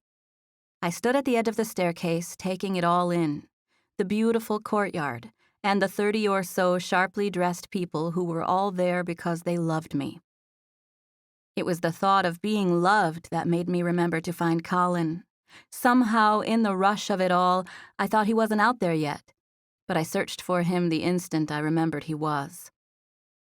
My eyes shot to the center of the courtyard where I knew he'd be standing, and sure enough, there he was. His face broke into a grin the instant he saw that I found him, and I smiled back, feeling crazy for taking so much time looking at everyone else. Collin was standing there in a dashing navy blue suit. He was immaculately dressed, from his slicked-back hair to his tan wingtip shoes. There was a lot of space between us, and I wanted it gone immediately. He was exactly what my eyes wanted to see. If I could have only had one time in my whole life where I blinked and ended up in a different location, it would be now, and I would go from where I was to where he was. I was so desperate to go to him that I picked up my dress and started trotting down the staircase. I was wearing a formal white gown, but underneath were my favorite pair of red low-top Chuck Taylors. I vaguely heard the crowd responding to either the sight of them or the sight of me running down the stairs. But I only had one thing on my mind, and that was getting to Collin. I jogged as carefully as I could, praying I didn't do a faceplant in front of everyone. My dad was standing at the bottom of the stairs, and I stopped briefly to talk to him. I smiled and kissed him on the cheek, knowing he'd go along with whatever I said. "I love you, Daddy." But I got it from here. I'm running to him. He gave me a loving smile that meant I should go, and I didn't hesitate to do just that. I left my dad at the foot of those stairs and started out toward Collin at a much faster pace than I would have been going had I been walking with my dad. Collin didn't stay put either. Once he saw that I had left my dad in favor of running toward him, he started toward me as well. We met about 20 feet away from where we were supposed to wind up, but I didn't even give that a second thought because the next thing I knew, I was in Collin's arms. He caught me, spinning me around to carry my momentum before we came to a breathless stop right there in the aisle. We paid no attention to the people around us or the fact that we were standing in the wrong spot. He looked at me, and I looked at him, and we both knew what a relief it was to finally get to see each other. I smiled and shook my head absent-mindedly, thinking of how gorgeous he looked out there in the sunlight with his suit on. He smiled back at me, and without pausing to think better of it, I stretched up and kissed him right on the mouth. It wasn't a quick, accidental kiss either. I wrapped my hand around the back of his head and held him there, letting our mouths meet while we stared right into each other's eyes. My brother started with a whistle, and then the entire group burst into applause. Collin smiled and kissed me again, before taking me by the hand to lead me back to the spot where he had been standing before. Neither of us had anyone standing next to us. It was just Collin, the priest, and me, and all of our guests sat on stone benches and in extra chairs that had been placed nearby. We had a simple ceremony that only lasted about 10 minutes. The priest said a few things, and so did Collin. He spoke about the circumstances of how we met and how, from the first moment he saw me, he knew I was his sunshine. He told them how much he cared for me, and somehow, in the midst of it, he recited his vows. My part wasn't as eloquent as Collin's, and the priest led me through my vows, but I had written them from the heart, and I felt like everything I said went well with Collin's speech. Plus, I had already promised to just be comfortable, natural, and true to myself so that I didn't regret any part of this day. It didn't matter what everyone else thought of the ceremony. It just mattered that Collin and I were telling each other the truth, and we were. I could feel it. Collin kissed me again at the end of the ceremony, and this time it was different. This time he was kissing Mrs. Ross. I knew I had done the right thing by marrying him, and felt like happiness might come oozing right out of me. Everyone was still cheering for us after he kissed me, and he leaned down to speak into my ear. "Do we have to spend the whole afternoon entertaining these people?" he asked. He was talking to me, but he said it loud enough that I was sure the priest heard. "Yes," I said. He pulled back and stared at me, looking at me like he wanted to eat me alive. "Why would we do that?" I giggled, feeling delighted at his impatience. "Because everyone wants to hang out with us," I said, trying to look like I was fine with waiting, even though I wasn't. The priest had already introduced us once, but he did it again since Collin and I seemed content to just stand there and have a conversation with each other. He sweetly, and for the second time, introduced us as Mr. and Mrs. Ross in his thick Irish accent, and Collin and I peeled our eyes off of each other with great difficulty so that we could face the crowd and wave at everyone. Chapter 20. Mr. Steiner gave a speech right after our ceremony. He thanked everyone for being there, explained what parts of the house were open and prepared for guests with refreshments, music, and games. A formal dinner was to be served promptly at 6. I knew everyone, including our new Irish friends, would be staying through until dinner because Mrs. Steiner had everyone RSVP, so that her chef would know how many he would need to serve. None of this was my idea. Mrs. Steiner had taken it upon herself to host our wedding and reception in the way she chose. And honestly, I was relieved to not have to deal with it, since I knew absolutely nothing about planning weddings. I must say I was a bit surprised when my mom informed me that the Steiners wanted to make it an afternoon-long ordeal. They thought it would be nice since our families had traveled all that way. They were eager hosts, so I ended up just putting it in their hands and telling myself that I'd be happy with it no matter what it was. I was completely right to trust them. The Steiners made me feel like a complete princess the whole time, and I was humbled that they acted like it was their honor to do so. It was truly a fairy tale day. There was traditional Irish music in the main hall with a 4-piece band, consisting of guitar, accordion, fiddle, and flute. The guy on guitar also did a lot of stomping, so maybe that made him the drummer too. There was a huge fireplace in the billiards room, along with couches and tables, making it one of the most popular locations for the party guests to hang out, only second to the main hall where the band was playing. Then some genius in the group asked the band to move into the billiards room. It was large enough to accommodate our whole party. So for the rest of the afternoon, we all pretty much stayed in that one location, laughing and dancing, and just sitting around talking. There wasn't a single person in the place who looked like they were having a bad time. Not that I wouldn't forgive them if they did, because I already decided that some level of drama would be a possibility, and I knew ahead of time I would forgive the culprit if it came to that. All that pre-drama forgiveness, and there was no need to forgive anyone after all. Everyone had the time of their lives, and if they didn't, then they were all great actors, because it sure seemed like they were pleased as punch about our marriage and thrilled to be in Dublin to celebrate it. The Steiners had a huge dining table, like the ones you'd imagine in medieval days. It was large enough to easily accommodate all of our guests. Mr. Steiner sat on one end of it and Collin on the other, and we all took our designated places. Me, of course, positioned right next to Collin. The table was huge, and I felt far away from him, so I scooted my chair closer to the end so that I could hold his hand. We made conversation with those sitting right around us, but several times during the meal someone would clang a fork to their glass to get everyone's attention so that they could give a speech. My dad gave one, Collin's dad gave one, and my brothers shared one where Eli started to give his own, and Joe wound up interrupting in a sweet but jovial way that had everyone laughing. Collin said a few words after that. And before I knew it, there was an empty cup where my tea had been and my mostly eaten dessert was sitting in front of me. I now heard talk of the evening being over.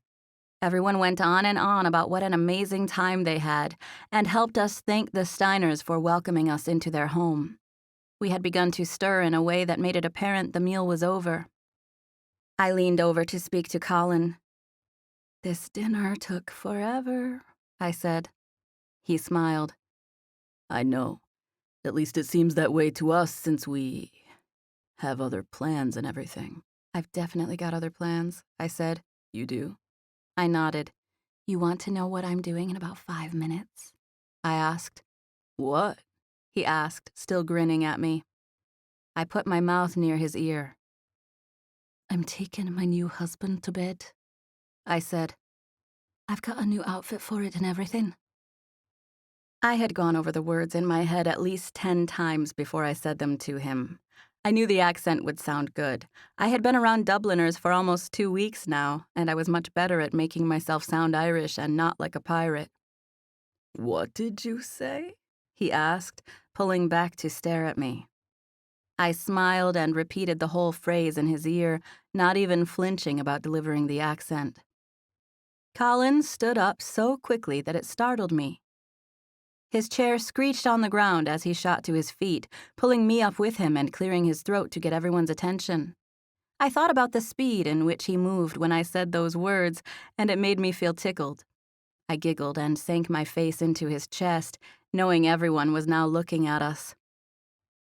I just want you all to know that we've had an amazing time spending the day with all of you. Collin paused, and my brother cut in. But see you later, Joe said. Exactly, Collin said, pointing at my brother with wide eyes, like he was thankful to have it said in those words. This caused everyone to laugh. Are you guys in a hurry? My mom asked in a disappointed tone from her place at the table. And in unison, every single one of the men at the table, save my dad, said, Yes. Collin waved and bowed as he began making his way toward the door, taking me with him. I followed easily since that's what I wanted him to do. I couldn't wait to get out of there. We would spend the next 5 days in an actual castle, and as far as I was concerned, the sooner we got there, the better. "Form a tunnel!" Mrs. Steiner yelled from the end of the table. Everyone stopped to stare at her with matching surprised expressions because she was normally so soft-spoken. "Sorry, but weren't we going to throw the rice?" It took maybe 2 minutes to round everyone up, but they all went outside in a hurry, grabbing handfuls of this beautiful confetti Drake had bought specifically because he knew it made for good pictures. It was dark outside, but their beautiful home had spotlights, and yet again I felt like a princess when I walked out, and everyone cheered and threw confetti for us. Our bags were already packed in the sleek black car that was waiting out front, and Collin and I got into the back seat, laughing at the chaos and confetti. He rolled down the window so that I could wave to everyone, and I smiled at the sight of all of them yelling and waving back at us. Once we were far enough away that no one was waving at us anymore, I plopped back onto the seat with a long sigh. You tired? He asked. I sat up, feeling thankful that I was finally able to focus on him and him alone. It was the first time I'd been able to do that all day. No, I said with a little shrug. I was just sighing to sigh, I guess. I looked over my shoulder. They're all gonna be back in America by the next time I see them, I said. Yep. Most of them are headed back in the morning, I think. I can't believe they were all here. I mean, even Lou and Emily came. You want to go back? He asked. I gave him a puzzled expression, asking if he was serious, and he shrugged. I think most of them are spending the night there tonight, he said. I just thought if you were sad about leaving, we could... I cut him off by shaking my head, and I scooted closer to him, nestling in his arm and staring up at him. I am definitely not sad about leaving, I said. I'm glad they came and everything, and I'm glad everyone is on their best behavior. I think it went great, and I wouldn't trade a minute of it. But the truth of it is, Mr. Ross, that I was ready for that dinner to be over before it even started. I scooted even closer, putting my face right by his face, and feeling like I couldn't get close enough to him. I just kept telling myself it would be over soon, and before I knew it, we'd be alone. And now look, he said, gesturing to the otherwise empty back seat. Not quite, I said, cutting my eyes at the driver who was not paying attention to us at all. I stayed wrapped in Collin's arms all the way to the castle where we would spend the next 5 days off the grid, or mostly off the grid. We would probably go into Dublin at least a time or two, and Collin knew he would have to answer a few phone calls for work, but we were mostly each other's for the next 5 days, and I was ecstatic. I stared out the window as we drove up to the castle. Even at night, the approach to it was absolutely breathtaking. The whole process of checking in and being shown to our quarters was a surreal experience, and I was relieved to have Collin by my side since he was always confident and sure. Somehow, making it to our room seemed to take an eternity and, at the same time, a split second.